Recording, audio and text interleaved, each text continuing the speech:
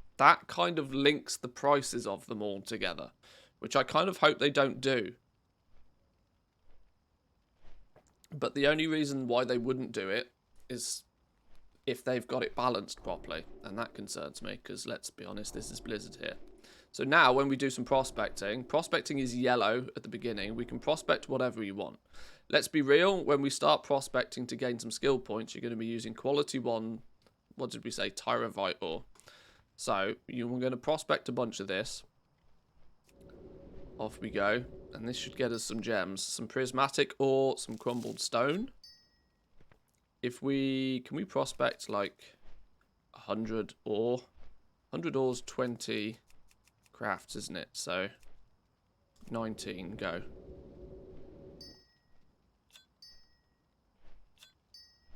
Oh, okay, I'm running into the same situation as, yeah, Samadan had. That the buttons don't do what you expect the buttons to do. Let's, where's auto loot then? In fact, I don't think I want auto loot. I don't want auto loot. I want to see what's going on. I want to see what's going on in more detail. Congrats on the well-deserved alpha. Thank you very much. Thank you, thank you. It's a benefit of knowing people. Let me put it that way. We can track how much we've used because we started with 1,000 of everything, so. You're probably going to just prospect until this is no longer, until this goes grey, aren't you? We're at 4 skill points. This will probably go grey. This goes grey after only 5 skill points. You're going to need more stuff anyway, so you'll probably do it a little bit more. Hopefully we get some, is there some mass milling? Mass milling, my god. Mass prospecting at some point. It worries me that it doesn't look like there is.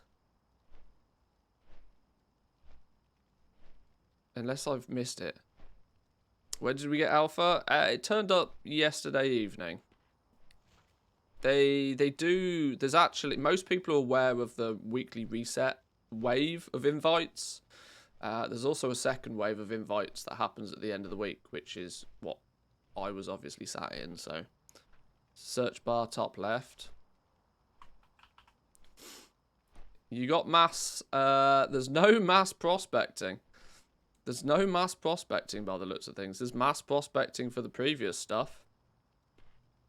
Shadowlands, Zandalari, Legion. Or at least it's not called mass prospecting. Is it maybe somewhere else? Doing it 5 at a time is the exact opposite of what we expected. We were sort of somewhat hyped that there might be you know, a craft all button. There's a create all button bottom right. There is, but I think that still just churns through 5 of them at a time. If I hit this.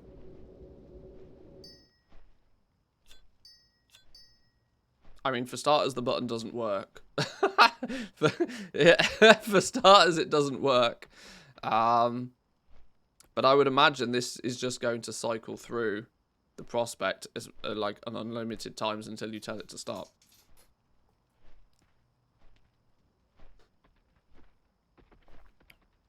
There's a good chance that this is why.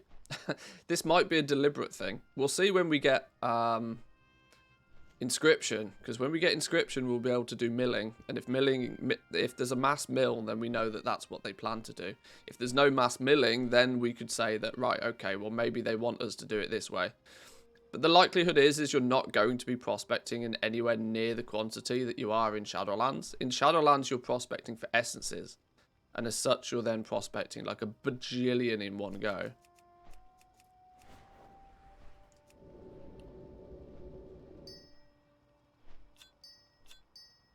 Yeah, that button just doesn't work. The Great All button just doesn't work. Let me turn auto loot on just in case it's an auto loot thing. Auto loot is stupidly in keybinds for some reason nowadays, which was an interesting discovery.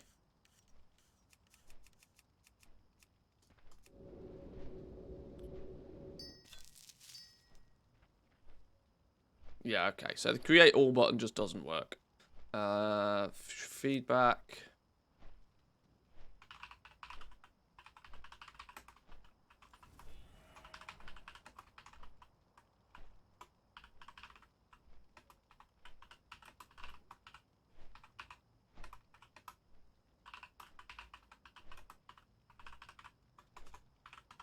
Let's actually be a good tester. Let's be a good little tester nowadays. Anyway, either way, we can see that by prospecting just the very, very basic of basic ores, there was actually, in some of the patch notes for this build on the alpha, an indication that the quality of the ore at the moment isn't taking any effect on the prospect results. But there is meant to be a different loot table for the different qualities. So as you prospect quality 2, as you prospect quality 3, you should end up getting more stuff, I would guess. Create a script for that, a la old school. What are they going to do? Ban you from the alpha? Well, that's true. This is the place to break things, let's be fair.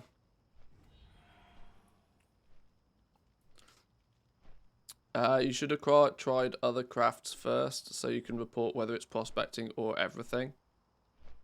Hey, if I log on to another one, that's their issue. It's their job to go through the bug reports. It's my job to report them. Either way, okay, let's prospect. Let's do this a couple more times. Grab a few more resources. I want to try and gauge what is everything that can be on the basic loot table. We're getting rare gems, so let's filter this out a little bit then. Let's make this look a little bit neater and tidy. We're getting this. We've had one piece of prismatic ore. We worked out that in Samadan's little video when we did a React Andy that the prismatic ore you can then prospect this again. So you might find that there's something specific in this. Can we buy prismatic ore from the vendor? Was prismatic... not you. You. Can you get prismatic ore? Haha, okay. This is the one thing that you can't buy off the default template vendor. The prismatic ore you're meant to be able to then re-prospect. Acquired by Jewelcrafters by prospecting ore on the Dragon Isles and can itself be prospected. But it can also be bought and sold on the auction house. A bug. A prospect within a prospect. Prospectception. So now we've got prismatic ore on our list as well. Maybe you learn mass prospecting at a certain skill. What it might be actually is it might be buried in the spec trees, which might be why it's not on the unlearnt tree here. It might be buried in the spec trees. You might have to spec into being able to mass prospect.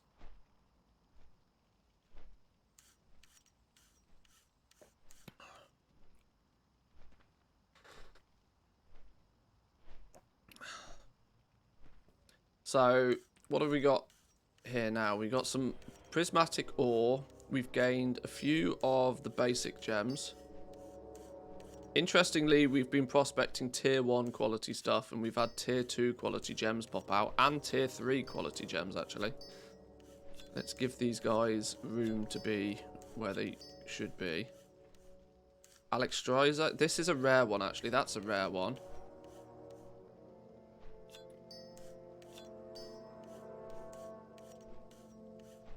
So maybe we put the rare gems down here somewhere. We've had some finely ground up gemstones. Oh, this is actually... You get this from prospecting as well. I kind of went by the assumption that this stuff was made by Jewelcrafters or something. Acquired by Jewelcrafters that use prospecting on gems from the Dragon Isles. Can you then prospect down gems that you've already created? Is this like a... Is it a total recycling system, maybe? Some crumbled stone, which will end up being free, and fractured glass that will likely also end up being just free. Okay, let's put the rare gems down here. Which quality is this? Quality 1 red gem, quality 2 blue gem. Adamantite powder? Yeah, kind of. It could be something similar to that. If you take it all the way back to the old school days, it might be adamantite powder. Let's prospect up a little bit more. I need some more of this. I want to try and see...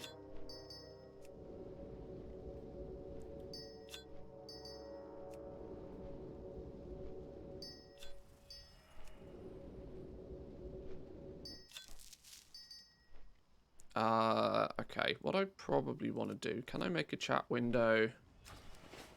Can I make a new window?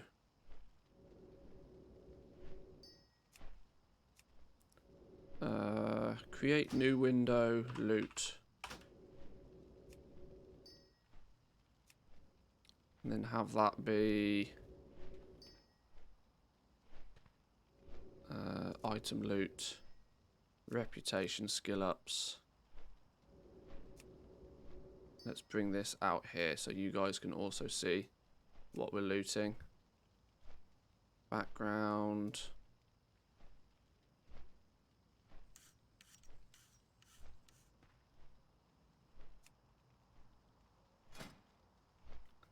That works, doesn't it? That works. Does it work? Hey, there we go. So now you can actually see what's coming from the prospecting.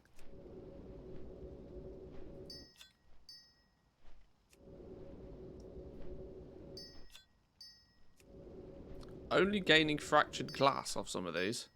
So even via prospecting the basic stuff, it's not even guaranteed to give you a gem. That's an interesting one. If we do 100 ore, we prospected 100 ore. These are our results from just 100 ore.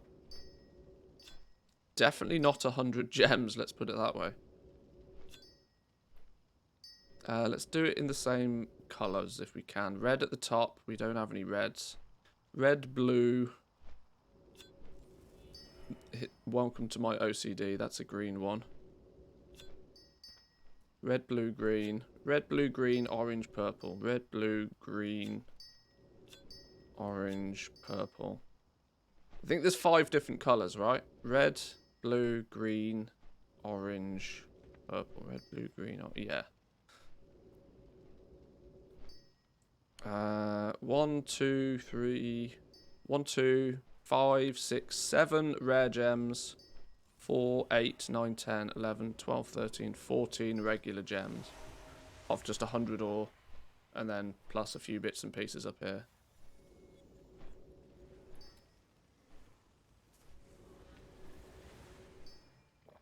Tier 2 blue gems off tier 1 ores. Not bad. Yeah, I was kind of half expecting that if you wanted, you know, it might be, well, they've already said that the loot tables for prospecting are busted, so I'm not going to focus on this too much. They've already said that the quality of the ore is not making any difference to the loot that you get by prospecting. But being able to get at least rare gems off the basic ore is a good start. That should mean that Draconian Ore and Titanicum Ore will both be able to give you potentially the epic gems as well. Right, let's prospect a little bit more. Let's do 200. Let's do 200. What we know as a current day stack, and then see. Obviously, it stacks to 1,000 come Dragonflight, but let's see what we end up after 200. Can you craft or equip tools of the trade already? Not at the moment. We literally do not. We are at 5 skill points in Jewelcrafting. I'm just trying to get some gems on hand so that we can work our way through this a little bit more. Trying to work out what the the correct path to level it up would be. Now, in theory, if you're doing this on live, yes, you could probably go and buy some profession tools because there's going to be somebody ahead of you already for sure. Somebody will be selling these on the auction house already, but I can't craft them myself. And one thing we have seen already is that these profession tools are usually not made by your own profession. For example, blacksmithing makes a lot of them, leatherworking makes a lot of them. You're going to be buying them off other people rather than making them yourself. There is some in here I remember seeing in the unlearned list. Yeah, we do make some profession equipment, see? We make an enchanting focus... eventually, potentially, at some point. An enchanting focus, fine print trifocals, which is for inscription. Another inscription, something or other. We do make one jewel crafting thing, 2 jewel crafting things, a T1, a tier 1 jewel crafting something. It looks like there's going to be 3 different tiers, potentially. Or maybe 2 tiers. So we make a couple of it. But if you want all 3 of these, you're either going to have another profession. Or you're going to need to buy it off somebody else. It said bind on pickup. The tier 2 stuff is probably bind on pickup. Maybe. Is that the way that they're going with it? Let's not forget, bind on pickup doesn't necessarily matter too much. Because if you can put a work order in for it, you can still get a bind on pickup item through the work order system. Yeah, tier 2 stuff says bind on pickup. That might be something you need to get then through the work order system. Which we'll find where that is at some point.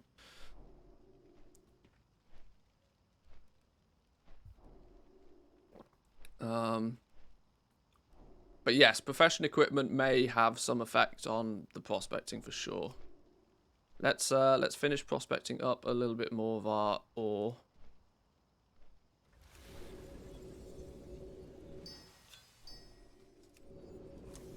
Trade Baron, welcome in. Good morning to you. Thank you very much, my man. I've been waiting for this for a couple of weeks now. The new auction house change will be this Wednesday or in Dragonflight. Neither. Somewhere in the middle. The new update to the auction house is whenever they launch patch 9.2.7. There's no release date for 9.2.7 yet.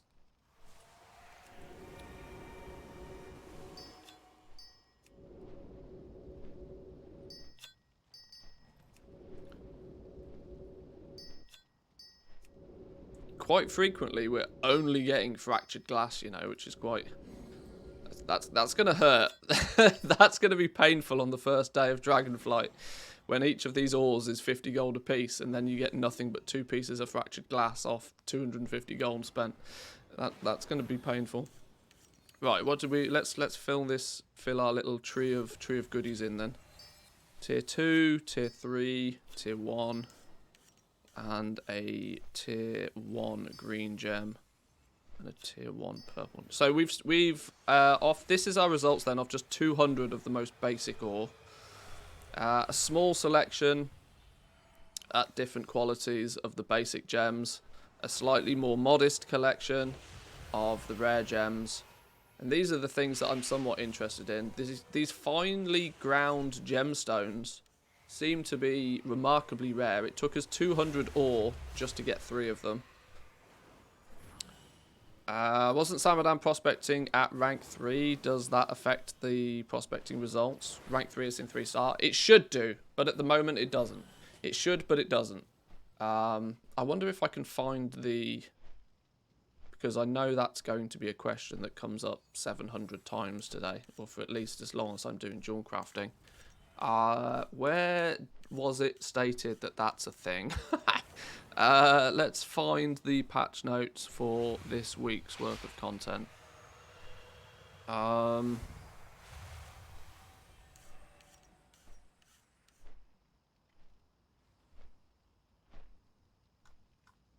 Maybe it's not here. Maybe I need to find the actual patch notes.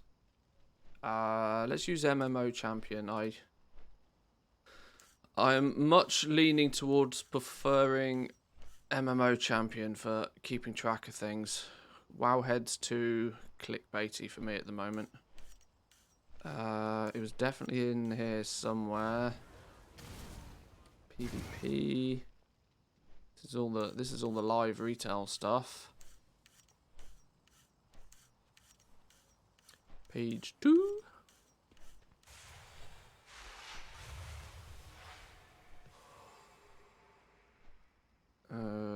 That's season 4 stuff again.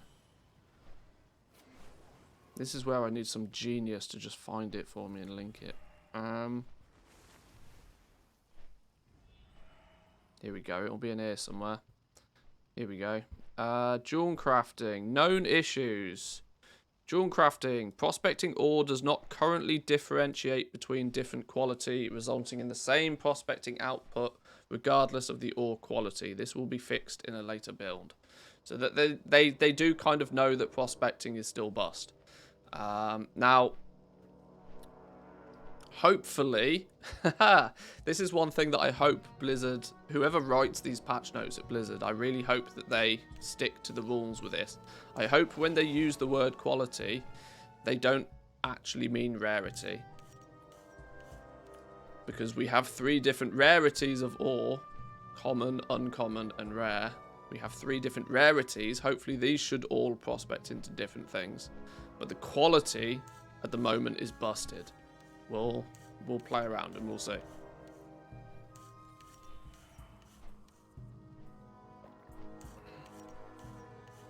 I want to clarify that his stats and level showed that the craft results were a minimum of 3 stars, not considering the quality of the ores. Yeah, it's it's going to get really confusing when everybody starts using quality and rarity. And if people start accidentally using them interchangeably, because for the last 17 years you probably can get away with using the words interchangeably. But yeah, the quality, the prospecting, the quality should not make a difference at the moment. The rarity should, though. We've been prospecting just the basic stuff. Right, one more prospect of the basic stuff. I realised I stopped 5 early. There we go. Right, so we got a few basic gems. A few real basic gems. A few rare gems and a few other bits and bobs to go with it. Blue quality, rare item rarity. It's going to be a tongue twister. It's going to be an absolute tongue twister to say anything. Right, where are we going to go from here then? Well, realistically, we have only one option. We make these things, right? There is literally no other option. Solid Eternity Ambers. Literally the only thing we know how to craft at this point. Is there? We've hit 5 points. Is there anything more on the trainer we should be learning? Okay, there's a couple more things that we get on the trainer from at 5 as well. Can we fit all of this on screen so it looks pretty? No, not really. We pick up some more stuff at skill 10, so let's chill that out for a minute. So, polished stones. Basic reagent that Jewelcrafters make can be bought and sold on the auction house. Sell price. Minimum and maximum sell price. Why is there a range there? Oh, because it's... Oh, okay. Because you make either 2 or 3 of them. Oh, I see. I was about to say, Jesus, what's they put in like scaling ranges on the vendor prices and stuff now? My lord. Saturday stream? Yes, yes. When you get given alpha late on a Friday night, it's hard to not stream on a Saturday.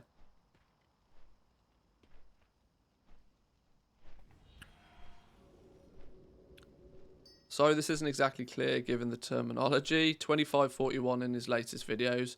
The crafting details for prospecting show the bar starting with 3 stars. Yours starts with 1 star.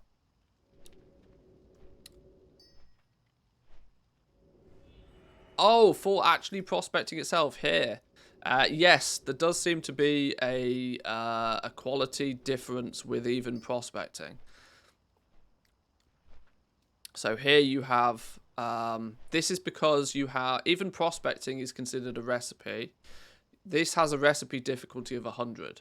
Once you gain 100 skill points in Jewelcrafting, you will then be prospecting at quality 3. Now, what we may find is that prospecting at quality 1 is going to give you very, very few results, as seen here. Once you gain more crafting skill in the profession, which will come with you gaining skill points in the profession, this will also go up. And as and when you reach 100, you'll then be prospecting at quality 3 by default, which may then result in better prospecting results. It may mean now that we have, 3 different prospecting rates, or many different prospecting rates, because you're going to have tier 1 quality ore, tier 1 ore, prospecting quality 1. It's boom! Nightmare. Get the spreadsheet ready. Luckily, you overpower all of this complexity quite quickly. 100 crafting skill is really easy to come by. What it probably means is you won't do what I did here, which is prospect stuff in advance. what you'll probably do is prospect as you need it, right? Because you're going to want to get your skill to 100 to push your prospecting to quality 3 as fast as possible. Then once you're prospecting at quality 3, you know that your results are going to be somewhat regular. But yes, you're right. Yeah, that was well spotted. So yeah, your prospecting will get better as you gain more skill in the profession. Next we have, for our next 5 skill points though, we have one of 3 options. We have some polished stone. It requires a jeweler's kit. I need a jeweler's kit real quick. Can I buy that from you? Surely you sell me a jeweler's kit. There we go.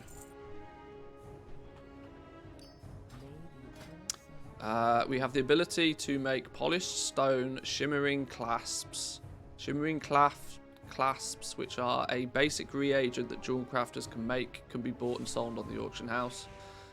Presumably these are going to what is be needed when you start making rings, I would imagine. Rings and necklaces, maybe. Can we work this out? So, do we need it when we make trinkets? No. Can we? Is it like the Can we go search shimmering clasp? Ah, good. It searches both the name of the recipe and what the item uses. So we can see the shimmering clasp is used in a tiered medallion setting, which we will unlock at some point.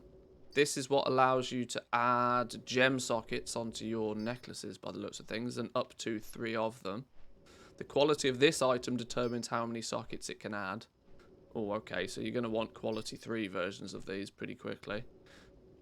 These shimmering clasps also go into, yeah, as expected, a bunch of jewellery. So this is just an intermediate item for jewel crafters that you're going to need to make some of. It's going to go into a lot of your jewellery. It's going to go into some of your statues. It's going to go into your profession equipment.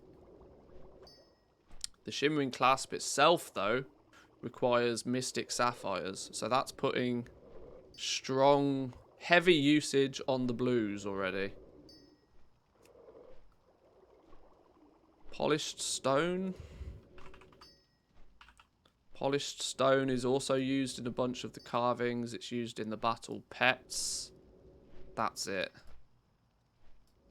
See, my brain is already trying to work out, you know, which of the gems are actually going to be valuable and which of the gems are going to be, you know, vendor trash. If you're using Eternity's Amber for your crumbled stones, if you're using Mystic Sapphires for your clasps, and then the only gem we can make to begin with is a solid Eternity's Amber, so we probably... This is a vendor mat, I guess. Misshapen Philadoodah thing, whatever. Misshapen filigree. Can we buy a stack of those just so we have them then if we're going to need them in mass? That's the thing for you.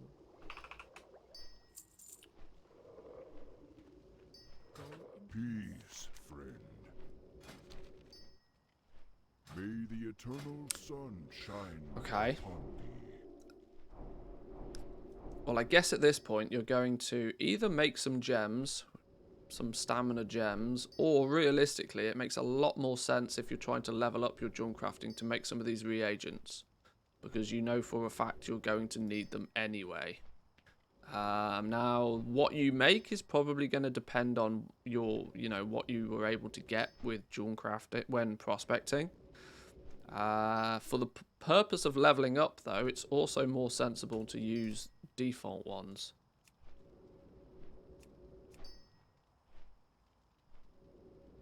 So let's untick that one, and then we can select...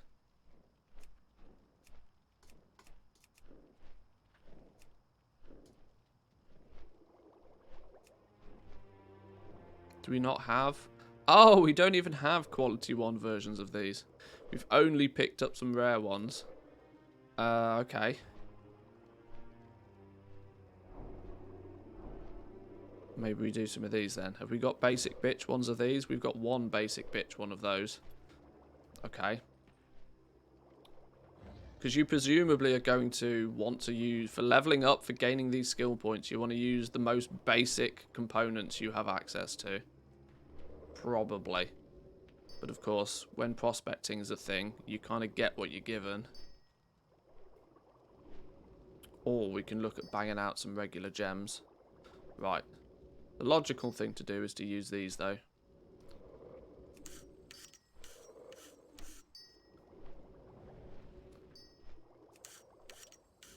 You can see each skill point that we gain is giving us one additional crafting skill. And every crafting skill is pushing up this bar slowly but surely.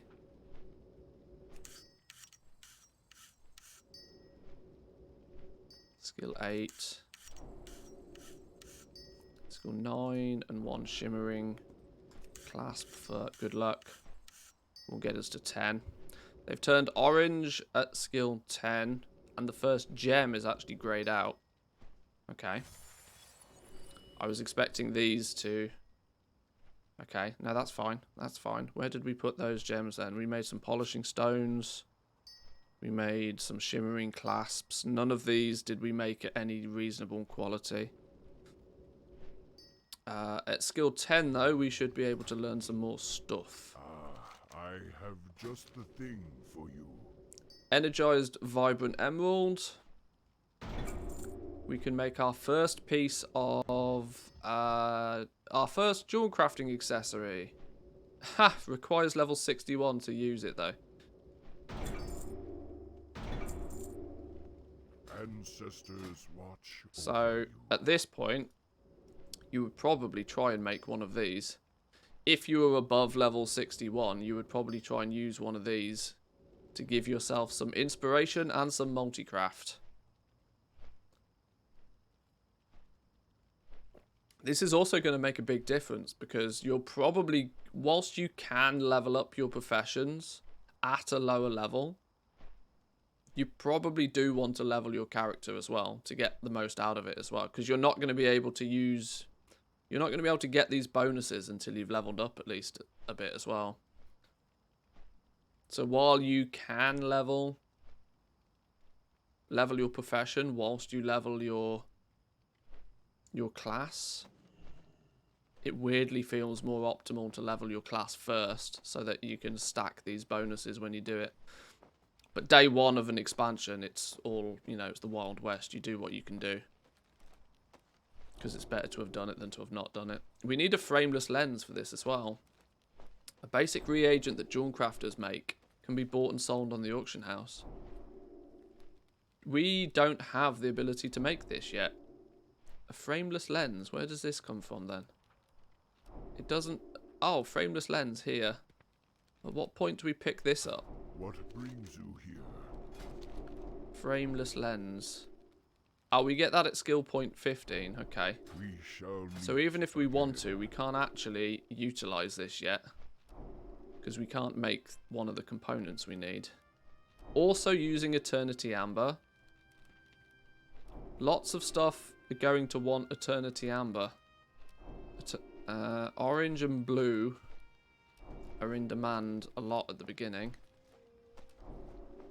Now we get the ability to make some gems. Rousing Earth and Rousing Frost is needed to make these gems.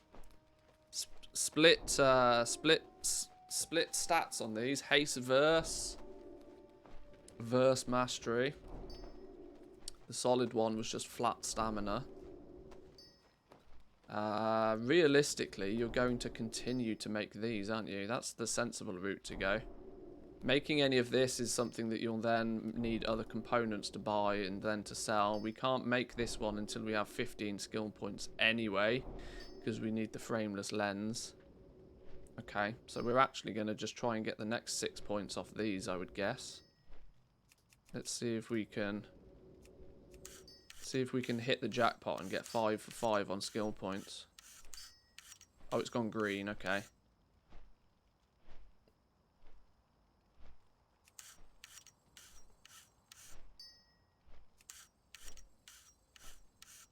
I like that they brought the jewel stat gems back.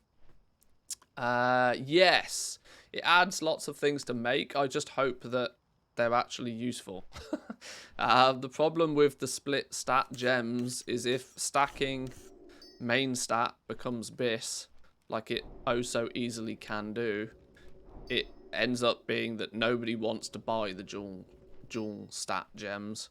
But we'll find. I mean, there was a pure stat stamina gem here, for example. But it depends, you know. If there isn't any pure stat gems, then people will still buy what they want to buy. They got to be careful with it. That's all I'm saying. They could make it useless before they even, you know, make it a thing. Okay, we've ran out of mats. We ran out of materials. We need to do some more prospecting. For reference, now, now that we've gained some crafting skill, for example, our prospecting bar has moved up. We're still not prospecting at quality 2 because we've only got 14 crafting skill. We need 100. Now, if you are playing Dragonflight and you're leveling Jewelcrafting on day 1 of the expansion being launched, you're probably just going to have to fight through this. But eventually, what you'll probably be able to do is boost your crafting skill by buying some profession accessories before you start leveling your profession, which will push your prospecting skill much higher. We don't have much choice in that. So let's prospect a little bit more ore. Let's go through another stack of this.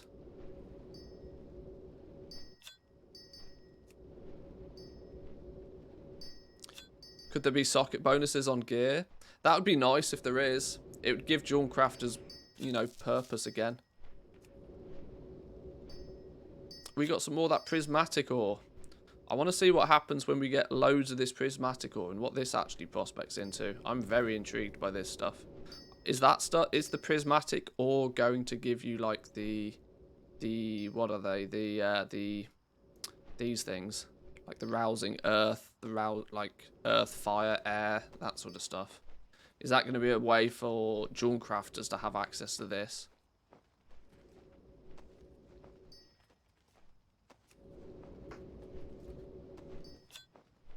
If there's pure main stat, that'll likely be bis, but it could be limited to unique equipped, like in BFA. Maybe, yeah, you might only be able to have one unique equip, you know, one main stat, pure main stat gem, yeah. Another prismatic ore.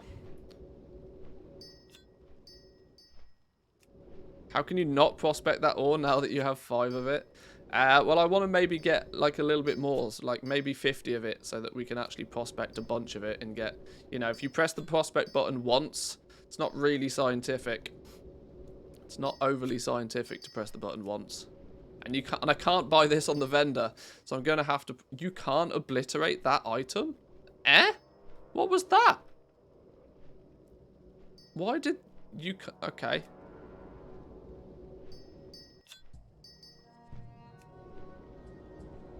I'm not trying to obliterate anything. Game's gone mad.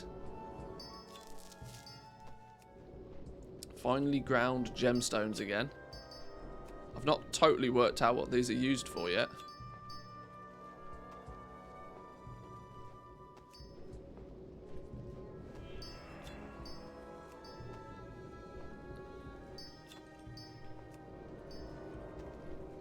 I'll prospect another current day stack. We'll go down to 600 ore and then see what we've got.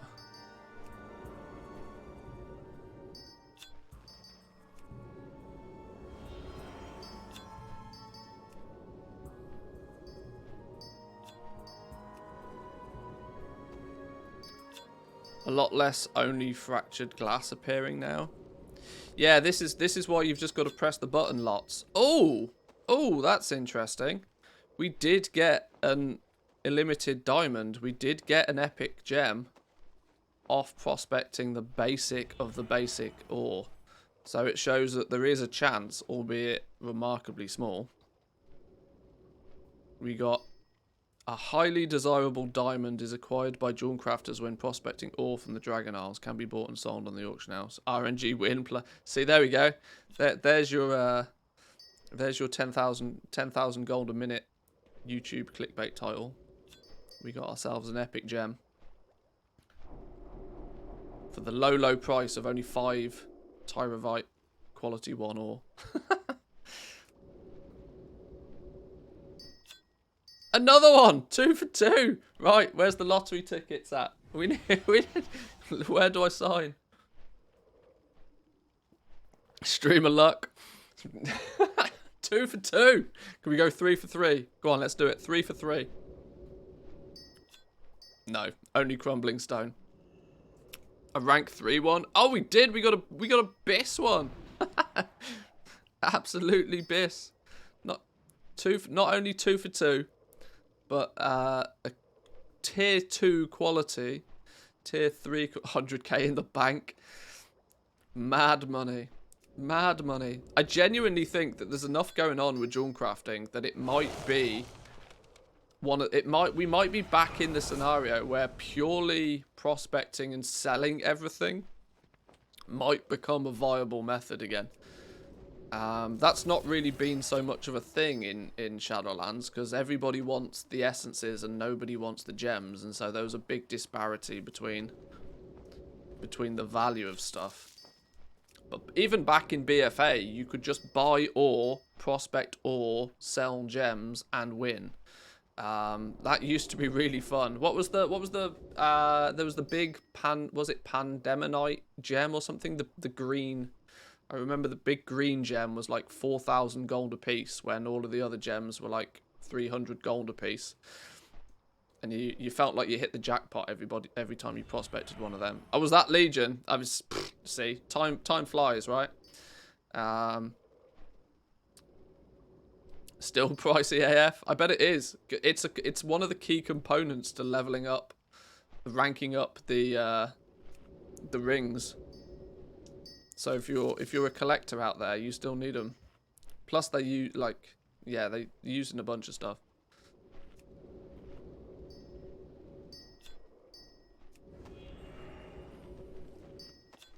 I wonder if the 5 copper vendor will stay as it is, makes it cheap to list on the auction house in that case. Is it only 5 copper? Oh yeah, sell price of only 5 copper. Yes, that's probably better.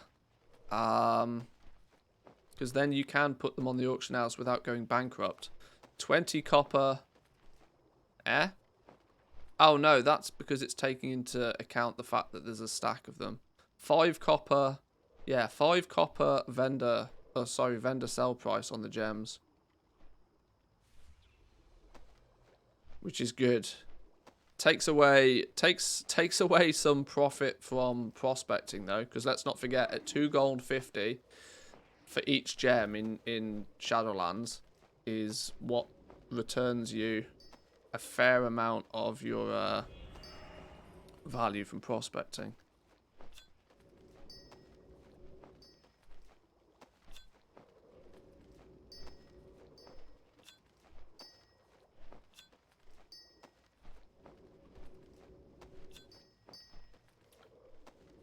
Oh, hang on. We've not finished yet. Let's keep going.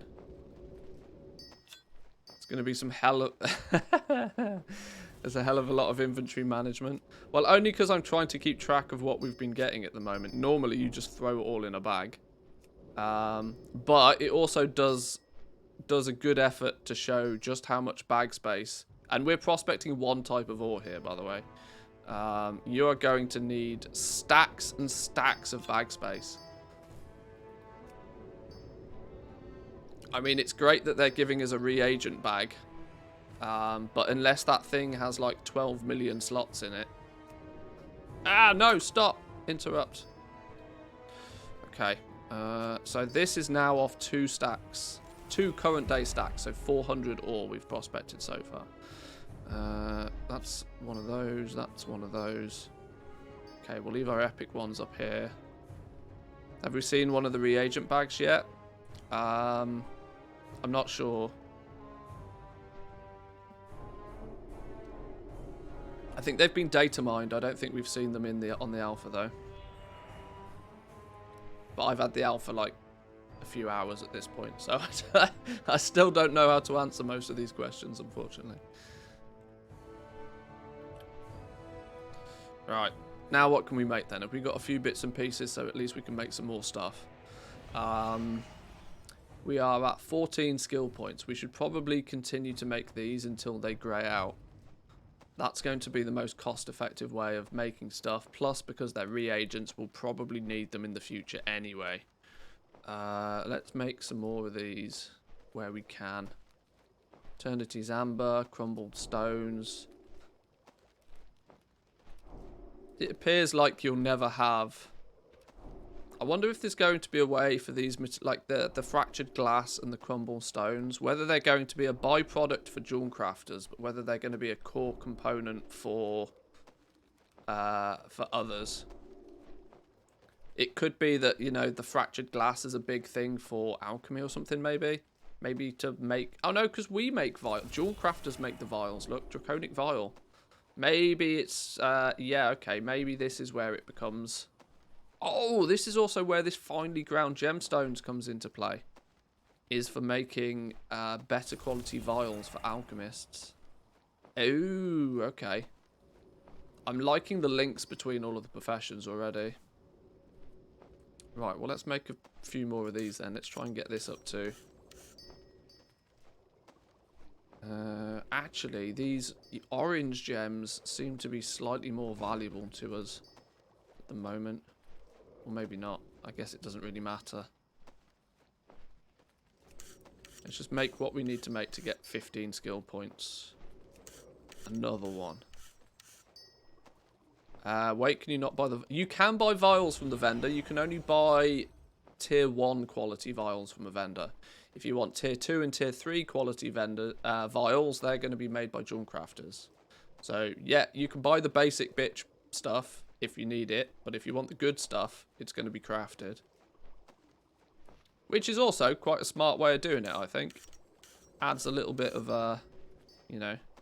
If your alchemists are really trying to min-max, they can't do it by themselves. Which I like.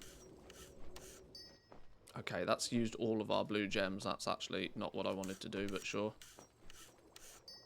Hey, there we go. Jewelcrafting 15. That means we can learn some new stuff. What can we learn? Something special? We have bold print bifocals. These are for scribes. Crafty Queen's Ruby. Another gem. We'll look at all the gems in a minute. Now we get to make those draconic vials. Enchanting focus. Profession equipment for an enchanter, presumably. There's the frameless lens that we need. Scribe's magnificent glass tier 1. Scribe accessory again. And another gem. So now we need to get to 20 before we can do much else. At this point, we still haven't even unlocked specializations, by the way. It's not until you get 25 skill points in the profession you get specializations. So what do our options appear at this point then? Well, preferably we'd like to guarantee a skill up. But the only way to guarantee a skill up at this point is by making some profession equipment. Profession equipment's going to need some frameless lenses in the first place. What's this? A vibrant shard. Okay. Vibrant shard and chromatic dust. Oh, that's probably... Ah, okay. Well, there we go then.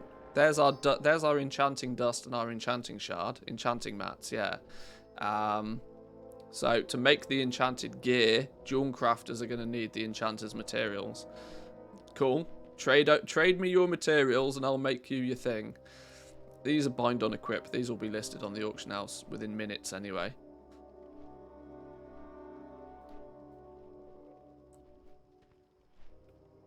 So, we could, in theory, make a few of these frameless lenses. What are these used in? Frameless lenses are used in a few bits of profession equipment. They're used in some novelty items as well.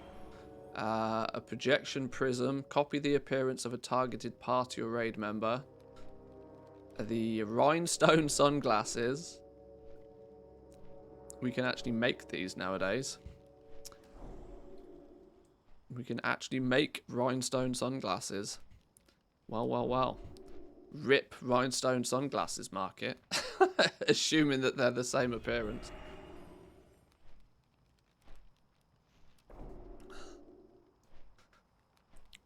Take some rare gems, one of the Frameless Lens, 2 of those diamond doodahs that we were lucky to get, and an elemental harmony that we're yet to come across. As far as I know, it's a colour variant.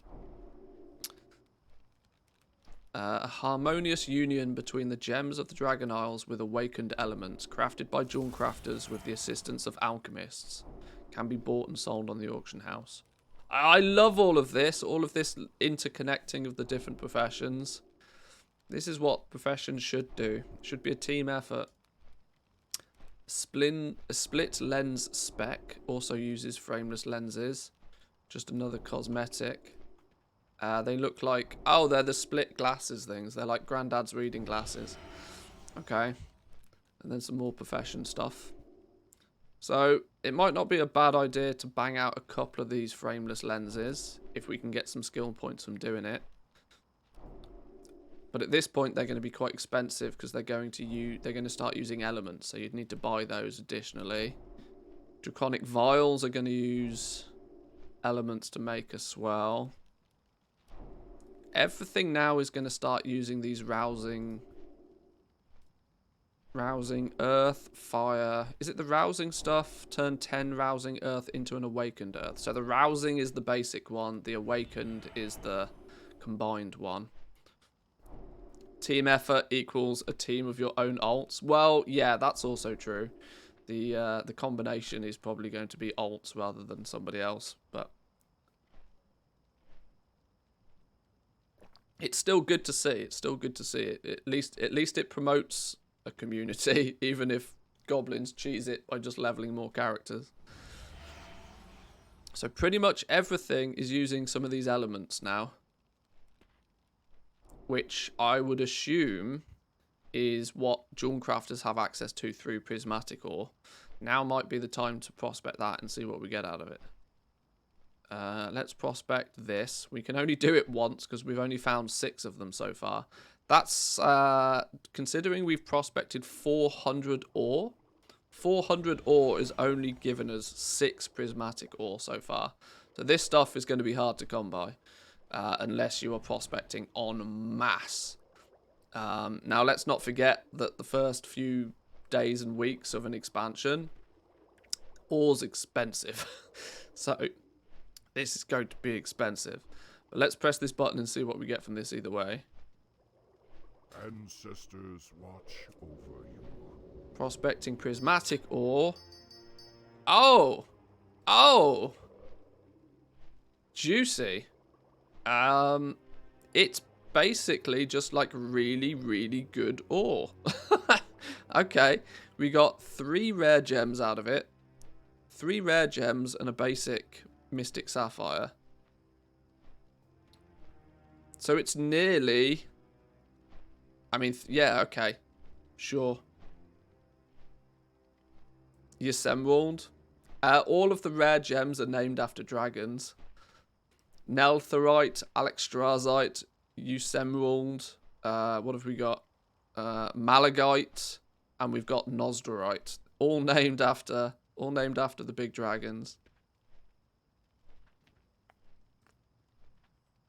Very clevers. Very clevers. Now you see, this claimed that we received a quality 2 Emerald. In our bags is a quality 3 Emerald. What did we actually get?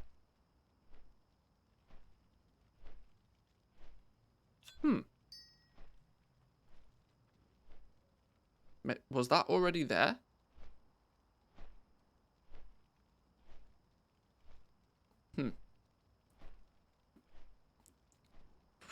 Emerald nickname Waifu Ore. Oh god. Never prospect that one. Alright. It seems it claimed that we got a tier 2 Emerald, yet a tier 3 was... Okay. That little window is often wrong from what I've seen here. Oh, is it? Okay.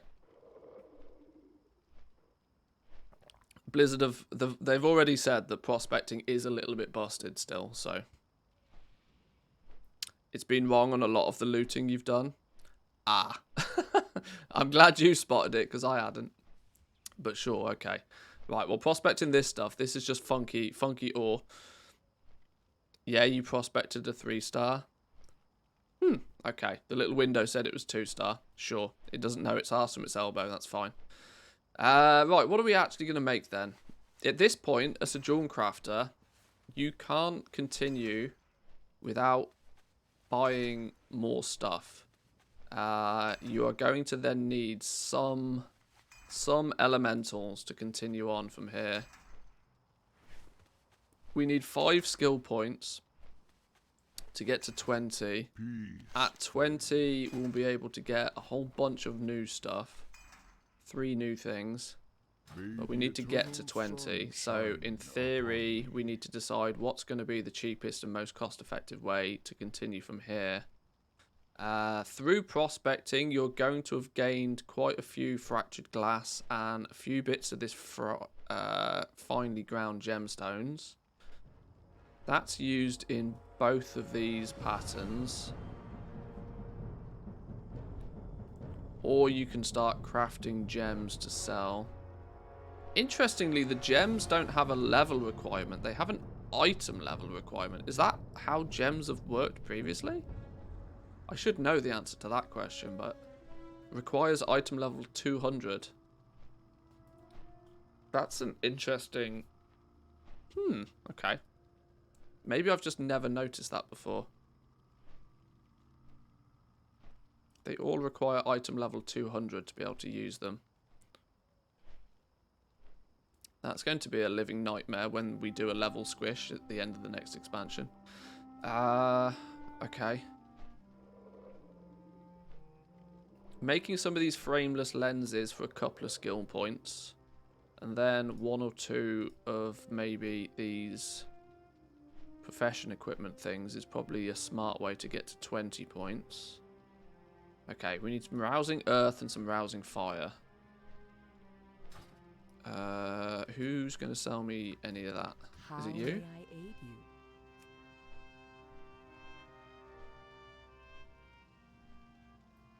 Ah, these finely ground gemstones obviously play a big part in Jewelcrafting because they've put them on the vendor. You do get them through prospecting, but it might be something you end up needing a lot of. Centaur's Trophy Necklace, a decorative necklace to show one's prowess while hunting as a group. A crafting reagent? What is that? Dragon Rider's Honor. Can be purchased with dragon racing currency for use with crafting certain recipes. Oh, okay. Right, well we needed some rousing fire, didn't we? Turn 10 rousing fire into an awakened fire. Can we break awakened fire down? You can't. You can convert elements up, but not down. Cool. Cool. Finally an alpha streamer at the tippity top.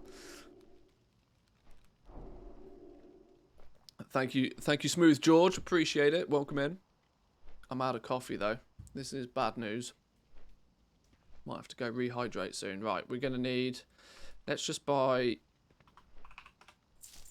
a few of these then, because we're obviously going to need them. I need a target. Rousing, frost.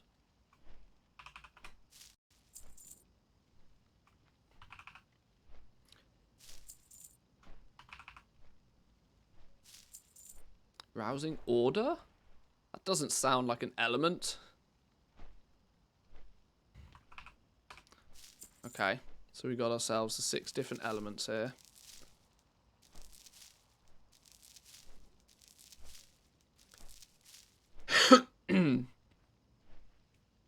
Alrighty.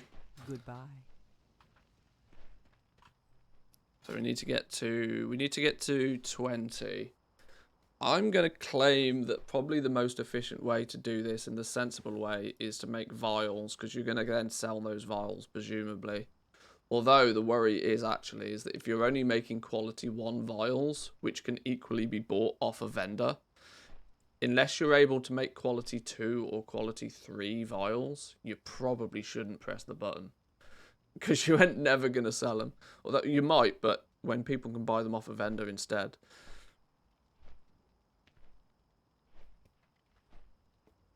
Lots of crafters are going to be aroused, I guess. Alright, calm down, calm down. Definitely appreciate the analysis you do in the streams, which are quality inputs to the videos you release. Thank you. As a business systems analyst myself, IRL, I enjoy it a lot. Yeah, it's easy to geek out with this stuff, and I enjoy it. So I'm glad other people see the value in it as well. Thank you.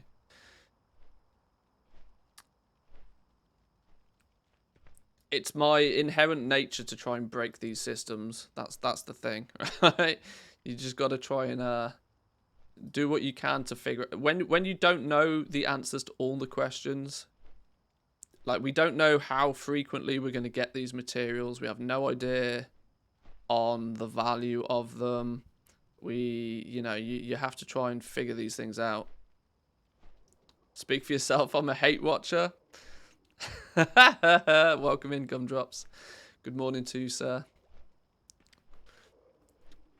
Gumdrops is just a troll. I think making vials, this is going to be a bait, although it could end up being cheap and easy skill points.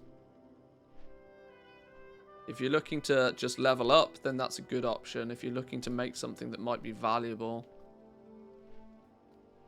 Frameless lenses, you're going to need to make a few other bits and pieces, but you're not going to need them too frequently.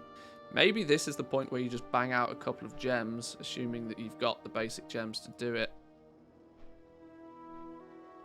Because making these at only quality 1 is pointless when you just might as well vendor them after. And at quality 1, these are going to be expensive. They're going to use your finely ground gemstones, which is going to be a limited commodity. We've prospected 400 pieces of ore so far and only had 10 of them.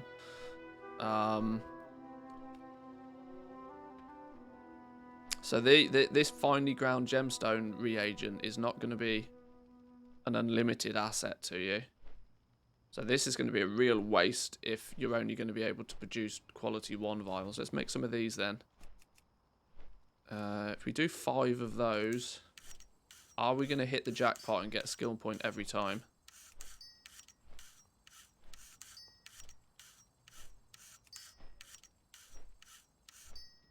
Oh, never lucky. 4 out of 5 though. Gems have gone green already. These have stayed orange. The only guaranteed skill points is still these. Technically, actually, what we probably should have done is made one of these for ourselves before it went green. Now, I'm not level 61. I'm still only a level 60 character. So I can't even use this if I want to. But normally, you'd probably want to make one of these yourself. Although I'd also imagine these will be instantly on the auction house in case you just wanted to buy one instead of spending the materials yourself. Let's make another one of these then, I guess. Oh, okay. another one. There we go. Skill 20. Skill 20, they've turned green. Alright. The frustration for me is once we're going to have to do this a few times. I'm going to have to, jot all of this down. So that when the game actually goes live, it's much quicker and easier to make guides for it. My business brain is thinking.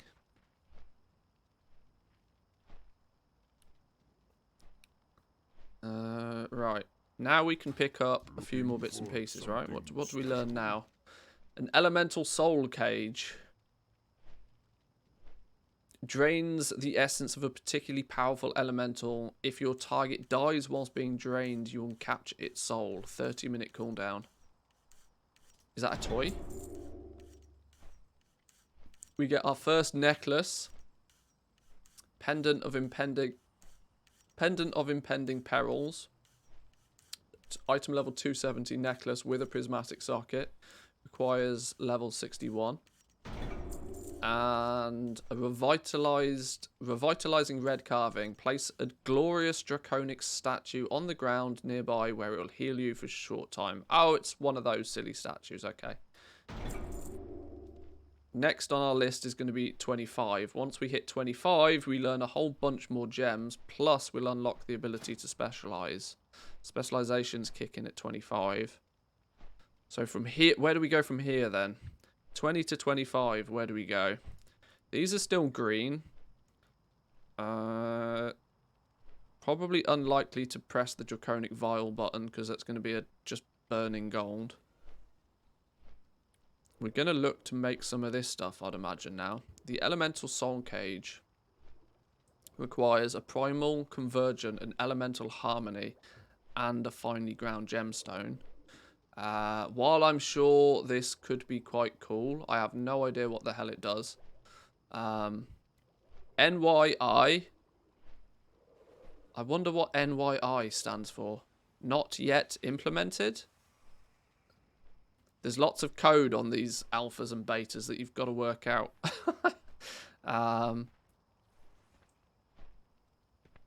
Not yet implemented? Does that make sense? Is that right? New York investigators? PH is placeholder. Yeah, I've worked out PH. Not yet implemented. Okay, we'll go with that one. DNT, do not translate. Oh, right, yeah, because it's not... do not translate because it's not actually been given its proper name yet. Ah, I see, okay. I see. Clever, clever. Right, Elemental Soul Cage. This is going to be way too ridiculously expensive to make. So you're not going to do that. This is probably where you start making your first necklaces. You're going to make your first pieces of jewellery, I'd imagine. Takes a shimmering clasp, which we'll have made a bunch of earlier. We gained some skill points, so we should have some of these in our bags. Then it's going to start using some plundered onyx, which is the basic purple gem. This is also where we start to see optional reagents becoming a thing. Empower with a training matrix.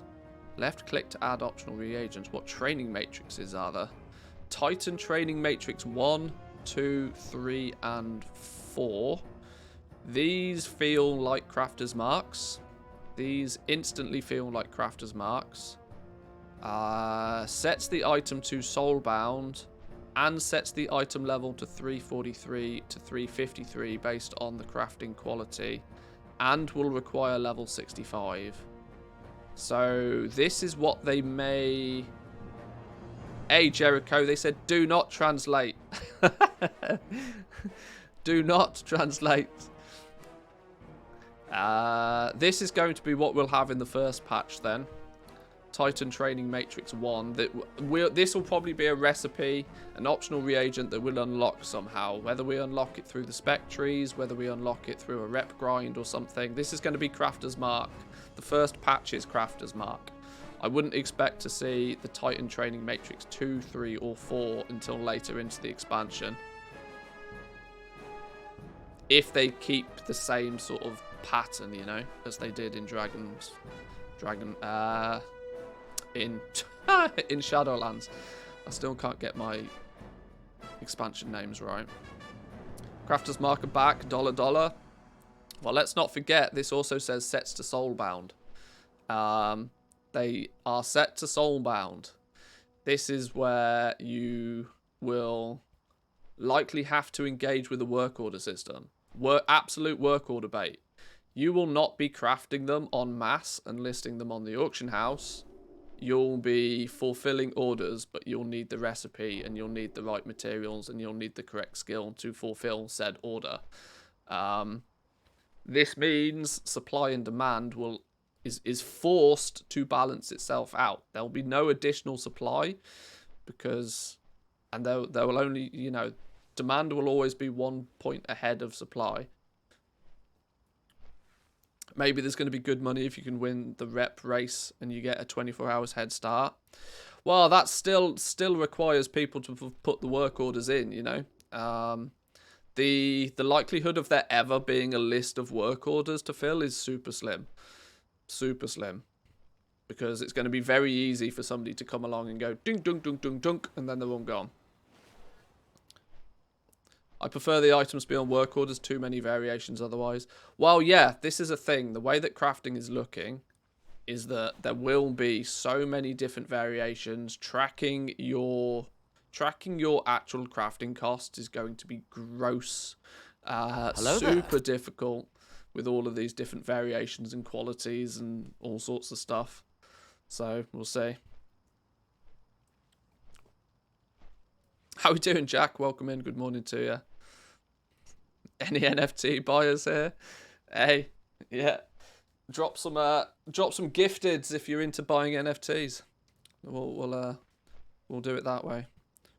Right, I'm out of coffee and I cannot possibly process this without some form of caffeinated drink. So I'll be back with you boys and girls in 2 minutes. Occupy yourselves real quick. Jack's turned up, so he'll tell some jokes or something. Jack, tell some jokes. Keep everybody occupied. I'll be back in 2.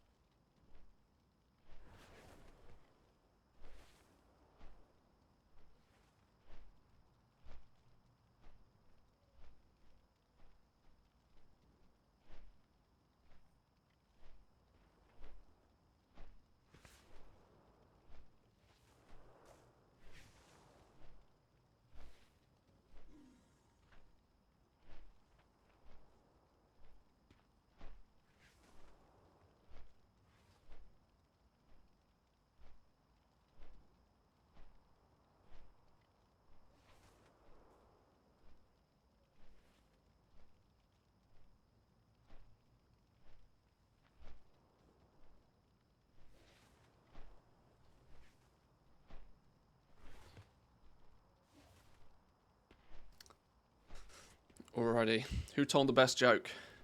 What's the difference between a hippo and a zippo? A hippo is around 2 tons and a zippo is a little lighter. Hey, genius. Love that. Love that. I'll take one really bad dad joke, please. Hey, that one will do. That one will do. Press add button. Yeah, I kind of forgot. I'm not a big fan of pressing the add button anyway. I'm not going to lie.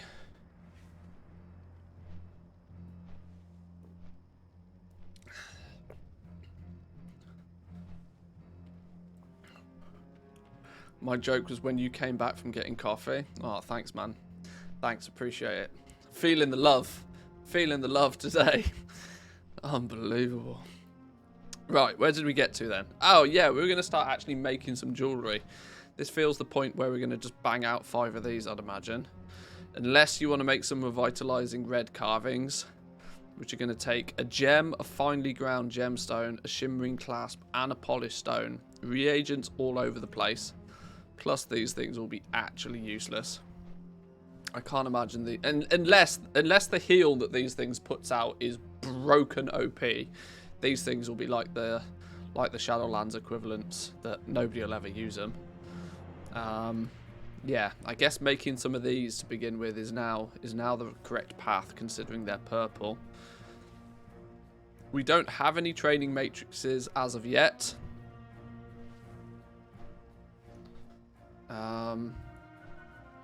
Or actually thinking about it, looking at these training matrices. When you look at the required level, this requires level 65. These ones require level 70. There's a good chance that we get training matrix maybe 1 and 2 then. Then 3 comes out in the next patch. 4 comes out in the patch after that maybe.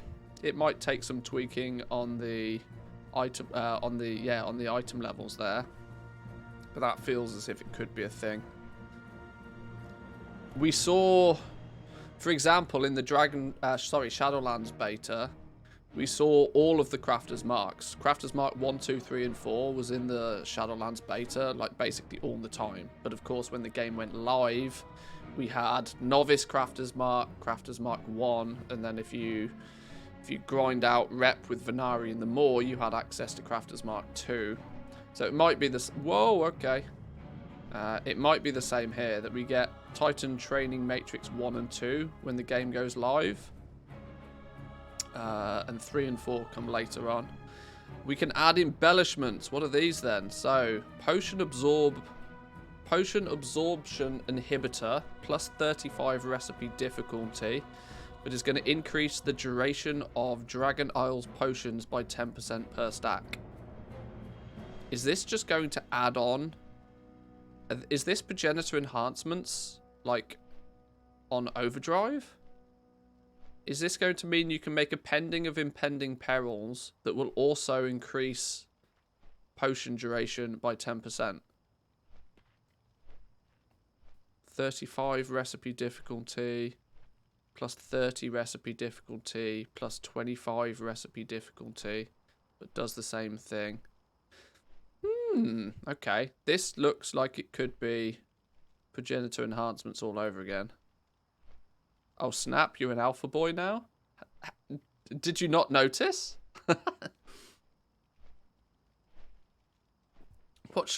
Did the mail work?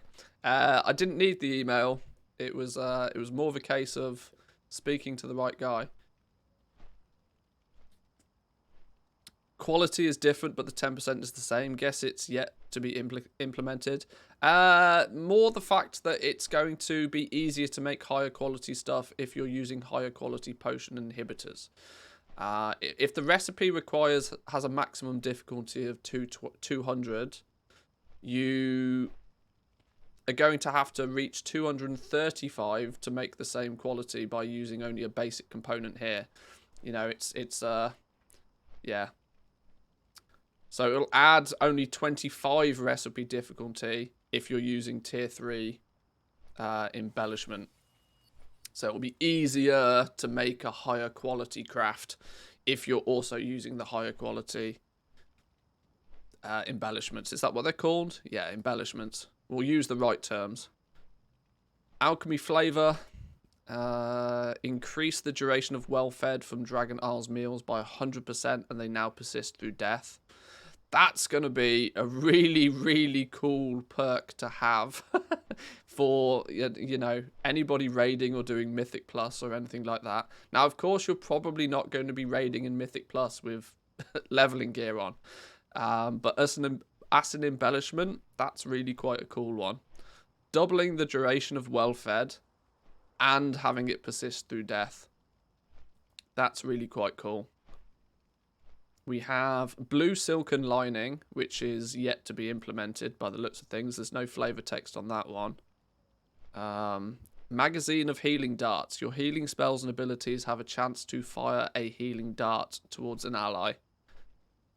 Just bonus free healing, I guess. If you're a healer, you might stack some of those then. That's quite cool. Hang on, let me close my door so there's not too much background noise.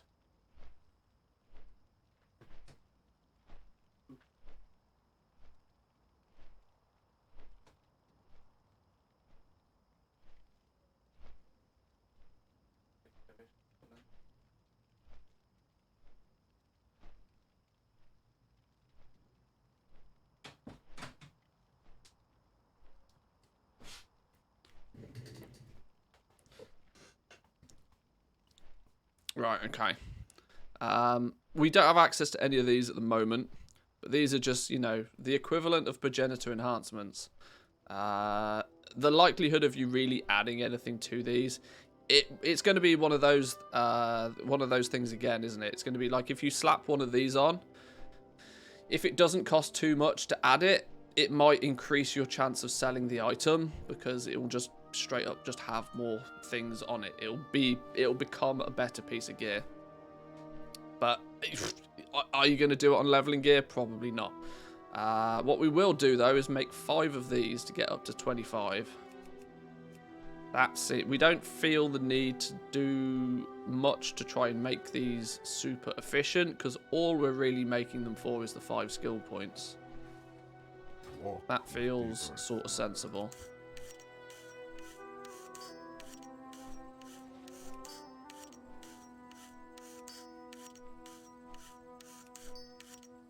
Hey, we procced a quality 2 one.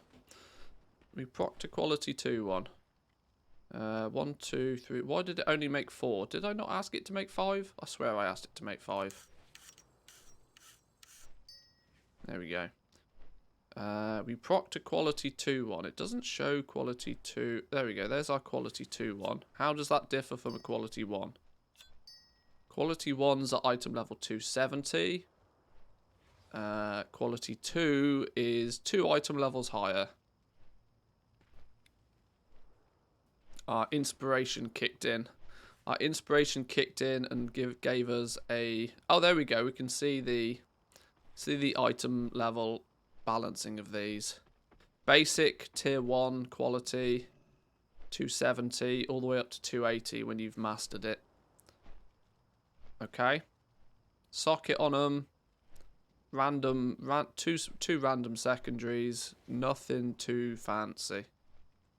Nothing too fancy. Right, at skill 25 though, we not only get the ability to unlock specializations, but we also learn a few more patterns. Now we learn Nosdorite patterns. So this is where we're going to need Nosdorite. Nosdorite is the orange rare gem.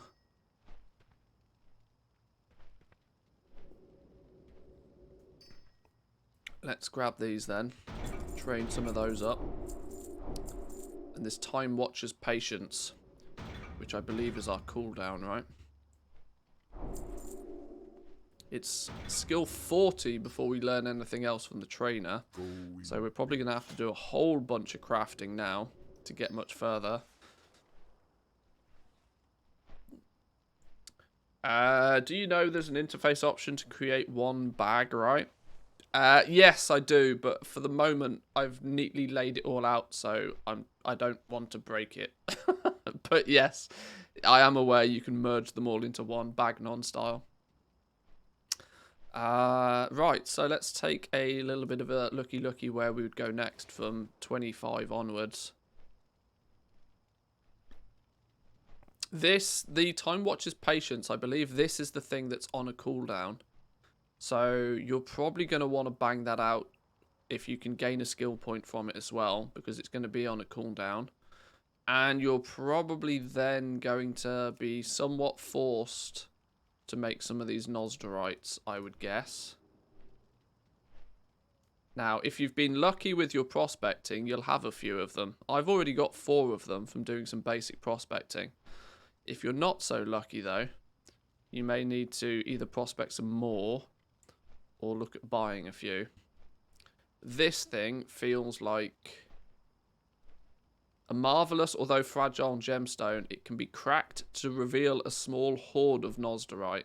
So there we go, actually. Even if you've not been too lucky with prospecting, at this very point, you should be able to make one of these and get some Nosdorite. Okay.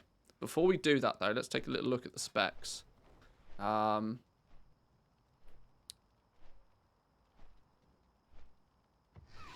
It seems to be that this is unlocked by default. But at this point, we'll be able to learn one of these 3. We'd have to pick which one we learn. So, faceting, not to be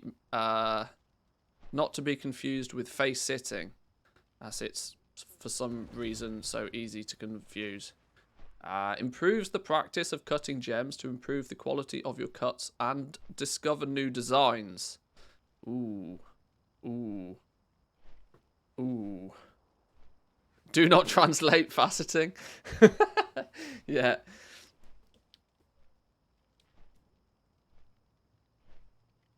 We can specialize in face sitting. Setting. Improves the art of crafting magnificent jewellery, trinkets, and intricate statues. Or enterprising, which is probably where I'd imagine we unlock mass prospecting somewhere. Improve the practice of extracting reagents in a usable state and utilising them in specialist crafts. So we get to choose. At 25 skill points, we get to choose. We'll talk about knowledge in a minute. But at this point, we get to choose a direction to go in. Now, to me, it feels probably a little bit more sensible to go for enterprising first, I think. What do we get through enterprising? Improves the business of jewelcrafting, gaining +1 crafting skill for miscellaneous crafts. Also gain +5 resourcefulness when crafting extravagances and glassware. So glassware is probably going to be your vials, draconic vials, and only fan exclusive. Yeah. Mastering the art of face-sitting, only on OnlyFans. Improve your ability to create prisms and glassware, gaining +1 crafting skill. You can throw 45 points into that. Improve the business of jewel crafting, gaining +1 craft for miscellaneous. Prospecting, here we go. Improve the delicate task of prospecting to increase the yield and efficiency. You gain +1 resourcefulness when prospecting per point in this spec. Upon unlocking it, you gain 5 resourcefulness. Requires 10 points in enterprising to learn the subspec. So you'd have to unlock this at 25 and put 10 points in here before you can dive deeper into prospecting. There's entirely the beginning of the expansion, there is entirely the possibility that just buying or prospecting it and then selling everything you get will be incredibly lucrative. Just because of the sheer quantity of stuff that you can get from prospecting. There is 1, 2, 3, 4, 5 different types of uncommon gem.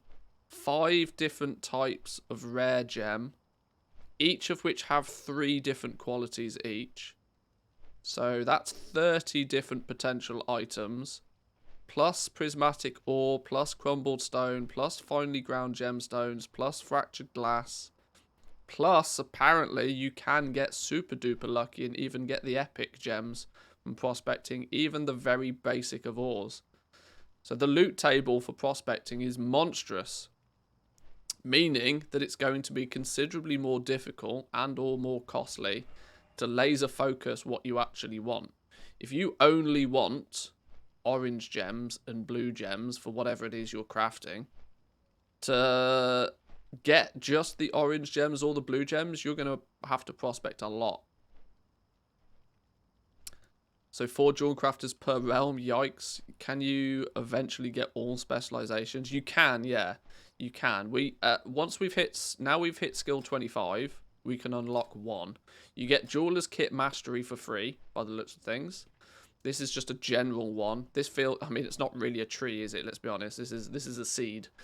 You can throw up to 50 jewel crafting knowledge in this. Increase your basic toolkit to improve the general practice of jewel crafting, gaining +1 crafting skill to all of your crafts. And as you throw more points into it, you gain more bonuses. I feel what might be the most useful route to go. What do we learn initially with settings? Improve the delicate art of fitting jewelry and carving stone, gaining +1 crafting skill in this. We move into jewelry. Hone your skills as a jeweler, gaining 1 crafting skill when fitting jewelry. Necklaces and rings. So we can go the jewelry route, being better at making necks, being better at making rings. Or we go carving, improve the art of carving intricate designs into stone, gaining +5 crafting skill when making idols or statues. And then idols and statues. Now, if you're almost going to... This is going to be very, very low priority, I feel. You've ruined it for me. I can't stop reading face sitting. You're welcome. You're welcome. This is going to be super low priority because the idols and stuff are... Yeah, they're going to have to do something special with them to make them really worth anything. If you're going to go into settings, it's going to be to make better rings and necklaces. And you're going to pump points in this direction. Faceting is going to be for the purpose of cutting gems then. So you've got gem cutting, any specializing in making better gems, gems that use the air gems, earth gems, fire gems, and frost gems. You can see from the recipes they're split into air, earth, fire, and frost.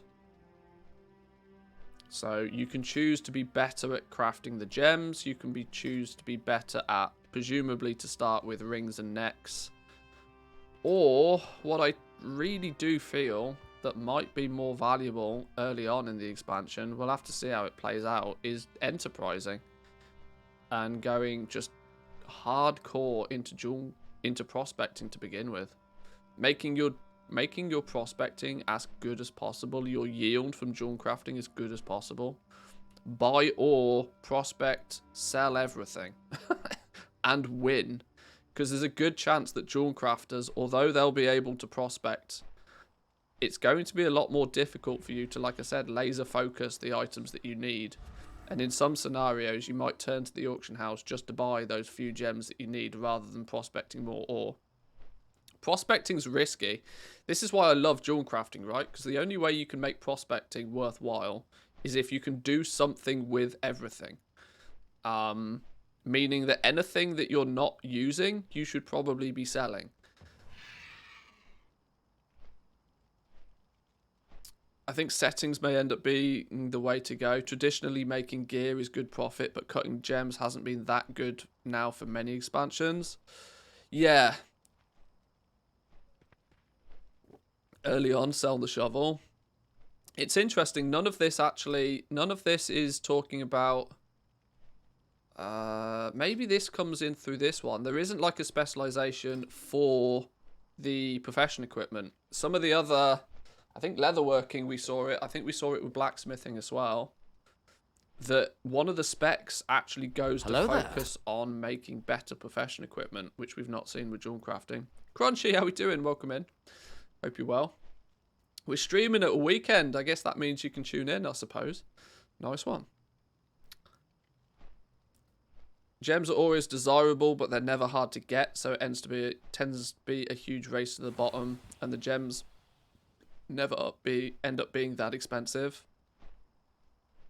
Yeah, I feel already, very, very early days thoughts here, is that going into enterprising and just being a ludicrously good prospector, prospecting, buying ore, prospecting ore, selling everything you get through prospecting, could be a remarkably good way to make some gold to begin with.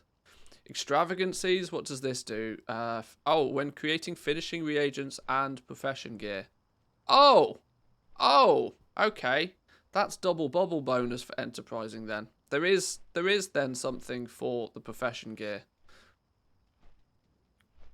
And glassware, prisms and whatever that's going to be less useful.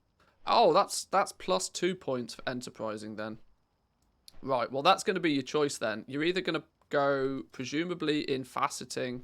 Sorry, you're going to go in setting or enterprising, I'd imagine, at 25. Either settings if you want to start making the jewelry early days. I still remember, for reference, I still remember selling like Crafter's Mark 1 jewelry in the first week of Shadowlands for like 10 to 15k a piece. It was costing me like 500 gold to make. You know, selling jewelry in the first, you know, couple of weeks of an expansion is mad money. Always has been. So either settings or enterprising, I reckon. It doesn't matter too much now, because of course we're going to level everything and max it out, and I can get unlimited amount of knowledge points off a vendor on the alpha, but this is where you're going to have to start making decisions. For now, I reckon I'll go, because I'm not actually looking to focus on crafting things for the purpose of selling them, I'm going to go this way. I'm going to go enterprising. Now, we're going to need some jewelcrafting knowledge points. Luckily, on Yoldi Alpha, there's a dude that sells me a book or something to get these profession points. Where is it? One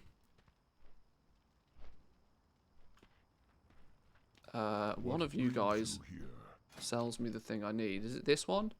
Yeah, here we go. Gain 50 specialization points for Dragonflight. Yes, that one. Is this a repeatable use thing? We shall meet again.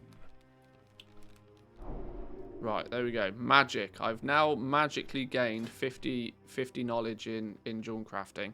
How quickly we're going to get this, though? No idea. Where's it going to come from? No idea. We don't know the answers to those ones yet, unfortunately. So, our first 50 points. What value does this have to us initially? This is just a flat rate +1 crafting to anything that you make.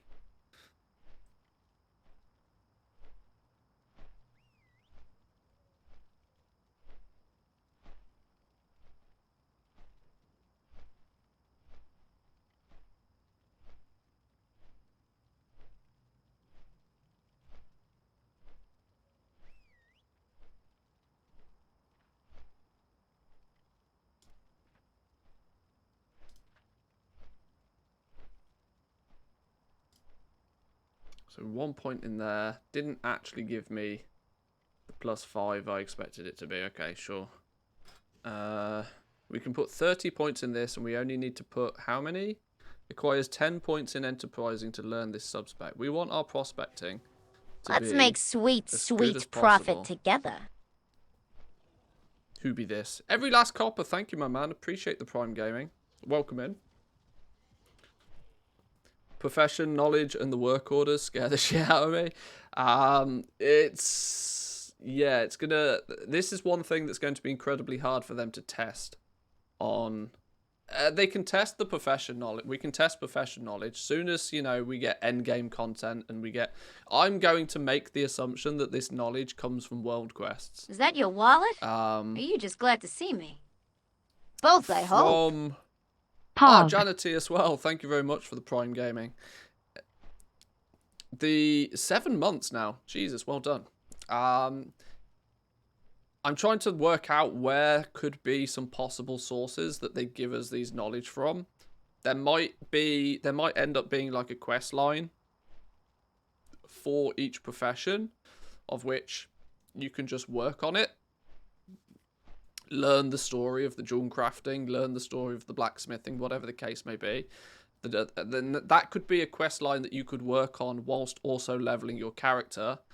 The most sensible place, annoyingly for me, the most sensible way to get it would be as a reward on a world quest. Is that your wallet? Are you just glad to see me? Oh, here we go, Both, boys and I girls. hope. Manthe Crunchy with a hype, sub. Manthe hype, Manthe hype. Thank you, boys and girls. Appreciate it.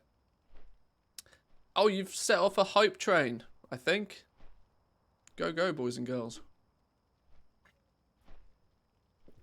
I already see myself having multiple characters. It's possible. It's definitely possible. Although we were talking about this a little bit yesterday, that until you Let's at make least sweet, have, sweet profit together. until you at least have every profession on a character, duplicating isn't really that much of a bonus.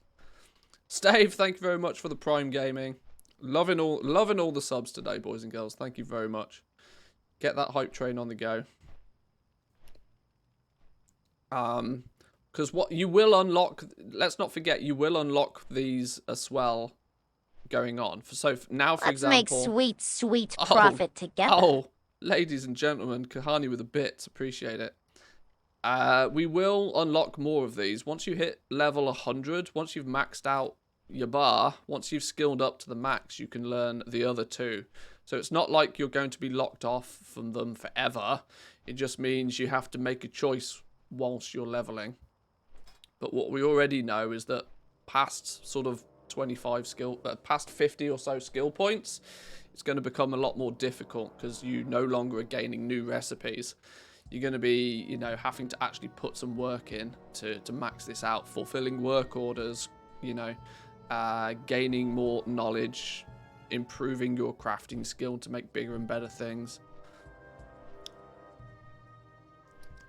but we'll get to that soon. I'm just trying to... I know I'm going really slowly. I know it's taken me literally 2 hours to put 25 skill points in this, but I'm hopefully trying to break it down so that we can... we start to see the path that you have to go through. For early Dragonflight, I mean, you could still go ahead and specialize in everything for cheaper crafting throughout different characters, I assume. Yeah, you could do. It's like I said, though, until you've at least unlocked every profession. So you're going to need like 5 characters before you can have access to every profession anyway. Because there's that synergy between the other professions. You know, Jewelcrafters are going to make things for alchemists, and leatherworkers are going to make things for scribes, and there's lots of interconnecting between them. So it's actually beneficial, more than having, you know, 4 alts that all specialize in a different area for Jewelcrafting. That min-maxes one profession, but you're min-maxing one profession at the cost of having 3 other professions, maybe.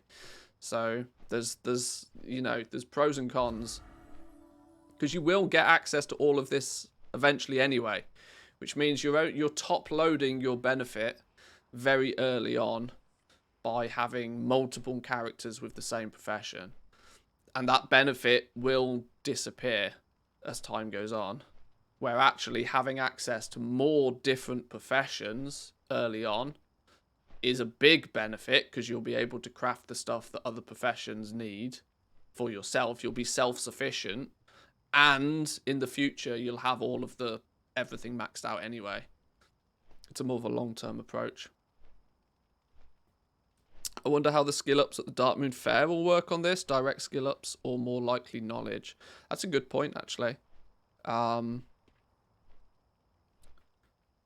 Knowledge for sure comes from quests that appear to be a weekly. Ooh, that's interesting. I didn't know we had what's this then? Stolen weapon mold. Let's throw this up on this screen where we can see it. Bring the stolen weapon mold to blacksmith trainer in Valdraken. You will receive Dragonal's blacksmithing knowledge. There we go. Weekly quest. Okay. So that's going to appear to be at least one source of knowledge. There's going to be some form of weekly quest. I presume there's an equivalent for all of the professions. Something as simple as bring back a stolen weapon mold. Yet to work out where said weapon mold comes from. Okay. So at least we have an idea of at least where one source of this knowledge will come from. But then again, how much knowledge will it be? What's going to be the time gating on leveling all of this? We don't know. But anyway, let's throw some points into this and see where we get. We need 10 points in here. At 5 we get 5 points. What's this? We get +5 inspiration. 6, 7, 8, 9, 10. Boom. There's enough points in that to unlock prospecting. Learn subspec of prospecting. And then let's throw another... What do we get from here? Resourcefulness when prospecting. Increases your chances of acquiring glass when prospecting. You can now discover prismatic ore when prospecting, which itself can be prospected for a higher gem yield.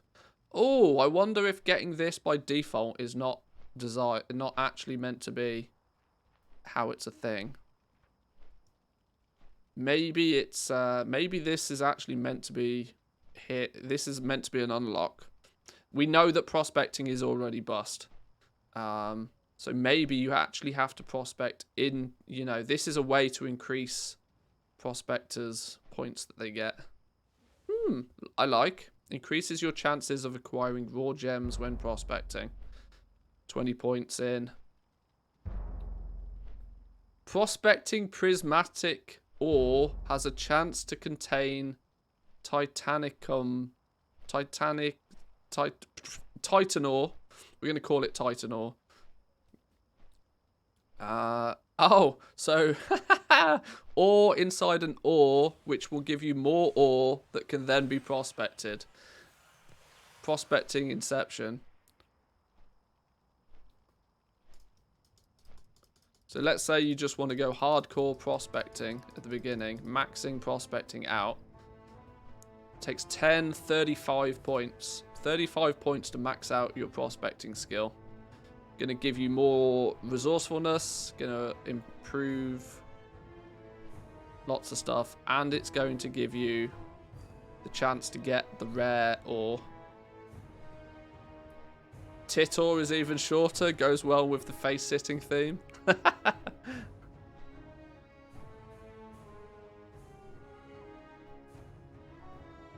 We're gonna call it Titan ore, it's too difficult to say. Too difficult for my brain. Okay. So that's not obviously going to give us much value when it comes to crafting stuff. But I tend to feel that early days, just buying ore, prospecting it, and selling everything you get, and making it as lucrative as possible, is a near guaranteed way of making bank early days. But we'll see. See, now we've got resourcefulness and inspiration as our stats. There's 4 new stats, by the way. I should probably clarify this. There's 4 new stats that are specific for crafting. Inspiration, resourcefulness, multi-craft, and crafting speed. Inspiration is basically luck. Luck is going to give... when you become lucky, you gain bonus crafting skill. What appears to be 10 crafting skill bonus per percent. So 5% of the time you'll be crafting with a bonus 50 skill. Which of course, the higher your crafting skill, the better the quality of gear you'll then craft. Or, you know, this bar is used on loads of things. Resourcefulness, 3.9% chance to use fewer tradable reagents. How fewer is yet to be determined. We'll work that out eventually, but multi-craft is quite self-explanatory. Gives you the chance to, when crafting something, make a duplicate. Good for things like alchemy and cooking, I'd imagine. And then crafting speed, just, you know, your bar fills faster. Thing with ring spec versus prospecting spec is that prospecting goods will be on a region-wide basis, so very high competition. The ring amulet spec will be for your own realm only, so there's the potential there for even higher profits. True, that's a good shout actually. Yeah, all of these are going to be considered commodity items, so if you are just prospecting to sell stuff, you are going to be selling against everybody. That's actually very true. Once again, it's going to be one of those things that's going to be super difficult to actually test and evaluate properly, because there's no actual economy on the alphas, the betas. The economy doesn't show itself until it's, you know, put in the hands of real players.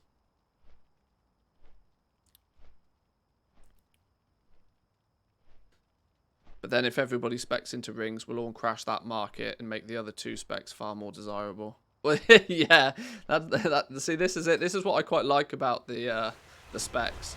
It's almost going to be, you need to sort of play it by eye a little bit. If you notice that every single person, this doesn't apply too much for Jewelcrafting, but say for example you notice everybody's crafting air gems and nobody's crafting fire gems. Speccing into fire might be more beneficial to you because you can fill a gap in the market and make better stuff even still. But yeah, we're still playing, we're still testing, we're still working it out. This feels like a sensible route for me to begin with, to just, you know, be able to buy ore and get more from my ore to allow me to level up. My focus, I should sort of clarify, my focus when doing this is not how much gold can I make. The focus for me is how can I fill this bar for the least quantity of gold. And considering your primary acquisition for most of these materials is going to be prospecting, and as we know that it's really expensive at the beginning, filling this bar for as less gold as possible is crucial to me. which is why I think going enterprising and going into prospecting to just give you more stuff when prospecting. It's not improving your profit. It's not, you know, it's not pushing the amount of gold you can make, but it's lowering your crafting costs for everything, which I think is almost more important. And if you have any spare point, see, the interesting thing is here is you kind of run out of things to spend it on quite quickly, because you might want to spec into the Extravagances. You might want to spec into here because it means that the profession gear you're going to make is going to be easier to make higher quality stuff. So you may then want to put another 10 points in here to be able to unlock this, and then fill this one out as your next path of action. Because you now are going to need to max your profession before you can unlock either of these. Glassware, unfortunately, feels very useless. Unless you're doing really well selling like the other stuff.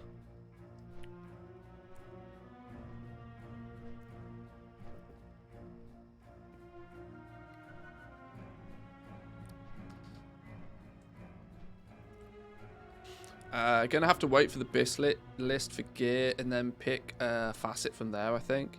Yeah, you might very quickly find that once people start to see the end game, and people will start to work out, right, well, these are likely to be the gems that we're going to want in our gear. You can then say, right, okay, well, it appears that most of the raiders are stating that you need gem X or gem Y. And then, well, how can we make gem X and gem Y more efficiently? Alright, back to leveling up then. We're at 25. We need to get to 40 before we can learn anything more off this fella. Training in Jewelcrafting. We don't get anything new till 40 and then 45. Basically, we have now, for the most part, everything that we have access to. All apart from two patterns. From a trainer perspective, anyway.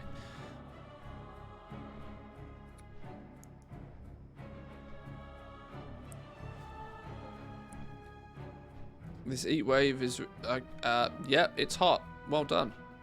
Grats. Grats, it's hot. Well done. Liquid, Echo, and the rest of the other 100 to 500 World Raiders. Everybody will want them if they're BIS, and they'll be recommended on Icy Veins and Wowhead guides. Yeah. Yeah, you're as soon as the BIS lists become a thing, then that can really influence your decision in which direction you go. Right. We now realistically are gonna have to make this thing. We make this thing because this gives us a bunch of Nosdorites, and the Nosdorites are what are the only gems that we have access to right now.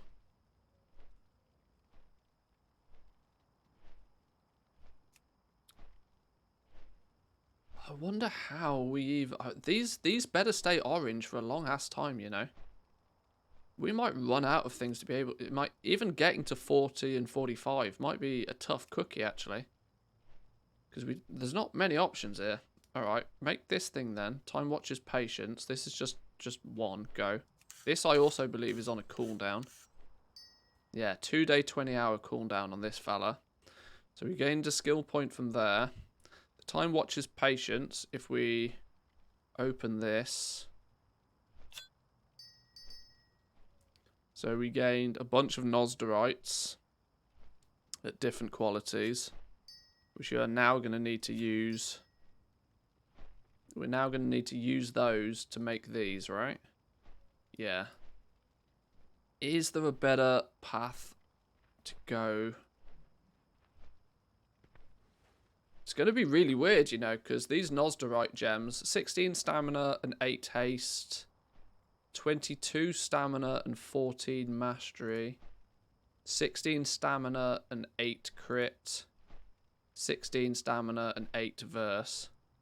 So they're stamina heavy gems with your choice of secondary stat is the thing with these. Okay. Longer than usual stream today because of alpha. I wouldn't necessarily say longer than normal because it is a Saturday and I do have Saturday stuff to do. But we'll see. We'll see. 24-hour stream. Bro, it's alpha. 72 hours. Let's go. No. Relax. Relax. Now that we have alpha, it is not going to get taken away from us. It's fine. Don't worry. We'll get to everything. We'll get to everything.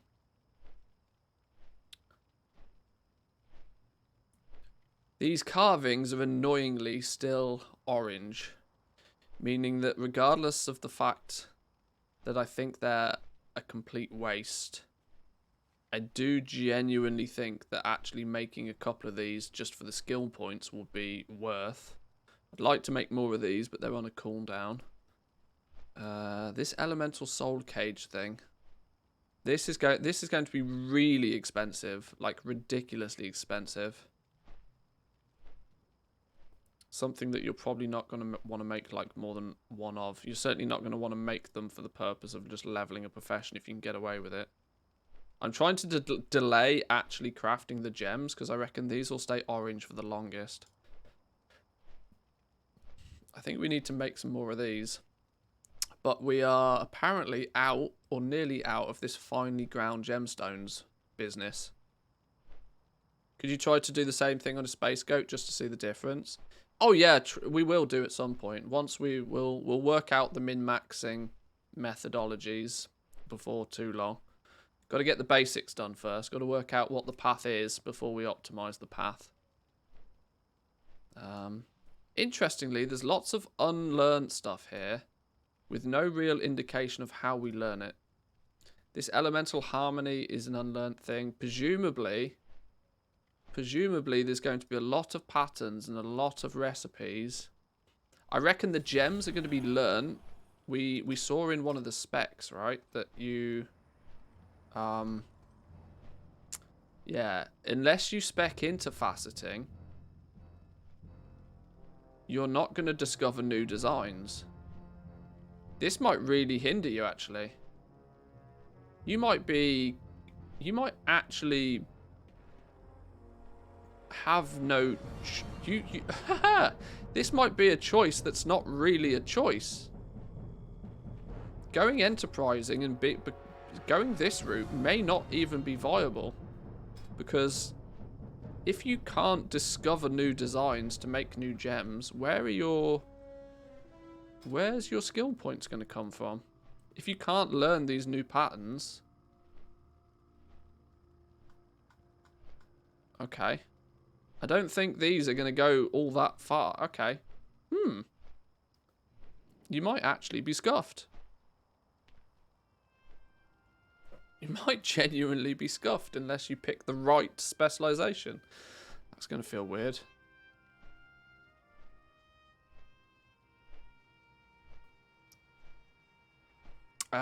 Is it one craft per skill point regardless of the quality or reagent? Yes, nothing that you do here seems to make any difference to the amount of skill points you gain. Even if you use best quality, it's still one skill point per craft. Obviously, if it pushes you to the point where you can make something better, it's worthwhile. It's gonna be a bit weird, you know, because you're using these higher quality reagents until you've got a sizable amount of crafting skill.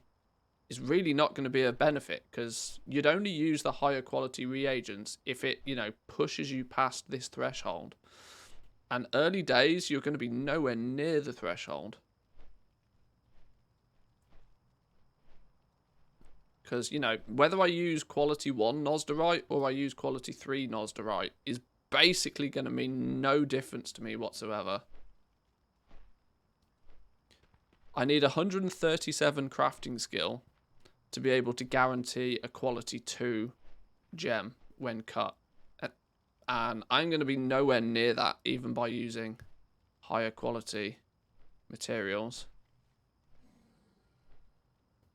Although, it doesn't actually appear that, at the moment, using the higher quality materials is actually improving my crafting skill like it should do. I think Jewelcrafting is actually really busted. With the other professions, using higher quality materials gave you a substantially higher crafting skill, which it doesn't appear to do at the moment.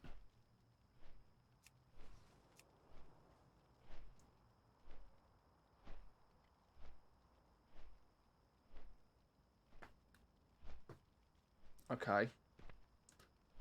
So I probably want to make a couple of these. I'm out of finely ground gemstones, so the solution to that is to prospect more.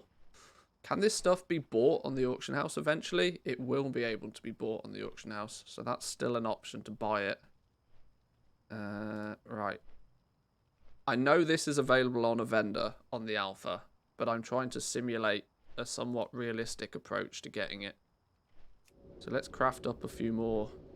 Let's do a little bit more prospecting.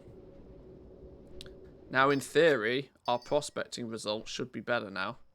Now that we've spec'd into this, and now that we have all of these bonuses, +5 resourcefulness, increases your chance of gaining glass.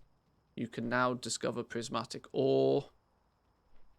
You can now gain a better chance of raw gems.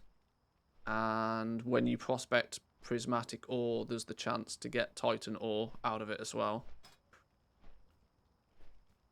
You can see now we're not always using exactly 5 ore every time we press the craft button, because resourcefulness is kicking in. Prismatic ore.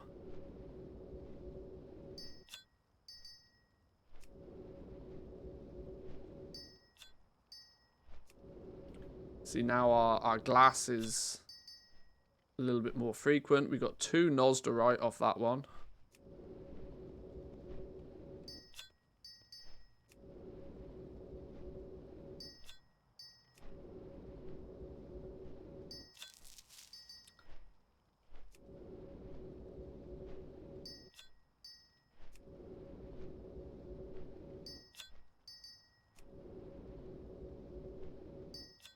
We still don't get this prismatic ore very often. At least not when prospecting this basic stuff anyway. I tell you what, working out the prospecting rates is going to be an absolute living nightmare. It's going to basically be your when people start quoting or trying to figure out the prospecting rates, it's going to be based on a few things. It's going to be, you know, on the assumption that your Dragon Isles Jewelcrafting skill is 100, and on the assumption that you've spec'd into prospecting. What might you expect to see from prospecting? Plus, you've also got resourcefulness being a thing. That, yeah, you'll have a baseline prospecting rate for stuff. But the more resourcefulness you have, the less ore it will cost you to achieve that same result. So prospecting, like, you know, asking somebody else about prospecting rates, somebody else's results could end up being very different from your own.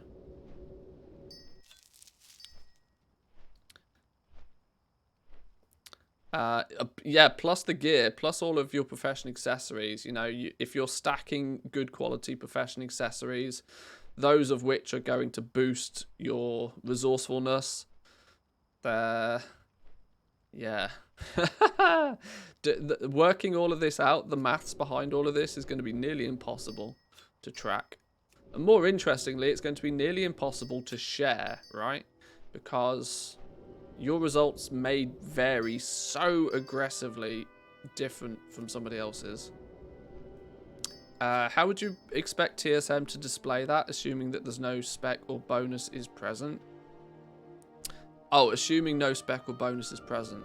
I don't know. I don't know. I can't come to a sensible solution to how an add-on like TSM could do that. I guess the only thing, I mean, you'd have to use a baseline. The baseline would then have to be on the assumption that you have no bonuses. That is the baseline. That's probably what something like an add-on would have to do its maths based against. Oh, an epic one. We only seem to get these diamonds, though. There's actually a few different epic gems, but we only, it may just be pure coincidence, but we only seem to get the diamonds from prospecting this stuff so far.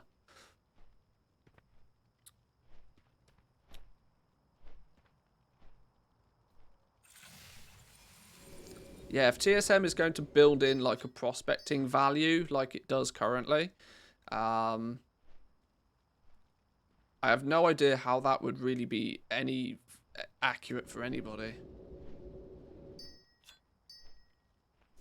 I keep singing Baseline Junkie by Dizzy Rascal.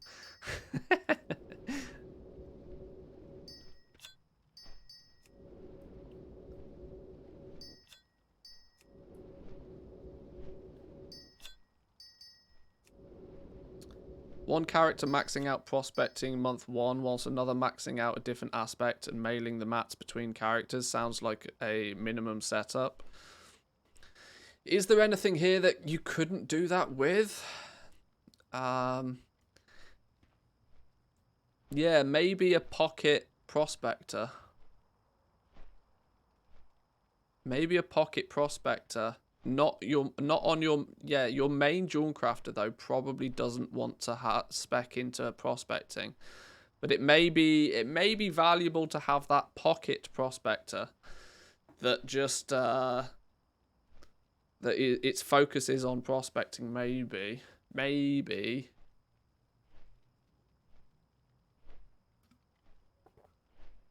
the data we get is from users anyway. It'll be too ambiguous with so many variables. Yeah, I saw from the word go of these new professions, I saw that it's going to be remarkably difficult for an add-on like Trade Skill Master to continue working in the same way that it does, because you know, it's like if it feels very much like if you're very good at riding a horse. When you upgrade to driving a car, there's not really a good, you know, it's an upgrade and it's technically the same thing. It's getting you from A to B, but the way that it's doing isn't really, it's not a transferable skill, I guess is what I'm trying to state here. That the way that TSM does what it does now is great for what it does, for the way the game is now. The problem is going to be, though, is this entire system is ultimately very different behind the scenes.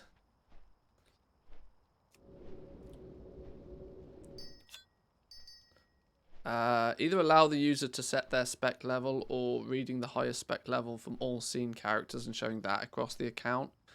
Yeah, assuming Blizzard puts that information and allows add-ons to pull it, yeah. Which we don't know yet.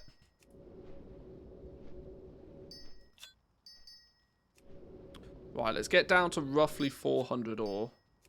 That will mean that we've prospected, you know, the equivalent of 3 current day stacks.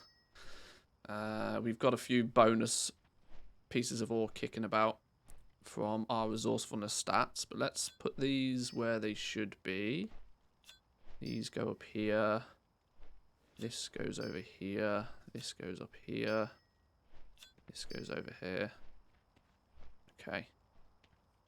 Right, that's prospected a little bit more. We were actually only doing that for the most part to get some of this finely ground stuff, which means we can make a few more of these. We need 26, at least 4 of these.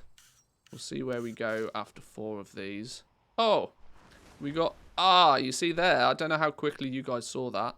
Our inspiration kicked in, which gave us 83 bonus skill. But even with the bonus 83 skill, it still wasn't enough crafting skill to guarantee a quality 2 proc. Even though inspiration kicked in. So we still only got a basic quality 1 of these, even with inspiration. Sad face.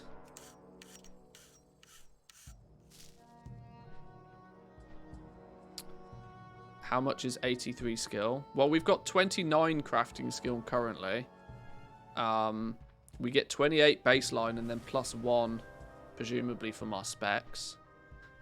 You can see if we hover here, with the current recipe difficulty, you need to reach crafting skill of 125 to guarantee quality 2. Sorry, I'm full of gas from drinking Coke. So even when inspiration kicks in, it may still not be enough to guarantee the next quality. 5% chance of 83 is really quite low. Oh, definitely. I tend to feel that early days, stacking inspiration may not be a bad choice. In the first couple of weeks of the expansion, stacking inspiration is probably the way to go. Because anytime it does proc and anytime it pushes it past this quality threshold, it's going to give you something presumably significantly more valuable to then sell.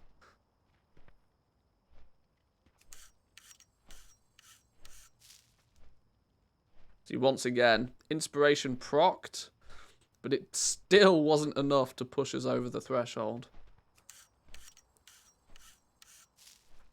Okay, these have now gone orange once we hit skill 30. In most cases, crafting when it's orange is still not a bad idea because it's still like a 80% chance of getting a skill up or something. We might, though. These are going to be too expensive. You're going to craft one of these if you want one of these. We don't really know what this does yet, but I can already tell that these are going to be super expensive materials. This elemental soul cage, sure, it's a guaranteed skill point, but this is going to be mad level expensive. This is still orange, but it's on a cooldown. I think you are going to craft these, continue crafting these for as long as you can get this finely ground gemstone powder. Or until this goes green, whichever one you run out of first. Then you're going to switch over to just making the gems to make up the rest of the points. There's nothing else up here is going to give us skill points. And we can't learn anything new off the trainer until 40. I wonder if there's going to be... I wonder if there's going to be recipes that we can go and get from out in the world that will fill in the gaps.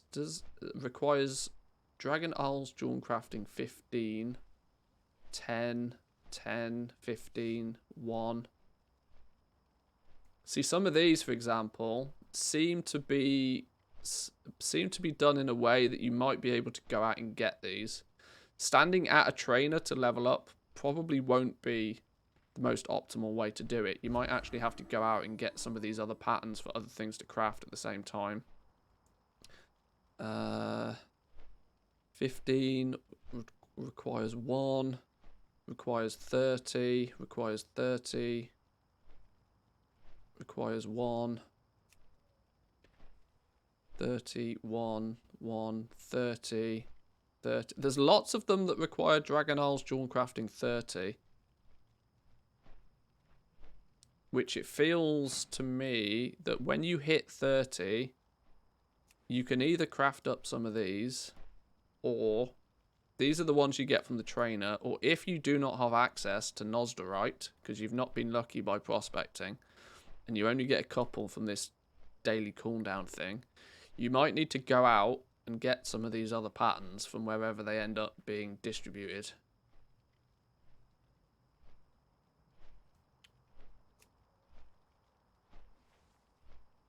$25s. Interestingly, the epic gems are only quoting that you need Jewelcrafting level 1. That's odd. Are they going to end up being... Are they going to end up dropping from dungeons or something? The tiered medallion setting only needs Jewelcrafting 1. It'll be interesting where you get that from, because that's going to be a big item.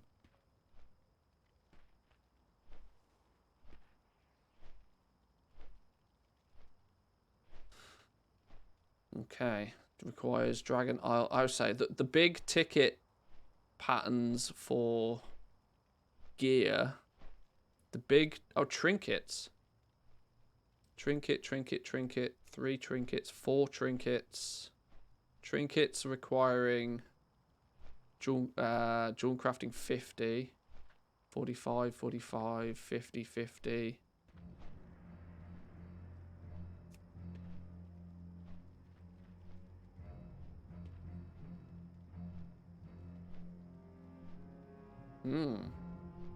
It's going to be interesting to work out where all of these patterns come from. I really, really like the fact that they're not just dumping all the professions on a vendor.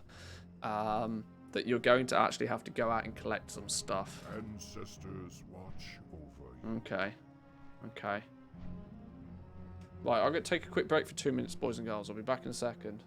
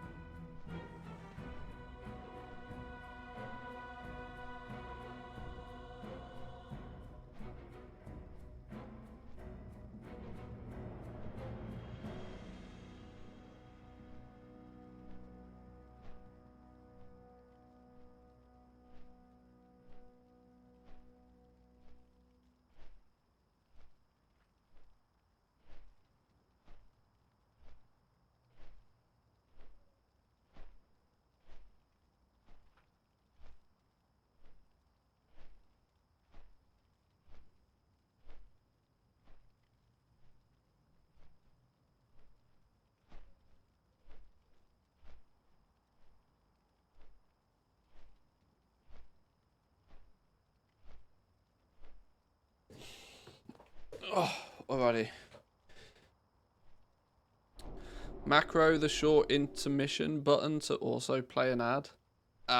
You're probably right. I probably should do that. I can do that on my stream deck. I forget to press the ad button. I don't particularly want to, you know, throw a whole bunch of ads at you unless I actually have to. Pre-rolls are a bit annoying, sure, I get it, but hey, Twitch Turbo is a thing. Right, where do we get to? Yeah, we were trying to work out where we go from skill 30. I think skill 30 may be a bit of a bottleneck. It may be the point where you might be able to cheese out a few points if you've done a bit of prospecting. There's arguably 10, 14, 15, 16, 17 Nosderite we've been able to gain so far by doing some prospecting and by opening this thing, which with the addition of some awakened stuff could work. Let's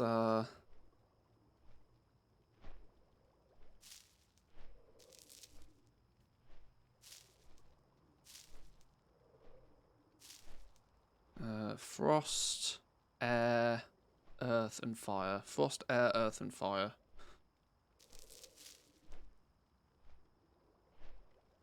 Where's frost? Frost, air.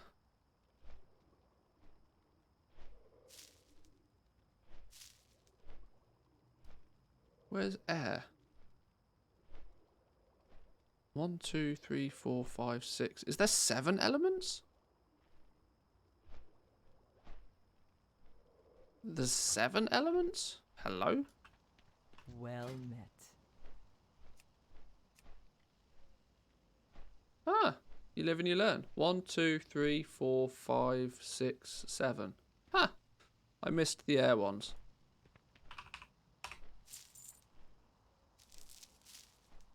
It's more stuff than I knew. May the eternal sun shine upon thee. Ties into the statement of saying that if you want to be a full-time crafter, you can, which likely means you'll need to go out and actually do some form of searching for patterns, materials. Yeah, I love that. I actually love that aspect. I really, really hate the fact that you can just level a profession by standing at a vendor. It's always felt really dumb to me. Like, why? Like, how did this dude get all the patterns for everything? What makes this vendor so special? Why is it like? It just doesn't make much sense to me. I much prefer to, you know, go out and learn stuff. That's part of, you know, mastering a profession in my mind. Okay, so we can make a few of the gems now. We probably... I wonder when these are going to go orange. It pains me to say that making these when they're still yellow is still probably a good way to go. Shimmering clasps are going to be easy to make. Polishing stones are going to be easy to make. This is going to be the expensive component. And I wonder just how valuable this finely ground gemstone stuff is going to be eventually. What else does this go in? Finely ground. This stuff is used in... it's used in our cooldown for this. Blotting sand, whatever this is. A finishing reagent. Increase the resourcefulness by 3 and inspiration by 3. Pounce. Increase bonus crafting skill from inspiration by 6 and inspiration by 3. Okay. Some finishing reagents then. The ring-bound hourglass. One of the rings that one of the epic rings we get to make eventually uses this stuff. Goes into all of the statues. Goes into a jeweled offering. Oh, this is a toy. Protection prism. Sure. Nobody cares about prisms. Dreamer's vision. Oh, this is the other... Oh, okay. Oh, so it looks like when we learn the rest of our cooldowns, there's a... We had the one for Time Watcher's Patience, which gives you Nosderite. There's going to be one for each of the other coloured gems, right? A hoard of Eusemeralds, a hoard of Netherite, a hoard... Oh, a Dragon Heart. Oh, that's not on a cooldown. A hoard of Calicite? What the hell's that? Hello? Calicite's not a thing.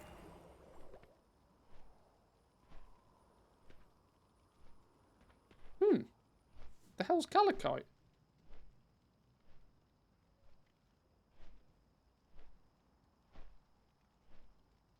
Maybe it's... Alright, sure. Maybe that's just got the wrong... Maybe it's meant to be Malachite. Because we've got Alexstrasite, Malachite, Eusemerald, Nosderite, and Netherite. Huh. Okay. Sure. Either way, it appears that your cooldown allows you to turn a basic gem... I mean, it does make sense that it's the blue one, right? The blue one's actually now called Malachite. Mystic Sapphire is the basic one. Malachite's the rare one. Okay. But they all seem to share a cooldown. Means if you're missing some rare gems, you can use your cooldown to get more of those gems. Cool. Okay. This finely ground gemstone powdery stuff though doesn't appear to go into too much too heavily. So it means you're not going to get it all that frequently, but it feels that you can be quite liberal with how you use it. So if you need to use it, I think if you need to use it for leveling, you can do without worrying. So you probably want to make this until this goes green. When does this go green then?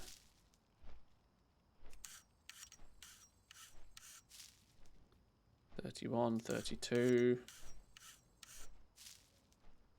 $33. We need some more finely ground gemstones.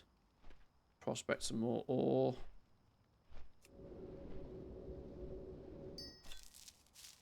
Oh, we got 2 in one go there. Genius.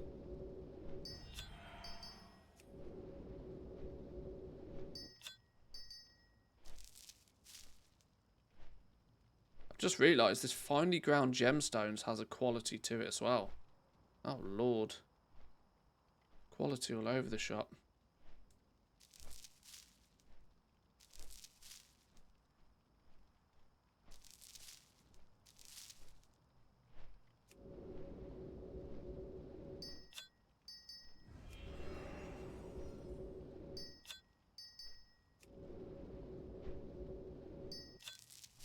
Hey, more prismatic ore. One more and we get a chunk of gems.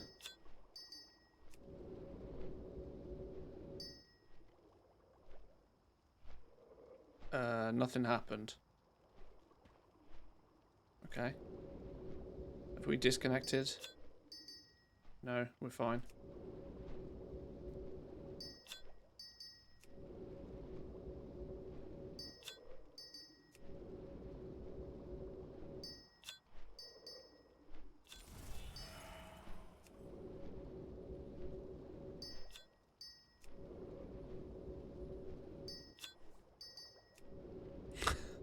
Although this finely ground gemstone stuff does appear to be quite scarce.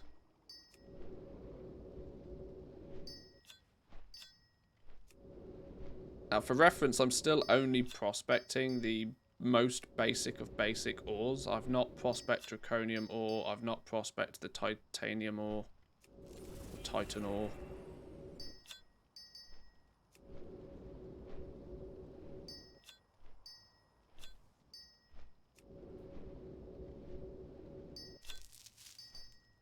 But it makes total sense to me that the most basic ore is going to be the cheapest ore to get your hands on.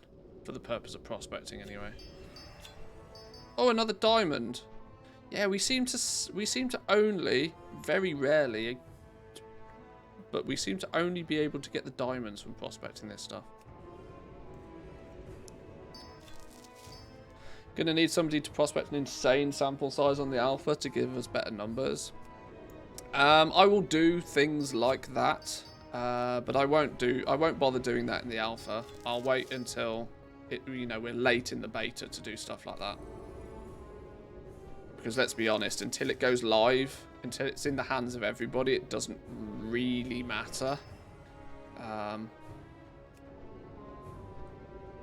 yes, that will be done. Okay, we've got 8 of these now. That's plenty. Let's continue crafting some of these then. Oh, what else do we need? What else are we missing? Oh, shimmering clasps. We're out of those now.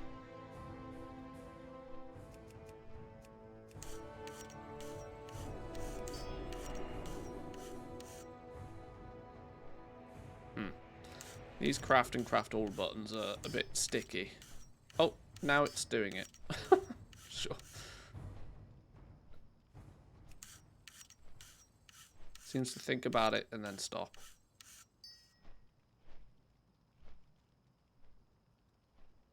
Okay. See if we can get this pattern to go green. 34. It'll probably go green at 35, won't it? Yeah, there we go. So 35, it goes green. By the time it goes green, it's probably not worth continuing, considering this finely ground gemstone stuff is not an unlimited commodity. I mean, it may be, but relative to other items, it's not. Now we probably need to start turning to actually making some gems. If we make five of these gems, I'd say at this point, to get to 40. Was it 40 or 45 we learn new stuff? I have just the thing. 40 we learn this elemental harmony. 45 we get the new Jeweler's Spec T2, which we still can't actually use because it requires level 61. Walk But new patterns are new patterns. Yeah, it very much feels like at this point you are going to have to go out and learn patterns from somewhere. They're on a vendor here on the alpha, but the actual game will be go out and learn some patterns. Go find some patterns, I reckon.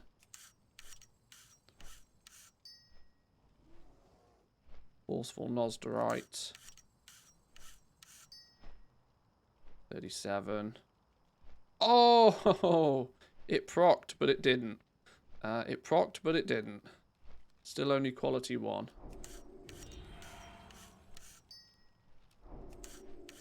38. 39. Make a jagged one. Boom, 40. Never making anything better than just basic stuff.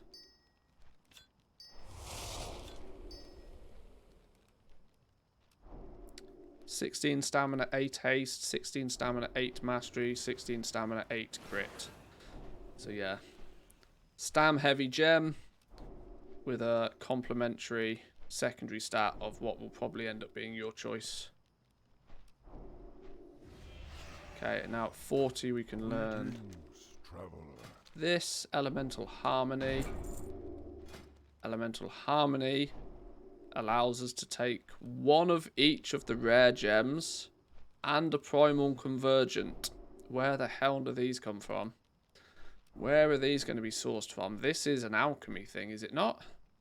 I have a sneaky, this is an alchemy craft.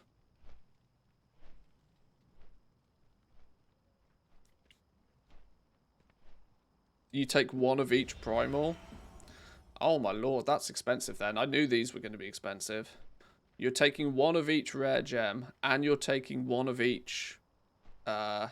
is it primal? Is it going to be an awakened? Is it one of each of the awakens to make this? Primal Convergent.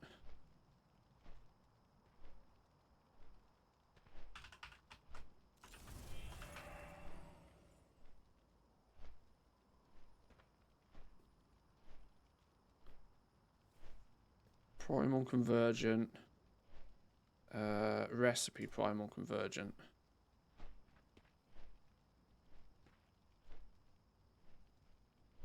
Oh, it's one of each of the awakened ones. Oh, it's not even one of each of them. It's one of only 5 of them.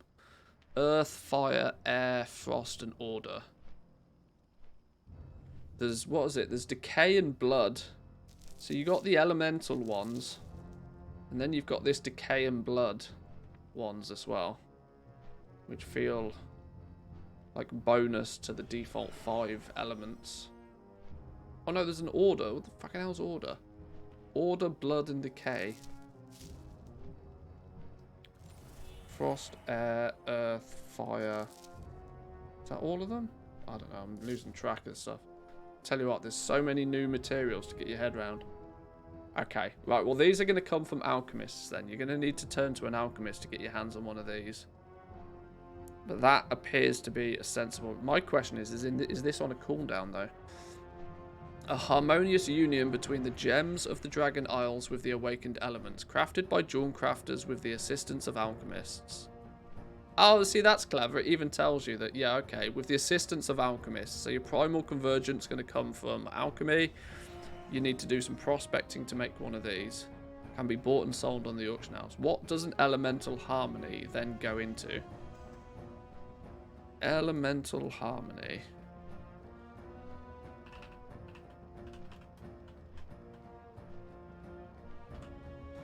An elemental harmony. Is there an indication of what that's used in yet?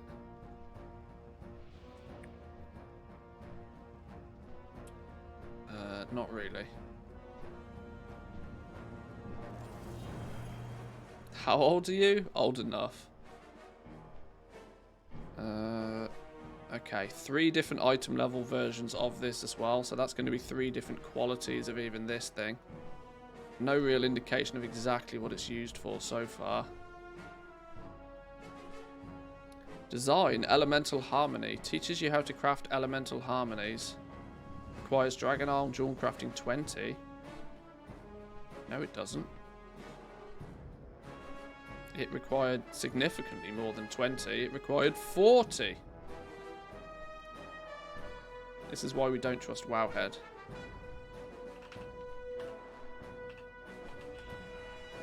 Elemental Harmony goes into all your big stuff. It goes into your necks.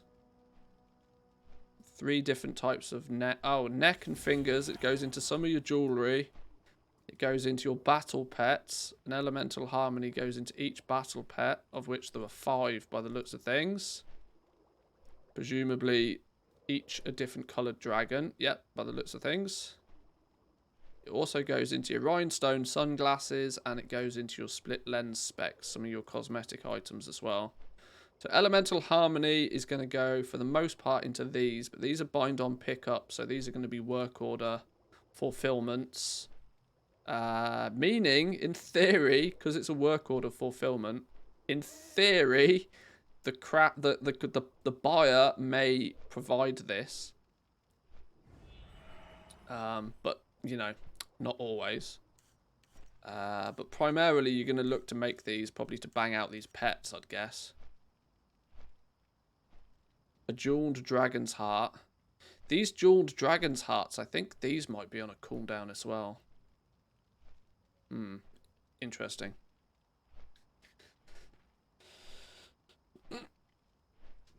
That's a bad answer. It's not a bad question. I just come into new streamer and tried to get to know him. For reference, my age is not made public. Let's put it that way.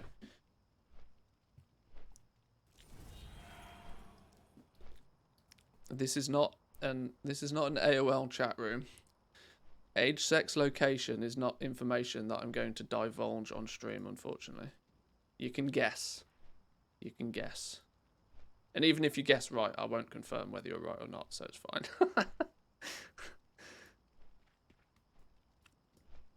Okay. So, from this point, it looks to be this sort of fits the theme of what they claim to want to do. They claimed that they wanted to get people about halfway through before like the grind kicks in. So you're going to be able to, for the most part, stand at a trainer and get a few basic bits and pieces. That's going to get you halfway ish, because of course you could just bang out a whole bunch more of these gems, but without leaving the side of the trainer, you can't easily get much further than this. You're gonna have to now go out in the world and pick up some patterns and stuff. You've unlocked your first specialization. The likelihood of it is that actually speccing into enterprising is probably not that great, at least on your main jewel crafter. If you are one of those people that's probably going to double up on some of the professions, speccing into enterprising is probably like a pocket jewel crafter sort of thing.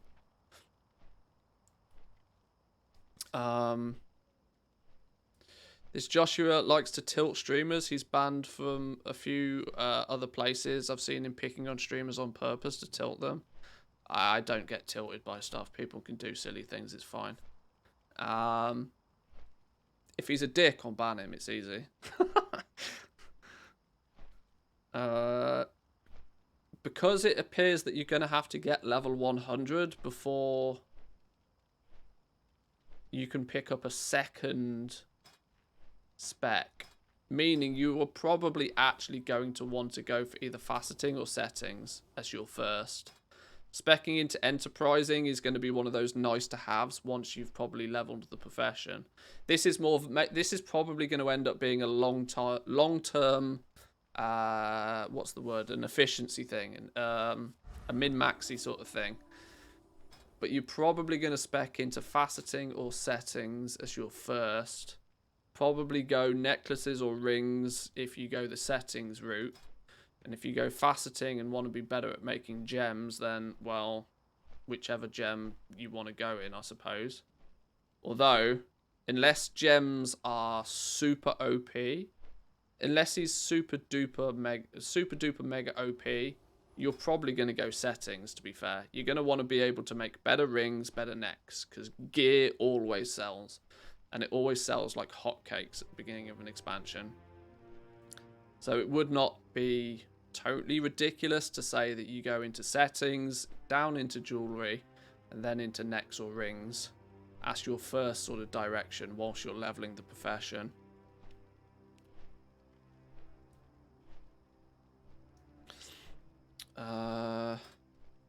Throwing points in jewelry kit mastery might not be the worst though, because this just gives you straight up +1 crafting skill to everything. It's going to be I really want to know just how easy and in what quantity we get this knowledge. That's going to unlock a lot of decisions.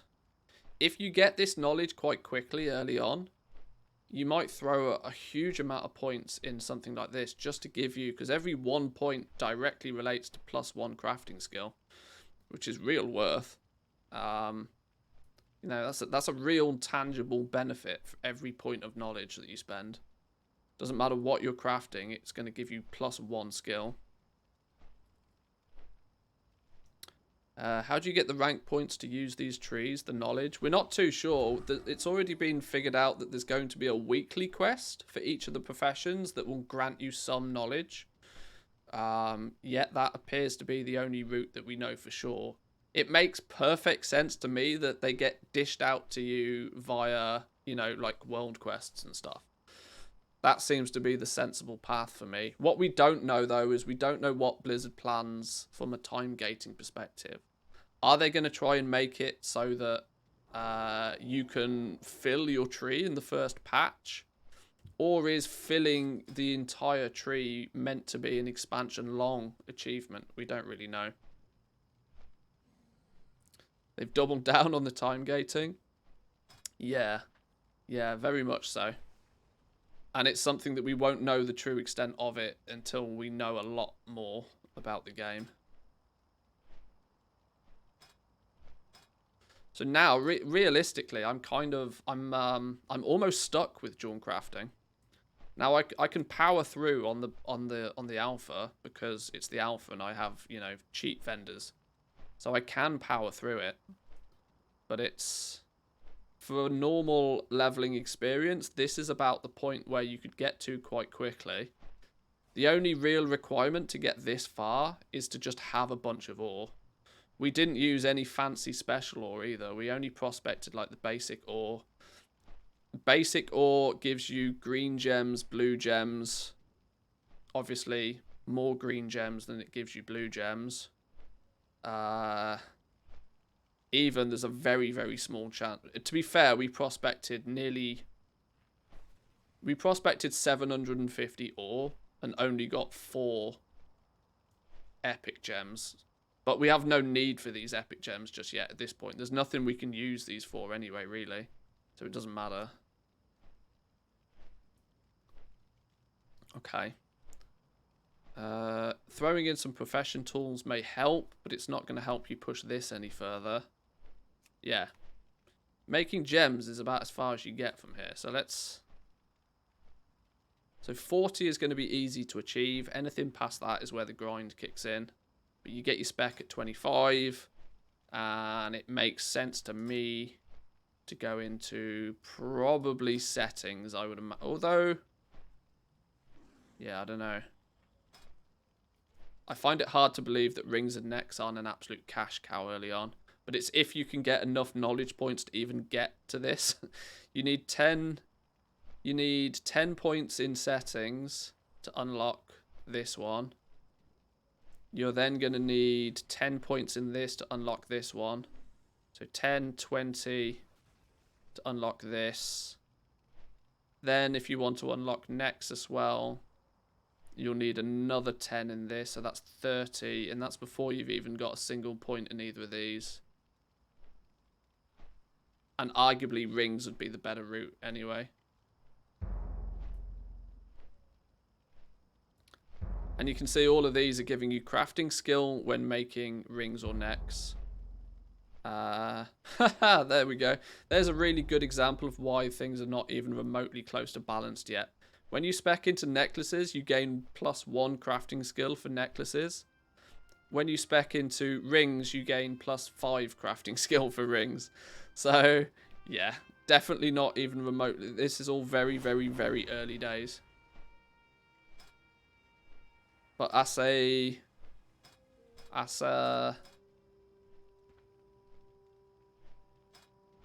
from an understanding level, this makes sense. Now I guess, now with all of that done, we've played the natural path. I've tried to replicate as much as I can the natural leveling process. Now I might just play with Jewelcrafting and use my alpha benefits and vendors to just zerg it past where we currently are. What happens when we learn all and every recipe? Is there any that then stands out as something that's, oh, already known, already known, already known? What do you mean already known? What do you mean already known? Oh, well, that's these basic ones. Oh, that's all these basic gems. We do already know those. Yeah, you're right. Game, I apologize. You're right.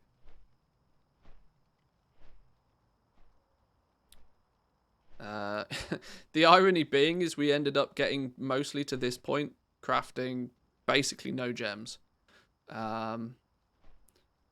Doing a lot of prospecting, a lot of reagent making, and then we literally only made like 2, 4, 5 gems to get to this point. A few 5 pieces of gear as well. I know it's taken me hours to do this, but once you know the process, this will be a 5-minute task to get to here. Prospect a bunch of prospect a bunch of ore, press this button this many times, this button this many times, this button this many times, and then you'll get to 40. You'll be, you know, this will be mathed out. There'll be a path of least resistance to get to here pretty quickly.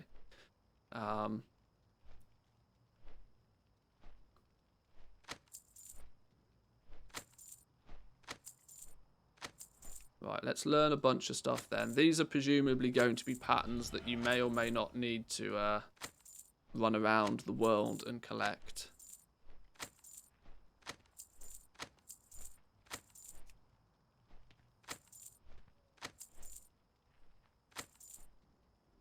Oh, we already know these.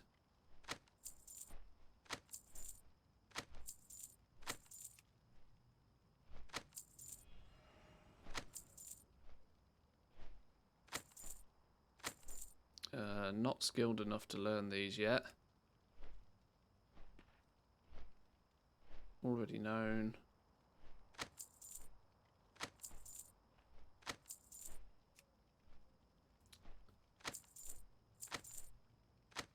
God damn, there's a lot of stuff. Running out of bag space.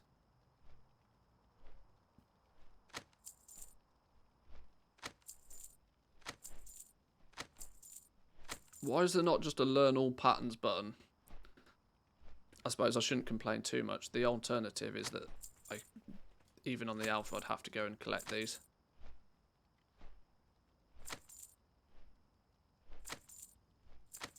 Dear Lord, have mercy. Is that it? Okay.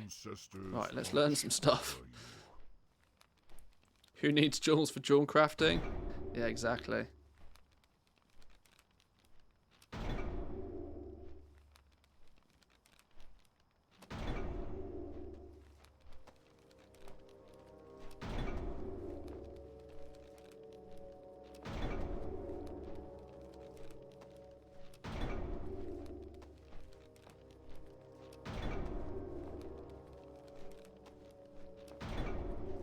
It's going to take me an hour just to learn all the recipes.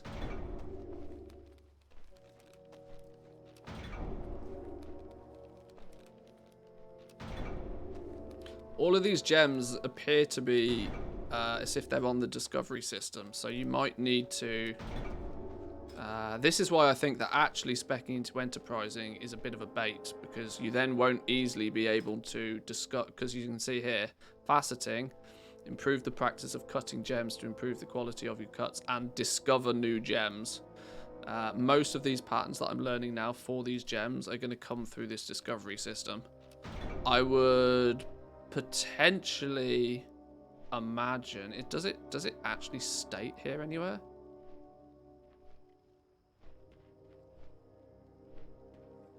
It doesn't say anything about, you know, you craft a gem and you learn something new. It doesn't actually tell you how you discover new gems.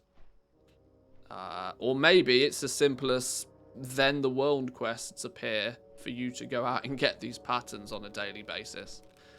The world quests may not appear for you if you are not specced into faceting, for example. There's many ways that Blizzard could do it.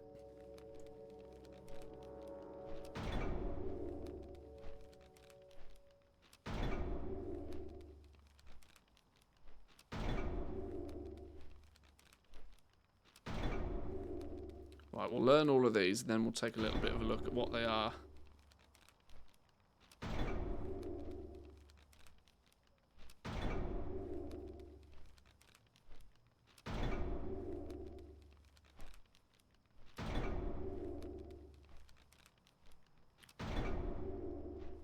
Time gating to the moon to keep out the casual players paying for just one more month.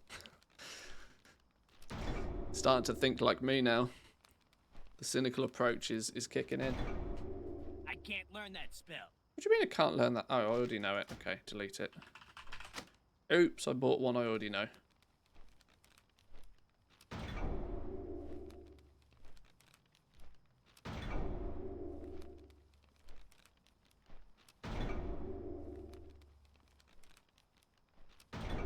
I can't learn that spell. Oh, another one I already know.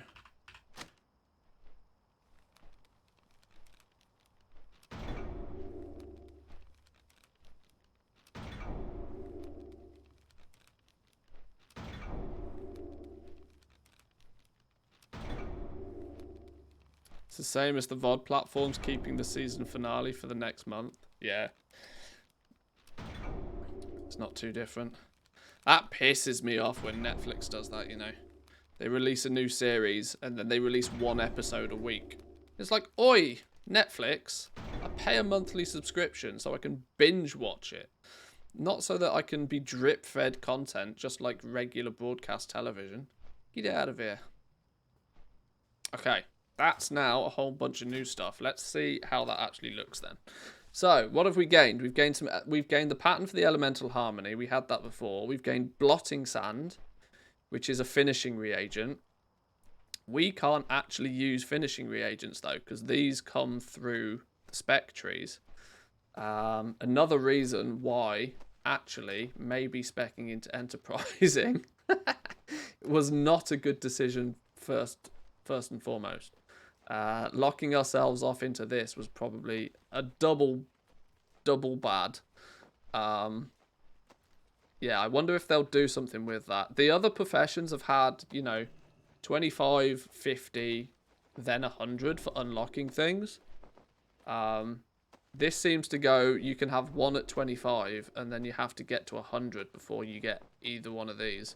Feels a bit tough, because if you click this button and then you realize that that's not what you wanted to do, that's dangerous. Because it's, the more I look at this, the more there is quite clearly the right option, and it is not enterprising. This is just to revert changes or apply all changes. There doesn't appear to be any reset for your spec trees, at least not that's been implemented yet. So yeah, there's definitely a right and wrong option by the looks of things. Increases resourcefulness by 3 and inspiration by 3. I'm intrigued about these finishing reagents because I can't help but feel they're going to be too expensive. Because if it adds 500 gold to the crafting cost, and it doesn't add, because here you can see adding inspiration and resourcefulness, both of which are procs, right? to spend an extra, what could easily be 500 gold on crafting something by using a finishing reagent to only improve your chance at a proc is hella risky. the risk doesn't really pay off the reward for me with a bunch of these. Because 3 rousing fire, I mean, let's say it's 25 gold for a basic one and 250 gold for an awakened one. Say 8 pieces of cloth. This is the basic bitch cloth, so this won't be more than a few gold a piece, but it's still 8 of them. So let's say 75 gold plus another, let's say worst case scenario 50 gold, 125 plus one of these finely ground gemstones, which we already seem to have worked out. These are not an unlimited resource, not by any stretch of the imagination. You could probably quite comfortably price these at 500 to 1,000 gold a piece, meaning that you could potentially be spending a monstrous amount of extra gold just to give yourself +3 resourcefulness and +3 inspiration, which doesn't feel worth. It really doesn't feel worth in any way, shape or form. Same with pounce. It's, you know, it's the exact same thing, but just in a slightly different way. Okay, what else did we get? There's very, very few rudimentary gems. The rudimentary gems actually double up on secondary stats. There's no main stat provided on these. Crit haste, mastery crit, haste verse, verse mastery, and just flat stamina. What did that reset?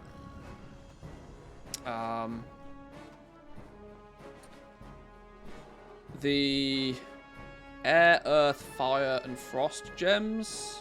We seem to now have 1, 2, 3, 4, 5. We should have 5 of each of them. Yeah. These are your verse haste, flat haste, crit haste, stam haste, mastery haste. So air is always haste in some way, shape or form.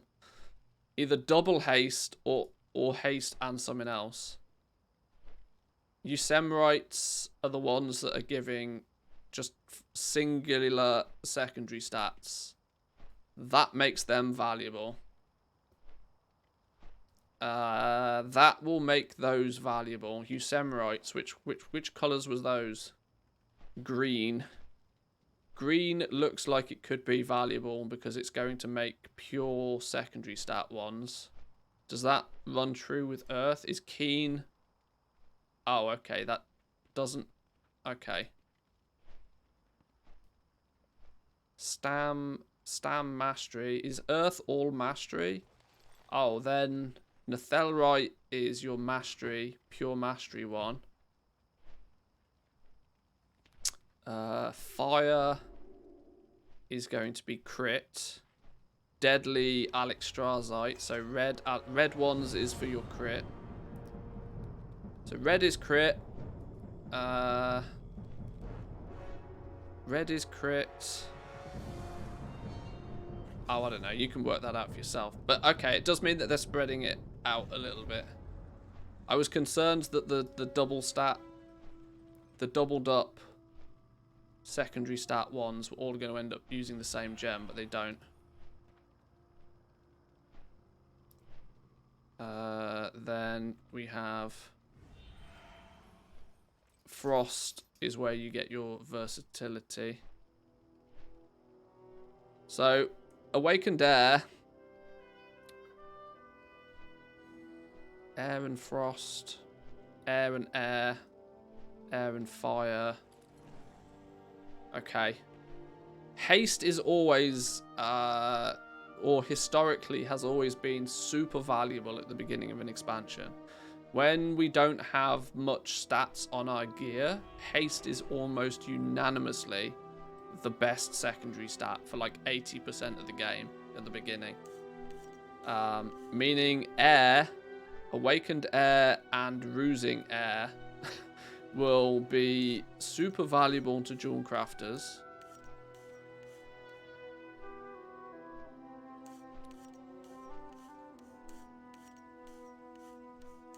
Because that's where the haste gems come from. They all are going to use air in some way, shape, or form.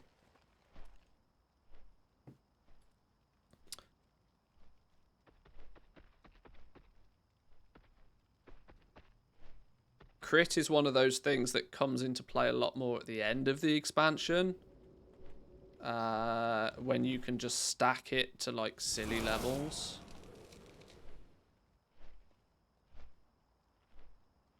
Okay, that's interesting. Primalist gems then. We've not looked at these yet. The Primalist gems are going to be your big boy gems. Ah! Unique equipped. Unique equipped. So your epic ones are going to be unique equipped gems. So we were talking about this earlier. 14 primary stat and haste. Primary stat and crit. Primary stat and verse. Primary stat and mastery. So primary stat and haste is probably going to be the big one. Once again, using awakened air. And it's going to use your emeralds. I think green rare gems are going to be valuable. I think that's very, very clear to me so far.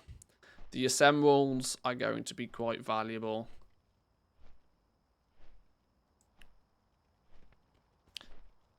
What do the doggos think of all this mess? The doggos are chilling. The doggos aren't in here at the moment. Now that you have alpha, does this mean that you're likely done with Shadowlands? I mean, if you hadn't noticed, I was kind of done with Shadowlands already. I've been keeping myself busy in Shadowlands.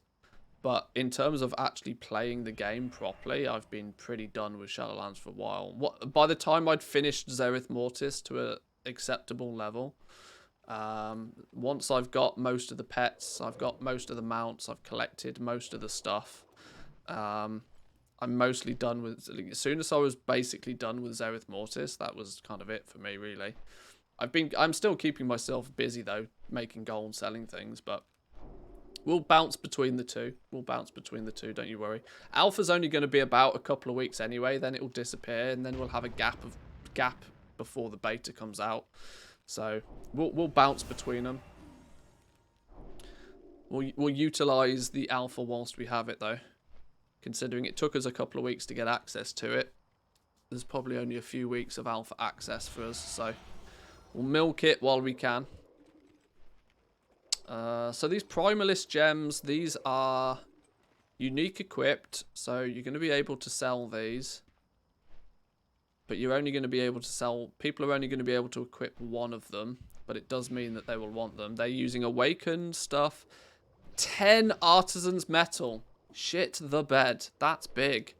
For those that aren't aware, the artisans metal is a... Artisan's Metal is a limited bind on pickup, limited supply item. Consider Artisan's Metal similar to Blood of Sargeras, say. That you know there's not an unlimited supply of them. They're bind on pickup. You're going to have to get them on the crafter. This is going to be something that if people are putting in work orders, you're going to really expect people to put their own Artisan's Metal into the work orders rather than you supplying your own. 10 of them for each one of these. That's going to mean that even as a Jewelcrafter, you are not going to be able to mass produce these.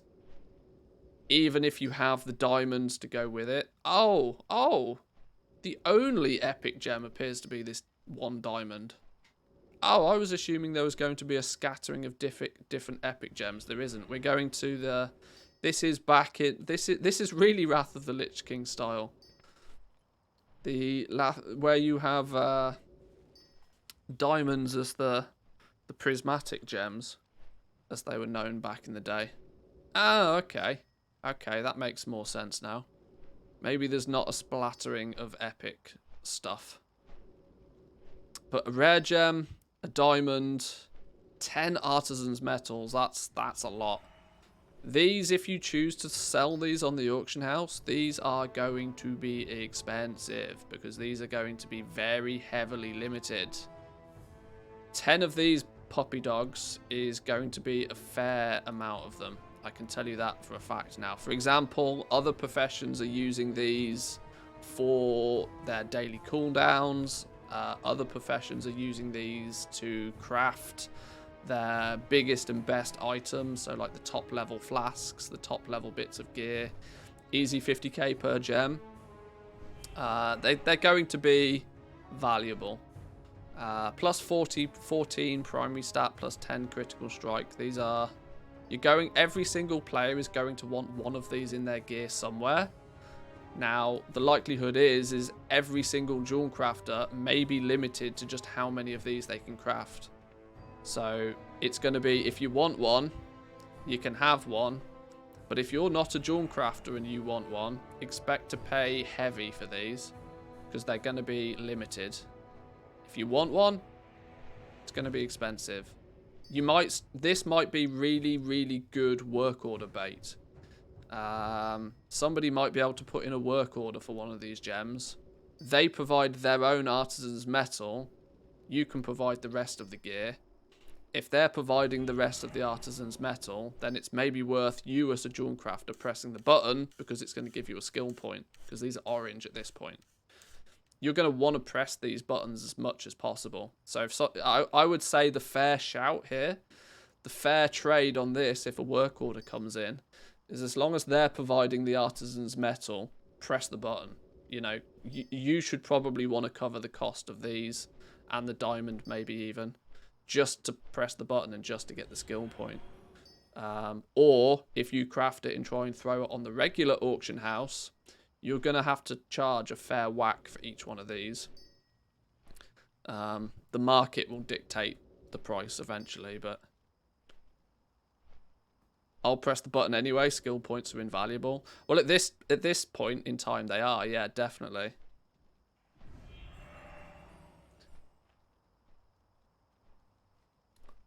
Okay, what are these miscellaneous things? The tiered medallion settings. Add 1 socket to an endgame Dragonflight necklace. A necklace can have up to 3 sockets. The quality of this item determines up to how many sockets you can add. This has got a really big recipe difficulty. It's going to be remarkably difficult to make quality 3 variations of these.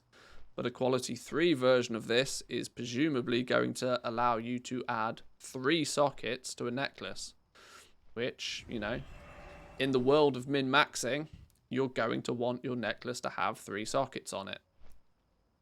An awakened order, so that's where one of these things comes into play. That's not going to be overly expensive, I shouldn't imagine.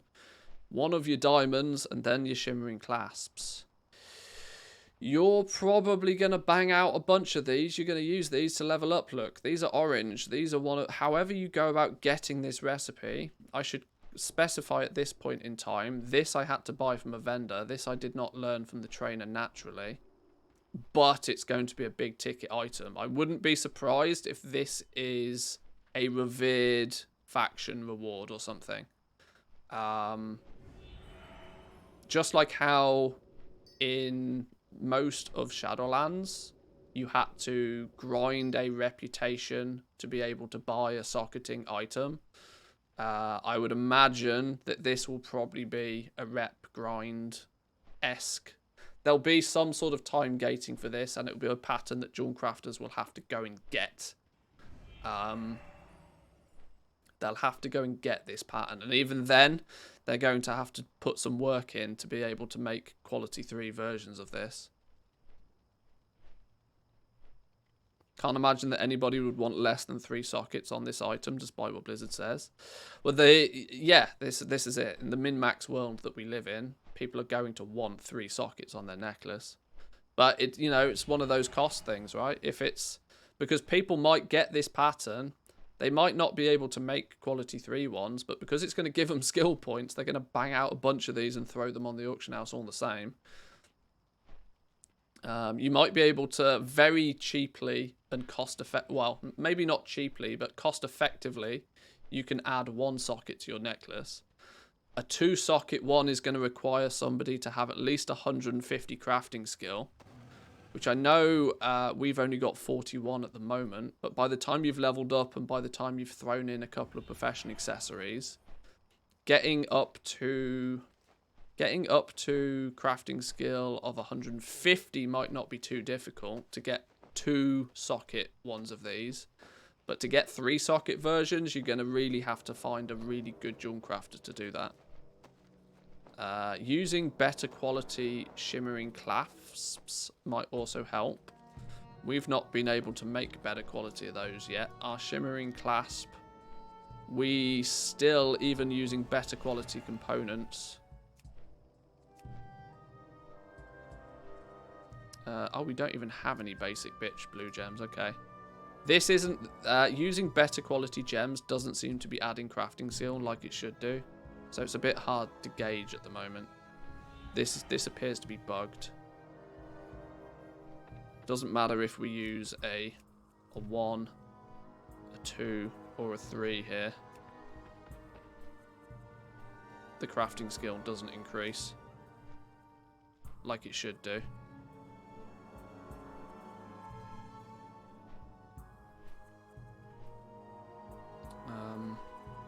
Okay. But yeah, that's going to be a big ticket. That's going to be a big ticket item. Expect that to be something that jewel crafters are going to be hunting for, grinding for. Because once you get it, you'll sell these all day long. Because every single player in the game, in theory, is going to want at least one of these. One to put on the piece of gear that they have now. And let's not forget, every time that somebody replaces their necklace, they're going to need another one. So yeah, this will be a good seller for jewel crafters if you can make this at a high quality. The elemental soul cage we looked at a little bit earlier. That's just a bit meh. Elemental lariat then. Let's start looking at some of the necklaces we're talking about. They roll by default with a prismatic socket.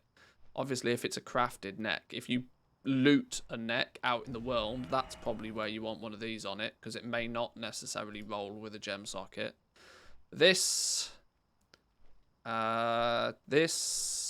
is going to need a spark of ingenuity. We don't know where these come from yet. Required reagent for crafting high-level crafted gear. This is likely to be...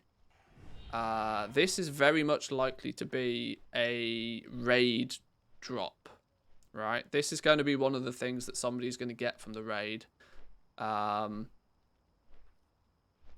You're going to probably then... These are going to be crafted through work orders. Somebody will get one of these. They'll throw one in a work order. Hopefully they'll supply some of the other components as well. Then you will press a button. You'll get your skill point and they'll get their necklace. 330 to make a top quality one. Goes all the way from 393 up to 403. Dependent on your skill. The difficulty might be is that when the work order comes in, the work order might specify that they want at least a quality 3 or a quality 4, or they may even say I only want a quality 5 version. Obviously, if they only want a quality 5 version, they may have to they may not get it fulfilled, because there may just not be a jewel crafter that has 330 skill to be able to make it. Ooh, this is going to be so fun. It's going to be fun. We don't have the ability to customize secondary stats because we haven't spec'd correctly. We don't have the ability to infuse it with power because we have not spec'd correctly. Yes, I'm all the more feeling that going enterprising is a bad choice. You want to go faceting or you want to go setting. And if you go settings, you're going to want to go into necklaces or rings first. And if you go faceting, then probably air. You're probably going to go air because that's all of the haste stuff. Anything that uses the air element usually ends up crafting a gem that has haste on it. Which, if history repeats itself, everybody stacks haste at the beginning of an expansion because your character's naturally very slow.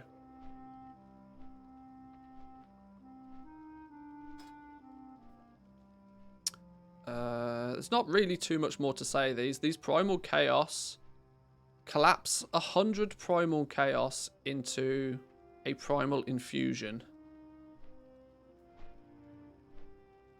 These are also bind on pickup. Okay, with those also being bind on pickup, where in the world are those going to come from?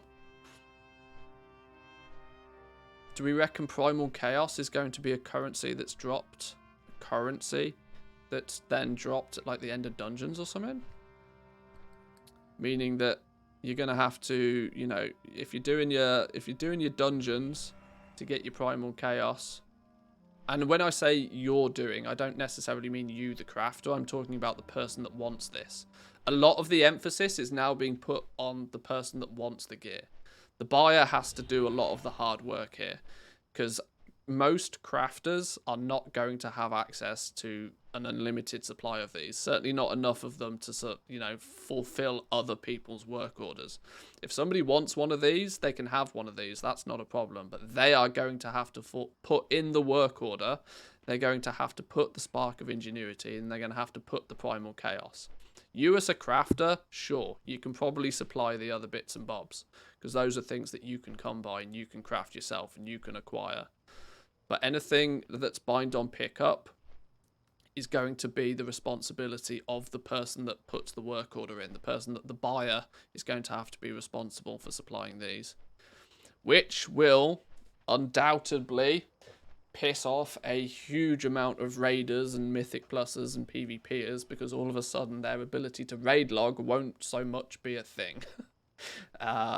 Whereas previously they could put the responsibility on the crafter to get all of the stuff. The crafter would then craft it and they would just, you know, throw it up on the auction house.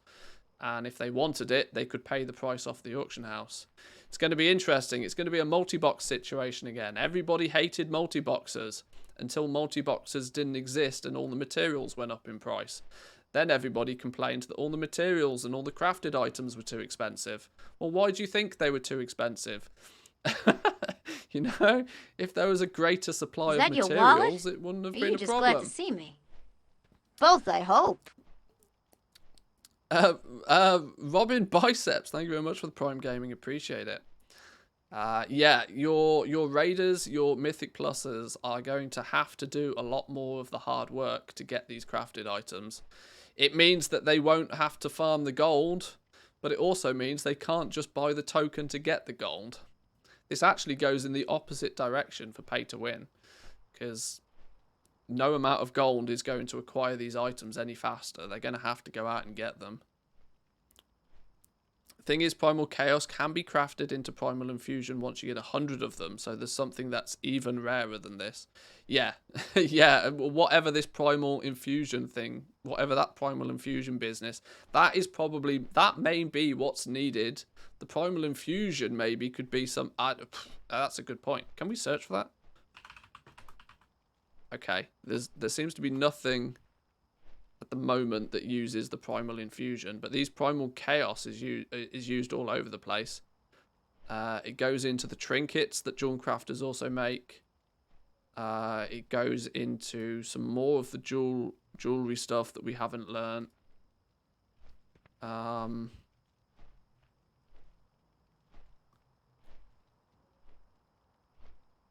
Oh, this is Legion stuff. Sorry, that's just because it's got the word primal in it. Yeah, yeah. Whatever. What the living doodad Primal Infusion goes into, we've got no idea. Maybe that's a secret for later on in the expansion.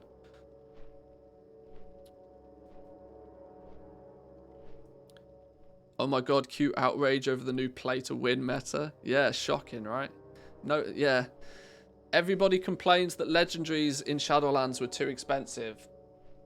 But what they kind of, you know, in many cases, Wowhead doesn't even have information on the Primal Infusion. Oh dear. Yeah. This is the thing, right? You can't have everything.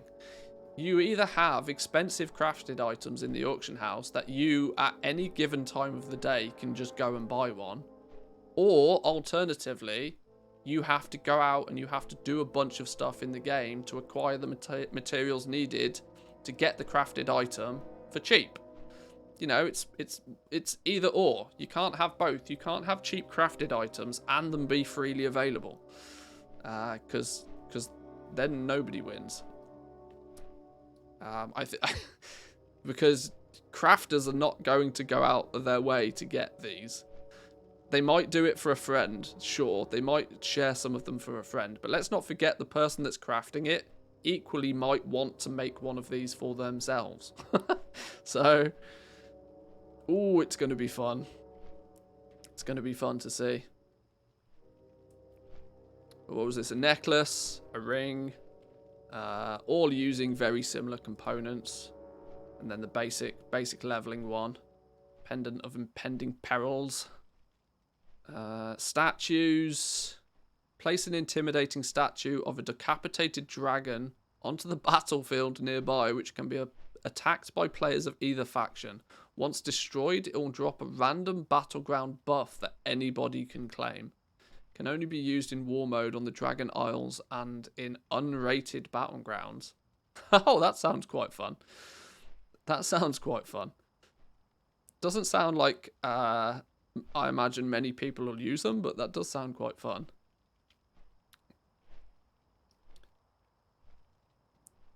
Narcissist sculpture. Place a luxurious statue of yourself nearby, which increases your size and agility whilst you admire your glorious self.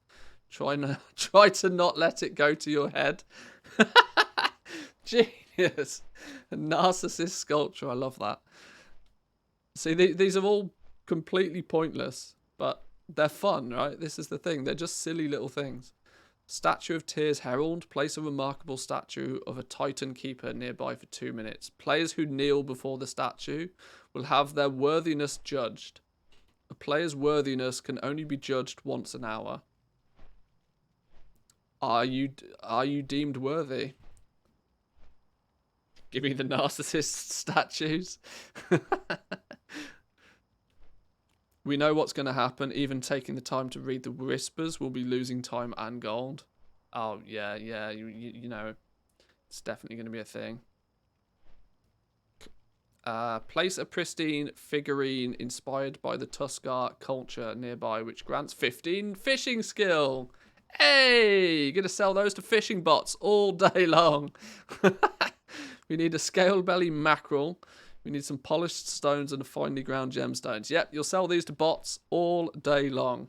Group fishing, as mentioned by Ian. Yeah, you're right. You're right. Right, Raid. We've killed the hardest boss in the game. We've killed the jailer on mythic difficulty. Now we're going to go do some fishing. Mandatory fishing. Fishing skill plus 15 to everybody involved. That's cool. It would be also cool if they make it so that 100 fishing skill is not technically enough to get the best fish. If they make it so that to get the best fish, you have to have one of these. You need 114 skill in fishing, which isn't normally possible without the use of one of these. You know, make it a mandatory thing to drop down. More collaborative profession buffs, please. Yeah, this sort of stuff is fun. Multi-boxing fishing buff. Trust you to switch it into multi-boxing, but yeah. Novelty stuff. Jeweled Offering adds a toy. Protection Prism. Top copy the appearance of somebody else. We've seen the Rhinestone Sunglasses and the split lens specs. All patterns that you're going to have to go out and hunt for, by the way. Not ones that are going to be learned off a trainer. And then the profession equipment, which for the most part is much of a muchness. There seems to be tier 1 and tier 2 quality profession gear. Tier 1 profession gear is bind on equip, and so you'll be able to throw it up on the auction house for any man to pick up. And probably one thing that you'll just keep a supply of them up on the auction house. The tier 2 stuff though is bind on pickup, and so will be work order bait again. They don't use any overly complicated reagents by the looks of things. Just a couple of the basic materials from that profession. And in Jewelcrafting terms, some shimmering clasps and some frameless lens. All of this is pretty simple. Nothing fancy, but the fact that it's bind on pickup might mean that you'll get some work orders coming in for these things. Extravagant glassware. Oh, these are your cooldowns to get some gems. This might actually also be a source of learning the gem cuts as well. There's a possibility that if you, for example, you make a Keeper's Glory, or it doesn't matter which one. Like if you do the Queen's Gift, the red one, there's a chance that you might, you know, discover a new red. A new Queen's Ruby. No, they're not called Queen's Ruby, are they? Alexstrasite. You might learn a new pattern that uses one of those gems at the same time. Don't know how this discovery system is going to work. But we know that there is a discovery system there. And that's it then. That's it for jewel crafting. Without skilling up... There is still more patterns though, by the way. There is still more patterns, but... I don't have the skill in the profession just yet to get them.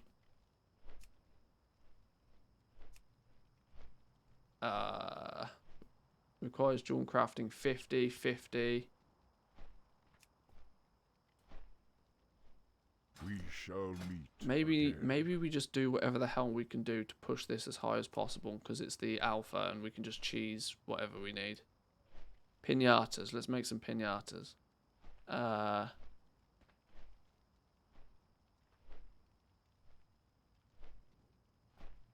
Protection prisms.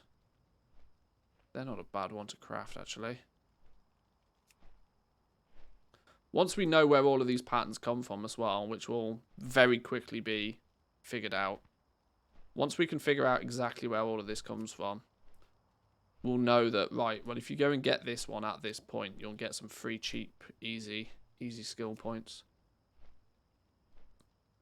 We need awakened things for all of this.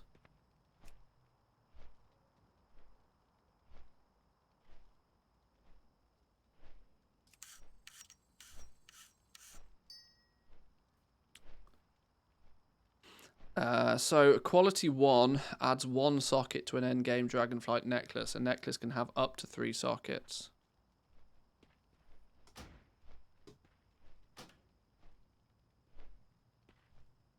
Quality is too low for that item.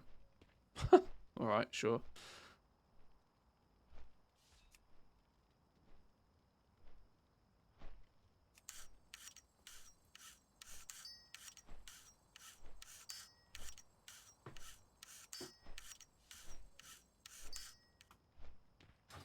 The winds guide you. Right. At 45 then, you've technically learned everything you can possibly learn from the vendor. And as you can see, at that very same time, all of your actual gems, you're really not going to be gaining any skill points reliably off these. Maybe you can get to 50 off crafting gems if you're lucky. But your 50 to 100 is going to primarily be either your daily cooldown, or not even daily cooldowns, your 3 daily cooldowns. You can only press this button twice a week. And likely to be fulfilling work orders from 50 onwards, by the looks of things.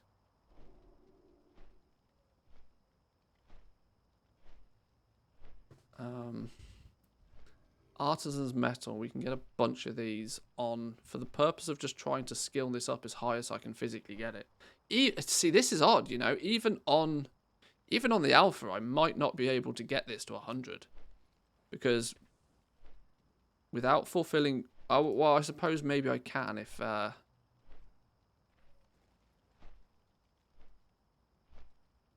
Is this on a cooldown? Yeah, see, even that's on a 3-day cooldown. That's going to make the pets, for example. The Jeweled Dragon's Heart goes into the pets. You're only going to be able to make 1 pet every 3 days. That will do something, at least add some value into those pets to begin with. These things, look. Jeweled Amber Whelpling, Jeweled Emerald Whelpling. All of them need a Dragon's Heart, which is on a 3-day cooldown.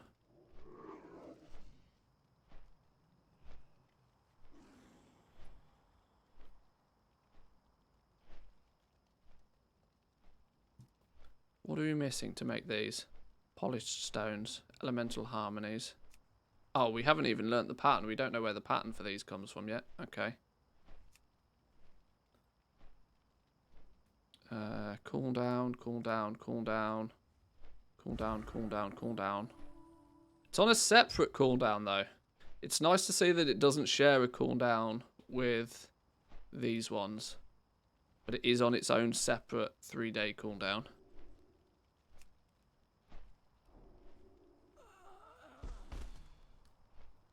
Bind on pickup inscription accessory. Yeah, see there's literally no point crafting that for yourself. Requires 61 to use it. I'm only level 60. Alt army's incoming. Yes and no. It's the obvious loophole to jump through, just running more alts. But there's some hidden downsides to doing that.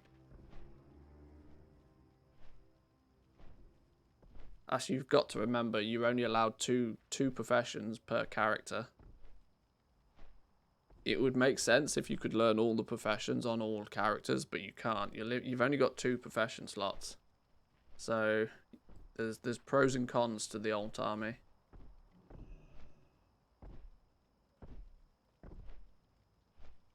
Can I buy Primal Convergent off one of these cheap trainers?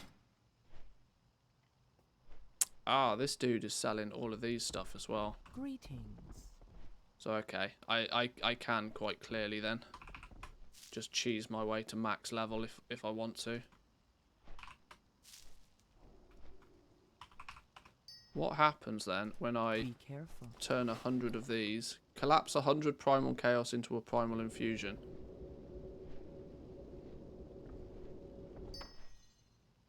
You get one of these. An optional crafting reagent, plus 30 recipe difficulty, provides the following property. Set the item level of 406 to 416 based on crafting quality. Oh, snap.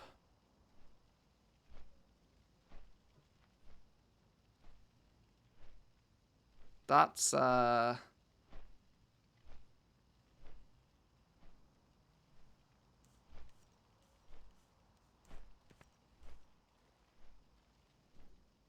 okay. I really, really hope that the emphasis is not going to be on the crafter to make those then.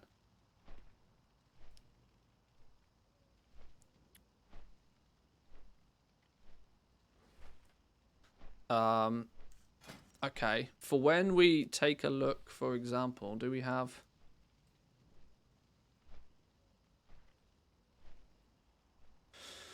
Okay. Okay. Let's use alpha. Let's just break the profession now and just cheese it to max level. What do I need to cheese it to max level? Primal Convergence. That's not going to get me very far, is it? And that's going to use all my gems. Let's make some.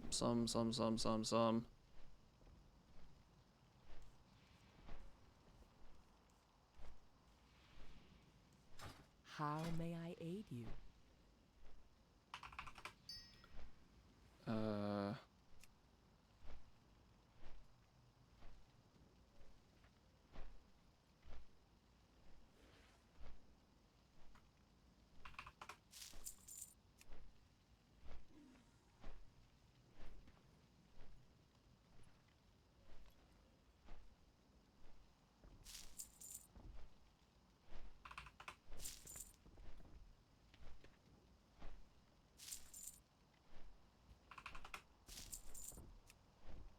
Awakened.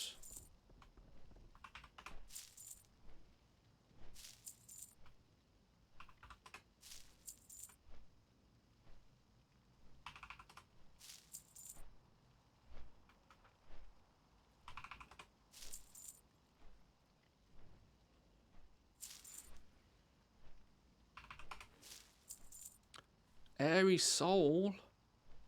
Why have I not even seen these yet? Airy Soul, Fiery Soul, Earthen Soul, Icy Soul. Oh, Lord. That's a component I've not even come across yet. Go in Oh, peace. dear Lord. I think Matthew didn't Is lie that when your he told wallet? us he loves Are you just Jewelcrafting. glad to Stuck see on me? it for 4 hours. Both, I hope. Dennis, thank you very much for the Prime Gaming. Appreciate it, my man. Welcome in. To be honest, yes, I'm spending an awful lot of time on Jewelcrafting now, but the information we gather from Jewelcrafting will pass over to all the other professions, right? A lot of this, a huge amount of this for me right now is just understanding what the reagents are, where they're going to be used, what value that they might have, how rare they're going to be, what they're going to be used for, is the demand going to be good or bad for them. Most of this means that when we look at the other professions, we'll know all of that shit, and it'll be much easier to just go, okay, right, this, and this. I'm doing it with Jewelcrafting because it's my favourite profession in the game, and it's one that I main on my main hunter on live, so, yeah. A lot of this knowledge will cross over. That's kind of the point I'm trying to make here.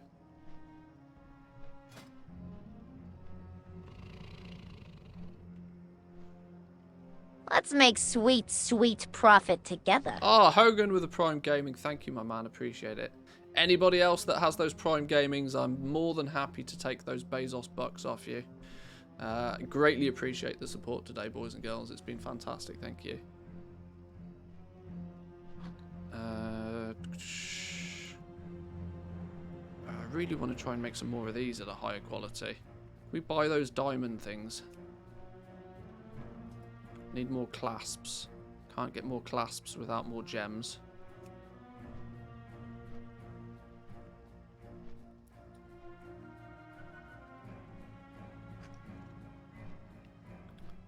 $46. Cool down, cool down, cool down, cool down, cool down. Lots of cooldowns. Any primers, NFTers, miners, gold dancers? Oh, we're throwing another one onto the mix, are we?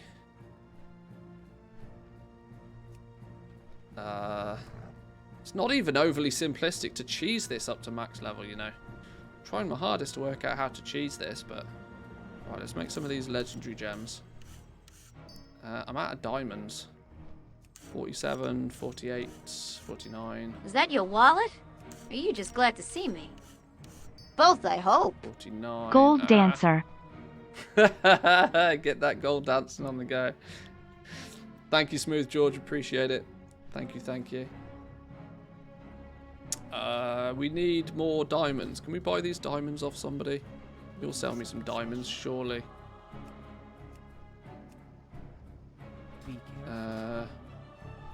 I was really hoping you would sell me... See, these Primal Chaos, Spark of Ingenuity, and Artisan's Metals are on all of the vendors. Which gives me a strong impression that they're going to be the big components that you are going to care about a lot. Oh, Primal Convergence are on here. Well, give me 100 of those just for now, then.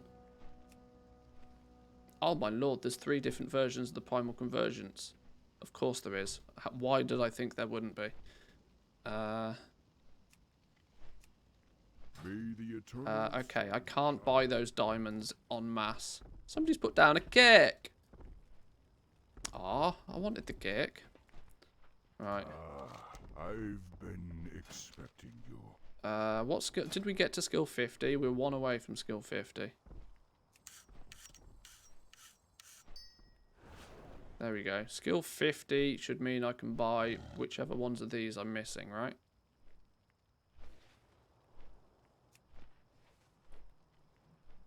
Although it seems to claim I know them all already.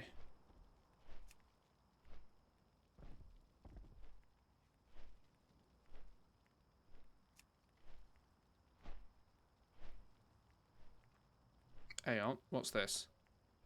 That's one we need. One of those. Idol of Lifebringer. Oh, the trinkets. 1, 2, 3. We've not looked at the trinkets yet. There's 4 of the. There's the 4 new trinkets.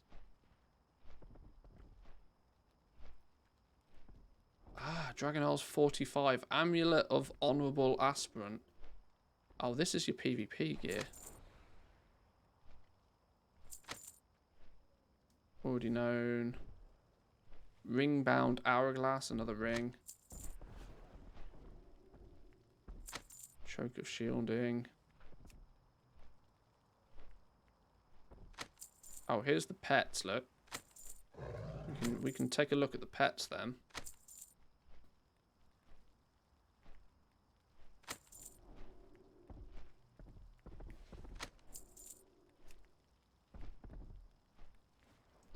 One thing that's already standing out to me very heavily is that there's more thought gone into even just the crafted items. Forget all of this fancy system that they float around in. Just the items themselves, there's considerably more thought that's been put into these than there was in the entirety of Shadowlands. So we're already like a massive win, even without all of the new fancy interface and specializations and all sorts. Cake's not even round. Blizzard can't make round objects. Blizzard need to try harder.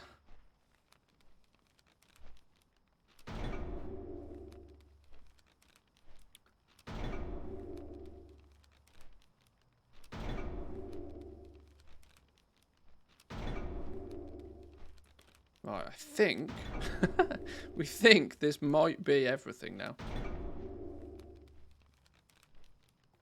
So that does definitely lean into Blizzard's initial philosophy with this, that they want you to get halfway through leveling and then have access to every recipe. You should only need to skill up halfway to have access to all the recipes. From 50 onwards, though, is where you're basically gaining skill points through fulfilling work orders, creating endgame items, and presumably... Oh, hang on, what's going on now? Okay, the tooltip was busted. The tooltip was broken. The tooltip said you needed skill 100 to unlock the next one. That was a lie. This seems to work the same as some of the other professions then, that you get one at 25, one at 50, then probably the last one at 100. Okay. Okay, that makes a lot of sense. Now we can pick up either face sitting or settings. Arguably we should have gone for one of these first.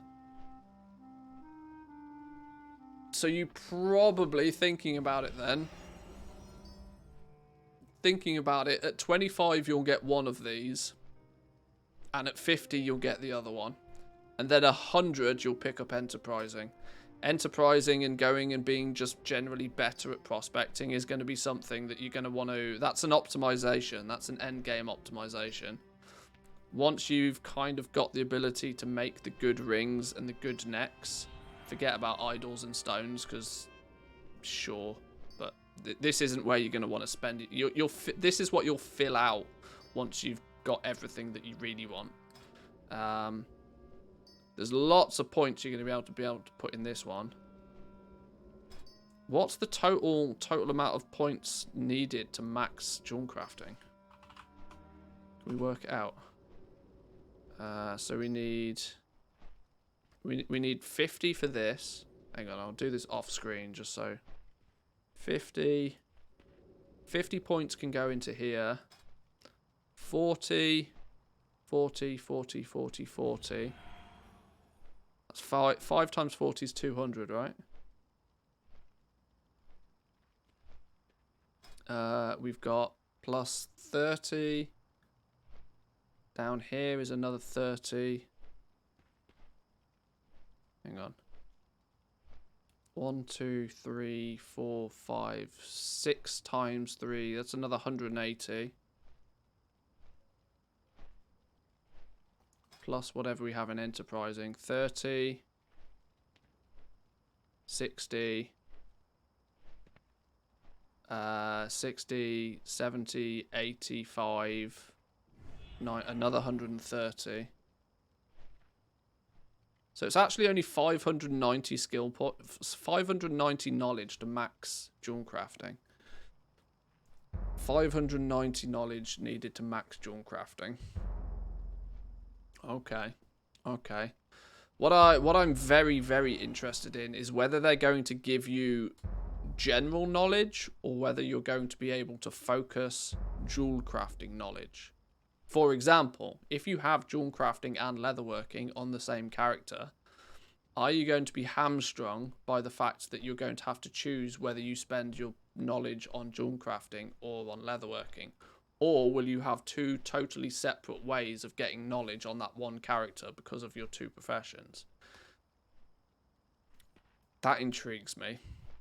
The weekly quest that has been data mined seems to indicate that you'll be able to focus knowledge for a specific profession.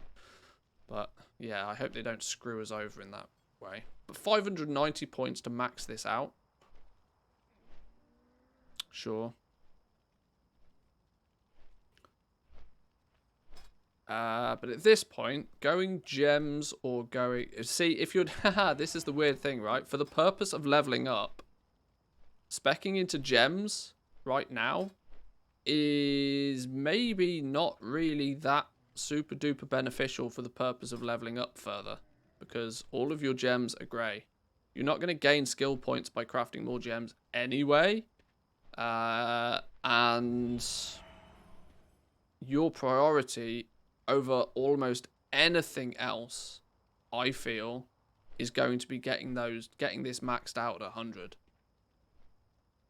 I think. Oh, does it now allow us to learn this one as well? Oh, have we just not learned one? We just haven't learned one. Let's learn settings then. Oh. Now we can also learn...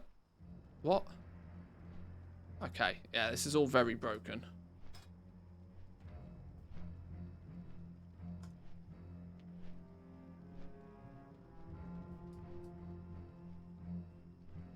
So 10 points in there. We need more. We need more points. Give me more points.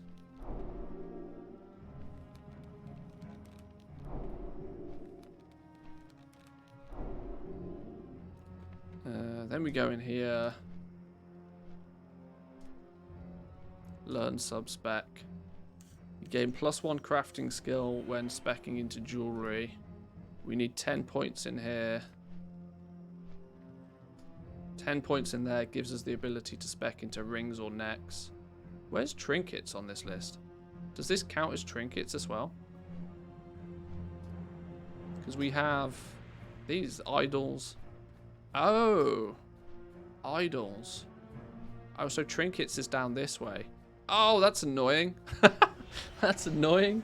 You're gonna have to go down this way if you want to be good at making these trinkets. I wonder how powerful these trinkets are gonna be then.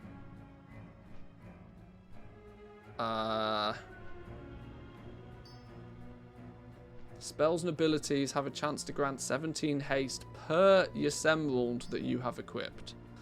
Upon reaching 15 stacks, the effect becomes Titan's Generosity, which grants 64 to all secondary stats. Didn't we decide earlier that emeralds are going to be the expensive ones because they give haste? Is that what we worked out? I seem to remember saying that the green ones, the emeralds, are going to be expensive because they give haste. Then you've got trinkets that are suggesting that you stack your emerald gems. Oh dear.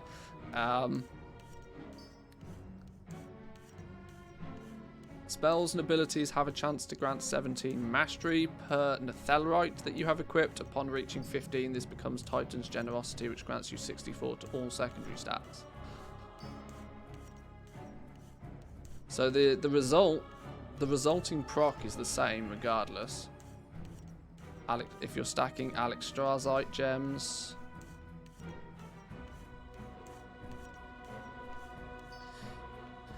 At least for the purpose of these trinkets then, if people end up wanting to use these trinkets, which is likely, that's also going to make gems very powerful. Are we going to have a Dark Moon gem and an Idol gem? Sorry, trinket. Dark Moon trinket, Idol trinket as like pre-raid bis.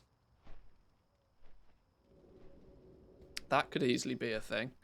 This could be just as lucrative for jewel crafters as Dark Moon cards are for scribes.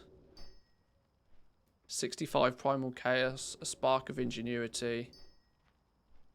Oh, it kills me, but I know these are going to like drop from the end of mythic dungeons or on normal raid boss kills or something. They have to be.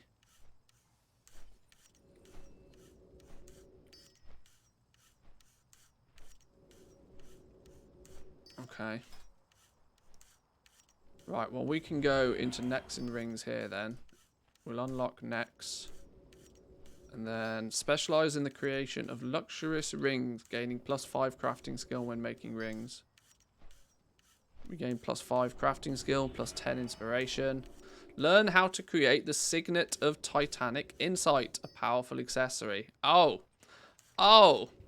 There we go. It's not even a discovery system. If you want to make the best stuff, you have to spec into it on your tree here. Gain the ability to use an Essence of Tyr to help improve the quality of your ring crafts. So what if we go hardcore ring knowledge?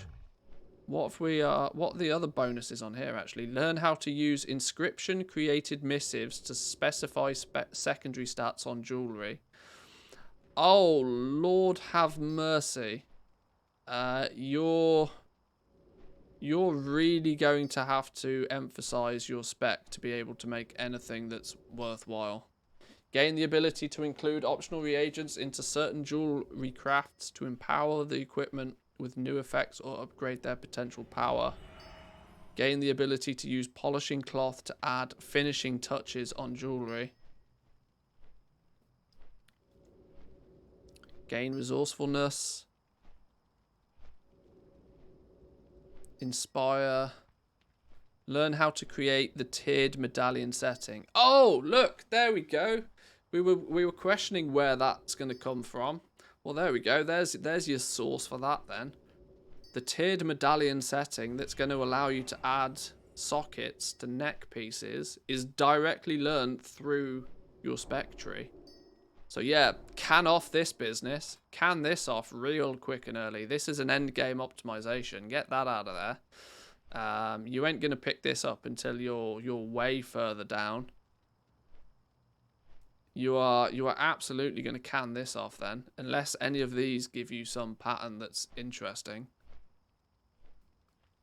Learn how to create blotting sand, a finishing reagent often desired by scribes. Learn the fine, increase your speed. Gain the ability to use polishing cloth to apply finishing touches to your designs. Yeah, these are cool and all, but not as cool as just learning to be better at stuff.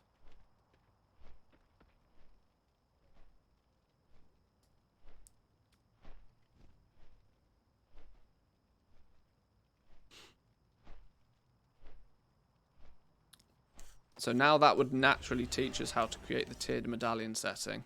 Although we've already cheesed the system and we've already got the ability to make it, you'd have to spec all the way. You'd have to put 30 points in settings here to be able to make this thing.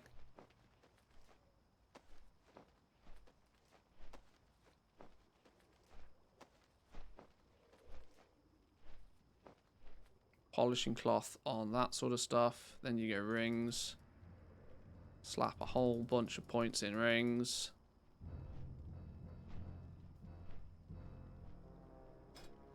So now when we go to look at making rings, okay, we can now make this.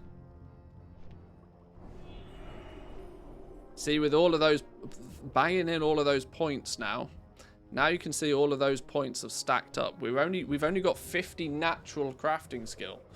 Crafting skill from leveling this up is still only 50, but we're gaining plus 226 crafting skill purely based on our spec tree. The amount of extra bonus crafting skill that we're gaining from these trees is now already pushing pushing some stuff to a higher level. Only stuff that we've spec'd into, right? So this thing's now, we're nearly at the point where we can make tier 3 versions of these every time.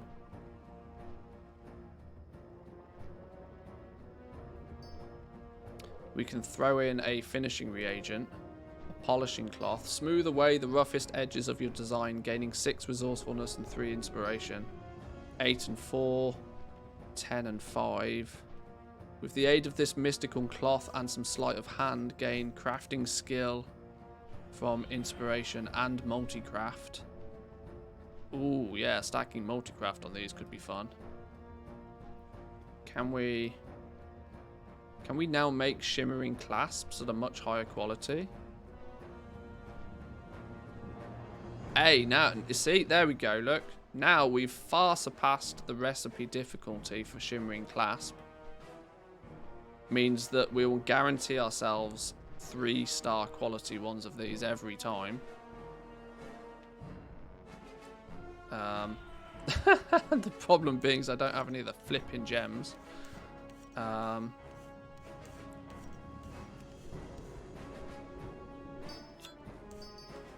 We can't fix that very quickly, but we can...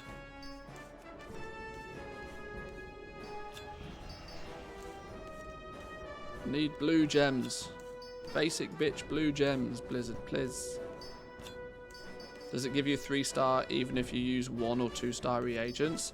For as long as you match the recipe difficulty, you're guaranteed to get 3 stars. So if yes, there's a strong likelihood that with enough crafting skill you can use basic materials and still make top quality crafts.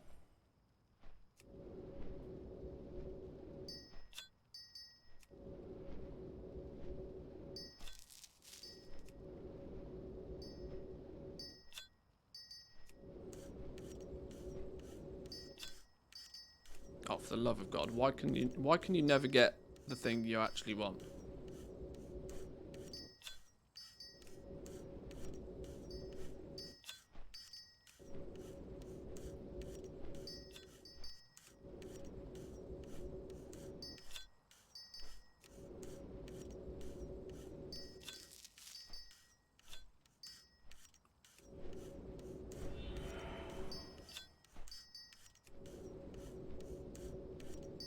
The love of all that's holy. Can I just buy these shimmering clasps off a vendor? What brings you here? I have just the thing for you.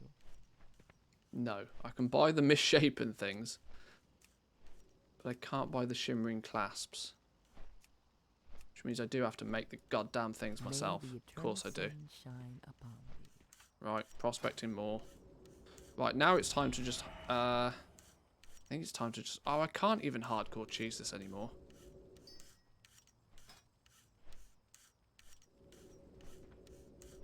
What do we get from here? Resourcefulness, subspec, how to create blotting sand, gain the ability to use polishing cloth.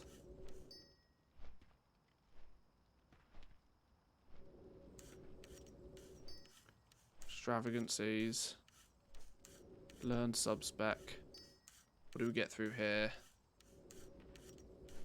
Learn how to create pounce, a finishing reagent often desired by scribes. Learn how to use wisps and essences of tear as finishing reagents.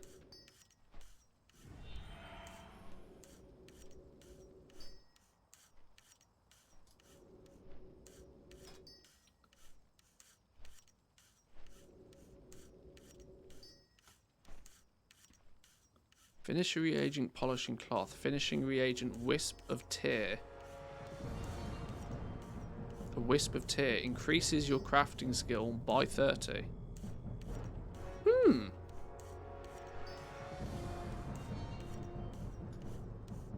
Okay. Who makes a wisp of tear? That sounds like an alchemy thing. I vaguely remember that being an alchemy thing. I love the fact that there's so much linking between the things. You know how these blotting sands and these pounces and stuff, they sounded like somewhat useless for me, but it said often used by inscription. So once upon a time, or in the near future I should say, when we get access to have a play with inscription, we'll then find that there'll be a lot of need for these.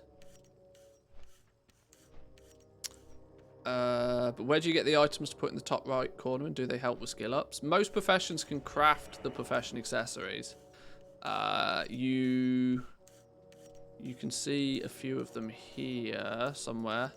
There's tier 1 and there's tier 2 quality ones. Tier 1's are bind on equip, and so you'll be able to sell and buy these on the auction house.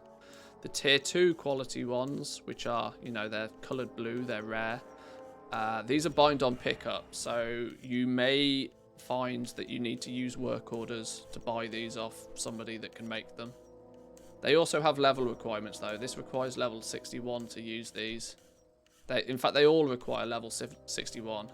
So on the alpha at the moment, the pre-made characters are level 60. So without me doing actually any leveling, I'd need to... I can't really use these right now. But yes, they do add your crafting stats. They add inspiration, multi-craft, speed, bunch of stuff. And they all have their own quality things on them as well. So you can see the item levels on them. Item level 356 all the way up to 371. Which is like a plus 15 bonus to the stats, I'd say.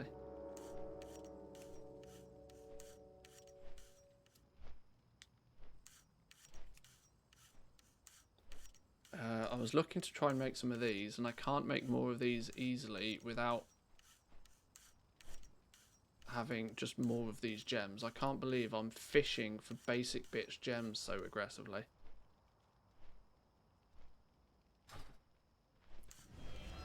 Well met. Is there really not any basic gems on any of these vendors anyway? Do I have to prospect to get the gems? It looks like I do. Winds guide you.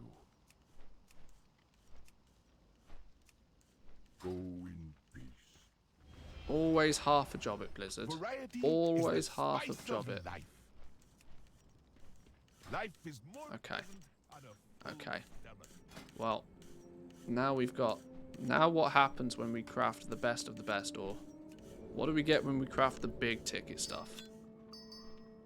Oh. Oh. 3 rare gems off 5 pieces of ore. Oh. Oh. Now we're talking.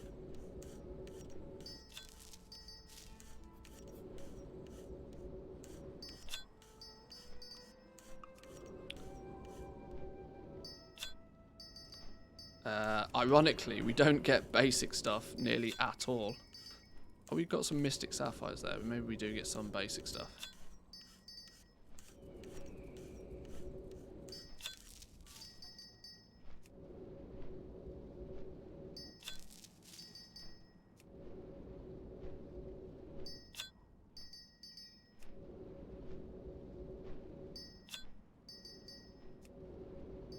Let me put the let me put these ones down here.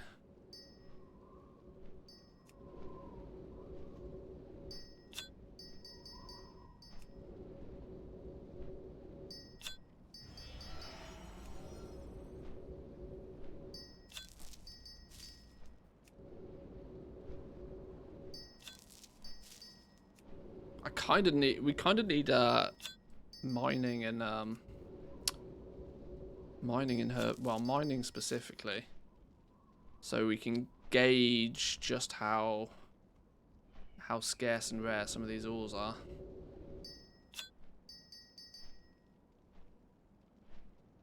Basic gems more frequently with lesser quality ore. The quality of the ore at the moment's bust. The quality of the ore doesn't make a blind bit of difference. The rarity of the ore, though, yes. The lower the rarity of the ore, so the Tyrivite ore being the most basic of ores, you get basic gems most of the time, rare gems some of the time. I just wanted to see what the difference was between top tier stuff and the basic stuff.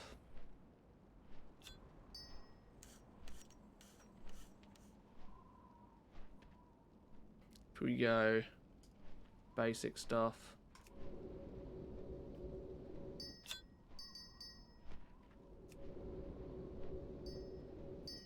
Or the mid-tier stuff. Oh my lord. Working out sort of which ore you should be prospecting is going to be nearly impossible for anybody that's not overly savvy with a good spreadsheet. I tell you what, if I'm able to put together a good spreadsheet for Shadowlands, it's going to for Dragonflight. I think it might become mandatory for most people to use. Not that I feel that's how a game should be, but in the art of min-maxing stuff, sometimes it's easier to let a spreadsheet do the hard work.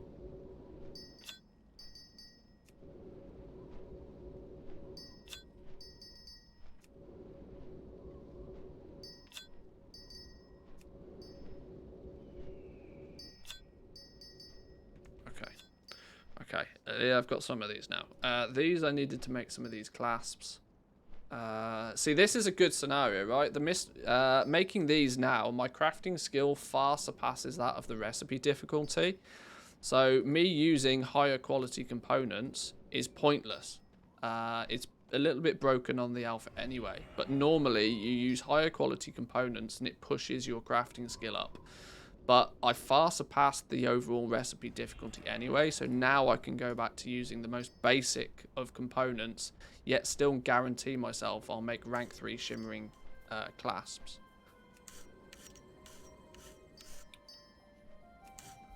Which, for reference, do what? Now the problem is I can't even make... this is a problem for testing purposes. I can't even see what the difference between a rank 1 and a rank 3 of these are, because I now can't make rank 1s. That's something I hadn't thought of. I can't even make the rank 1s if I want to. Well, okay.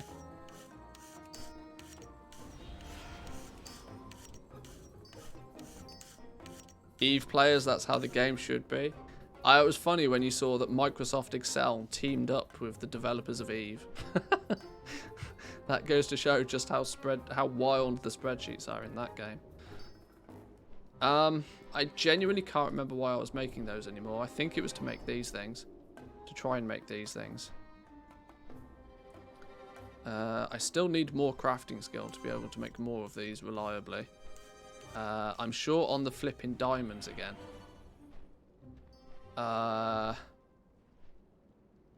This is the one thing Blizzard said that they would quite like Jewelcrafters to test out. And it's proving to be remarkably difficult to do it, considering even with the fancy schmancy vendors, I can't get my hands on enough flipping items to make these. Diamonds. I guess the best way to make diamonds is to just use the best of the best and hope for the best, right?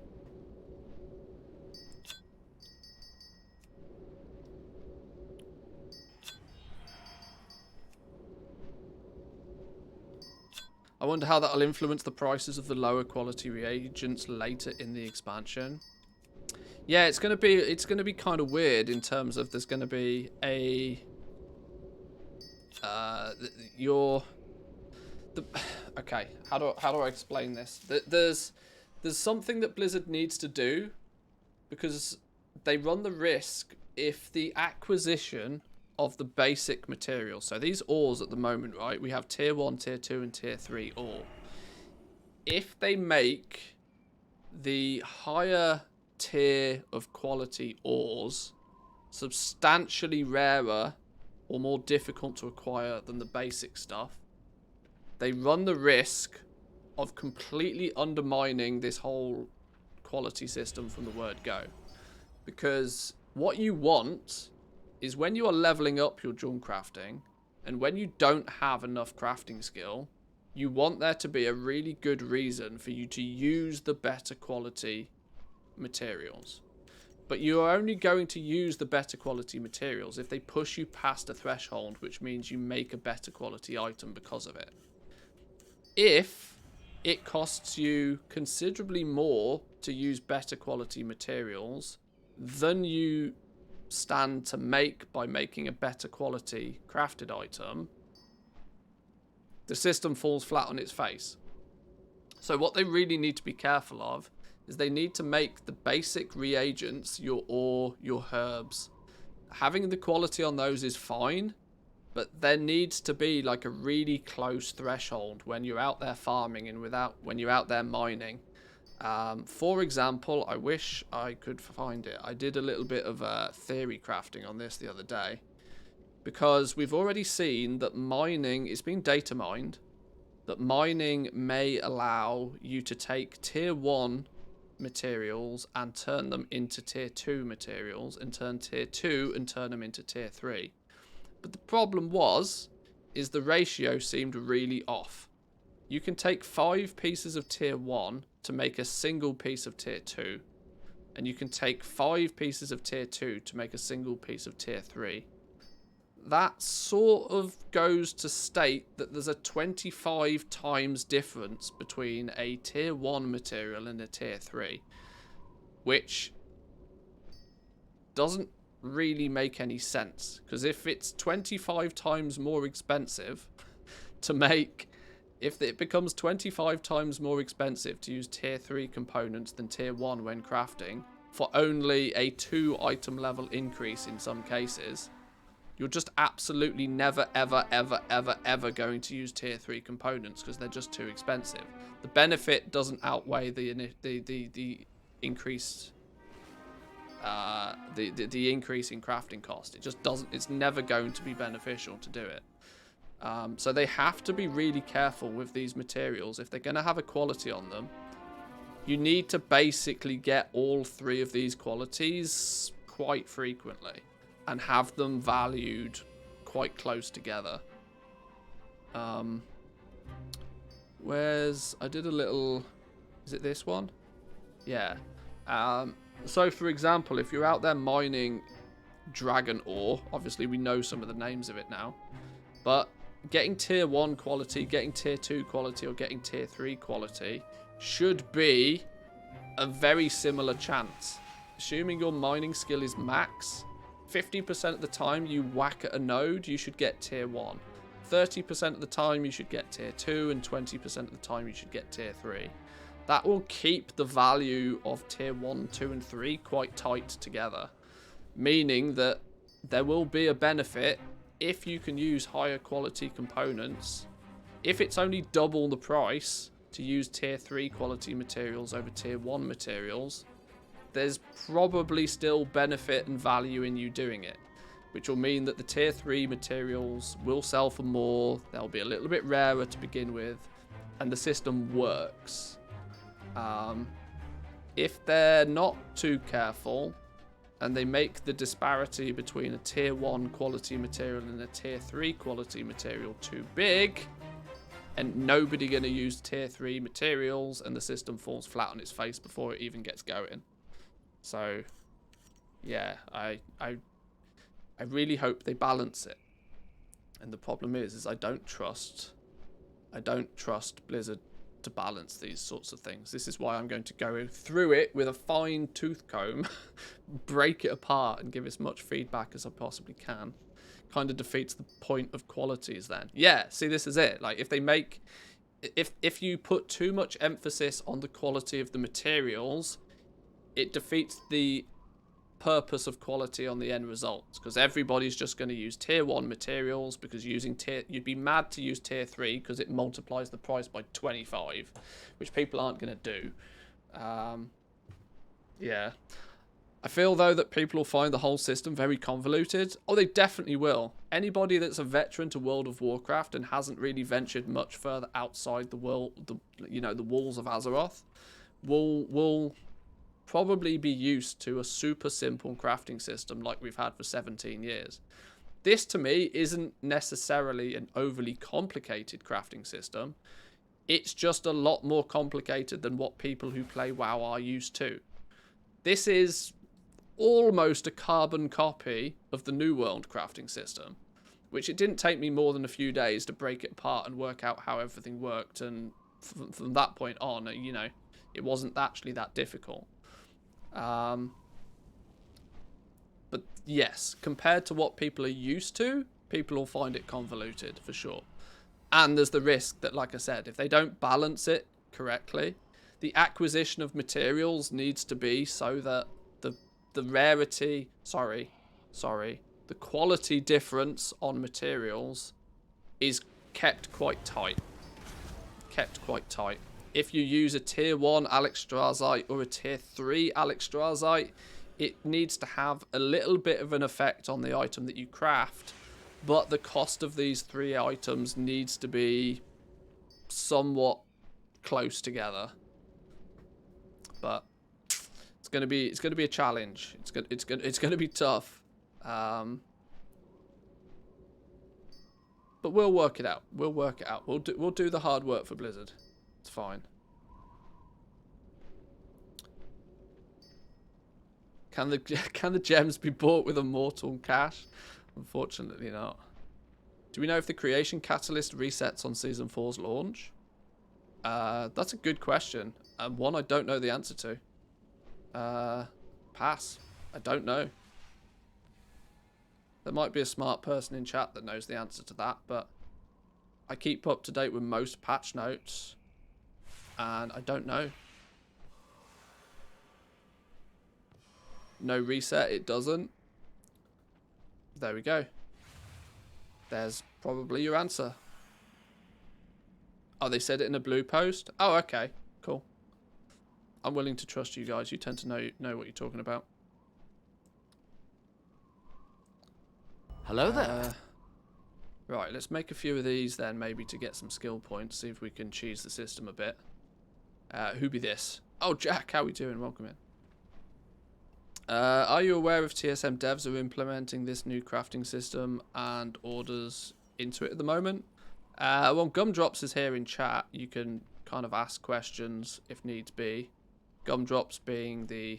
What's your official title at TSM, Gumdrops? Community liaison? Community manager for TSM or something? I don't know. Gopher? Yeah. Oh, alright, yeah, okay, that makes sense.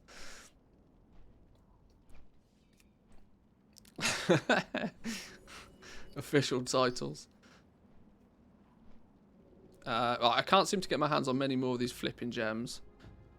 Just the dude from TSM? Oh, that'll do. They have the desire to support it as much as they can.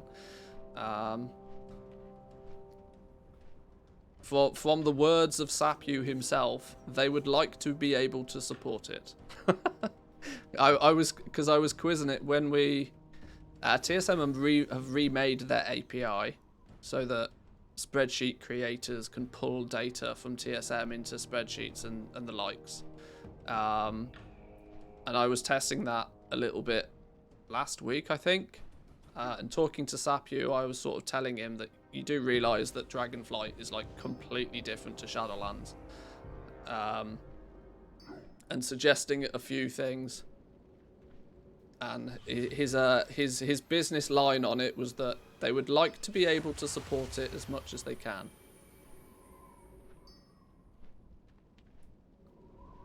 That's nice, the API thing. Yeah, it's been down for a while. They took it down quite a long time. It's not been up for the entirety of Shadowlands, actually. They took it down at the end of BFA, I believe. Yeah, it's been down quite a while. It probably won't be publicly available again until Dragonflight-ish, roughly. TM. Nothing official on that note, but...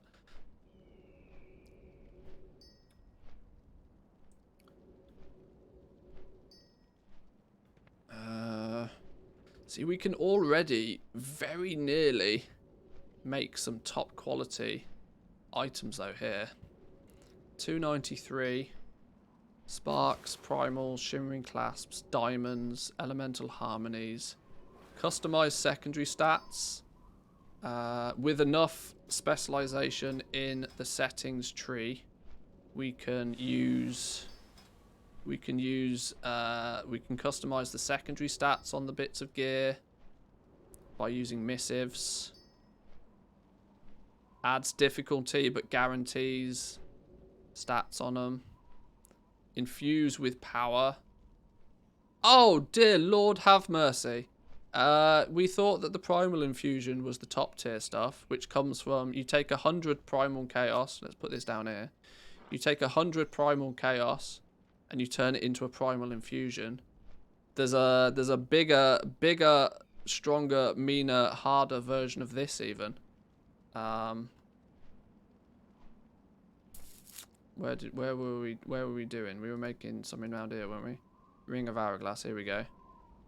Infuse with power. There's a distilled primal infusion. Set the item level to 419 to 429 based on crafting quality. Damn. Damn. Dear Lord have mercy. Okay. We can put one of those in there. As you can see, that's added plus 30 to the recipe difficulty, meaning it's going to be much harder for us to make the tier 5 quality one. Add an embellishment. We don't have any of these embellishments at the moment. But not only can we now specify what item levels it's going to pop out as, which this one looks like it will craft at item level 413. You can then add embellishments, increase the duration of Dragonflight's potions, increase the duration of well-fed, and make it persist through death. That's going to be a massive one, you know. That's going to be massive. What Manthius was testing is the new API, a totally different infrastructure. Yeah, they basically rebuilt their API. They didn't just take it down, and it's not a case of they're just bringing it back again. They've just rebuilt the whole thing. I don't know what that means in literal terms, but because I don't know my ass from my elbow about those things. We don't know what the blue silken lining does. The magazine of healing darts. Your healing spells have an ability to chance. Yeah, healers are going to want to stack this on their gear. Most players, I would imagine, would probably want this well-fed. Any food buff is the duration is increased by 100% and now lasts through death. So, you know, dramatically reducing the amount of feasts and food that people need to eat if you can get that on a piece of gear. Kind of progenitor enhancements, which they're now deciding to call embellishments. Finishing reagents, we could slap some finishing reagents in these if we had the ability to. Essence of Tear increases the crafting skill by 30, but I don't know what it actually does. Oh, increases crafting skill. Okay, so using an Essence of Tear would mean that instead of 276, we'd be like, what, 306? Which still is pointless to use. You can say, like, should I use this or should I not use this? Well, if you're within 30 skill points of guaranteeing a maximum quality craft, sure, use it. If you're not, it's kind of up to you. Amulet of the Honorable Aspirant. This looks more like some of the... Is this going to be like some of the PvP gear? Presumably this is the PvP gear because it's got the word honorable in it and it's guaranteed versatility on it. Versatility, whatever. Band of New Beginnings, 270, requires item level 61. See this already, for example, even at 50 skill points in this, but maxing out our rings, means that we can guarantee with our crafting skill right now that we make a tier 5 version of this. We're guaranteed. Even by using the basic components, we're guaranteed to make the top quality one. So there's then no need to use the higher quality materials. Unless, of course, you have them and you want to.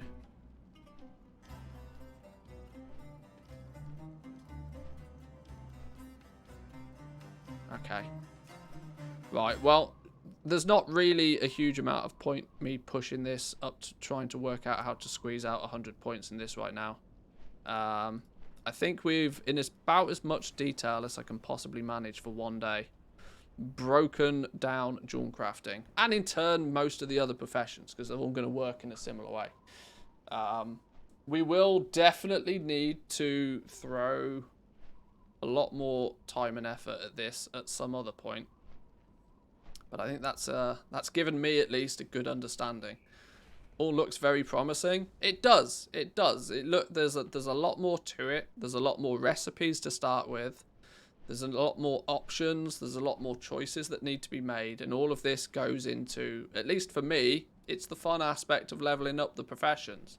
Standing at a trainer with a bunch of predetermined materials in my bag and just pressing buttons in the right order until I have all of the points is not overly interesting to me. Shadowlands professions were about as dull as I think Shadowlands professions could get. So arguably, any improvement is a big improvement. But this looks really promising. I can't wait to like actually, you know, see how this ends up being as a finished product. What I'm thinking I might do in the next few days is, well, I'm not streaming tomorrow because I need at least one day off this week. Plus I've got lots of stuff I need to do tomorrow, but we'll be back on Monday. If you hadn't guessed, boys and girls, I'm leaving it there for now. We've been streaming nearly 5 hours. I need to go get some food. We'll be back at this on Monday, where we'll pick another profession and we'll see what we need to do. Over the next few days, what I'll probably try to do is give like mini little overviews to some of the professions now that I feel somewhat confident in how they sort of, you know, how they work. I'll put some little mini videos out on YouTube for each of the professions, you know, just first impression sort of stuff, now that we have access to the alpha. And we'll see how we go from there. Next week, next reset, Tuesday, we should see another alpha build, meaning there'll be 2 more professions presumably added to the mix. So yeah, we got a little bit of catching up to do, so there might be a bit of a splurge of content next week, and then we'll be into a nice little smooth rotation of a few videos a week. We'll see. But enjoy the rest of your weekend, boys and girls. That's me done for now. Thank you greatly for the support today, the follows, the subs. There's been a whole bunch of it today. Thank you very much for that. Enjoy the rest of your weekend. We will be back on Monday. In a bit. Peace.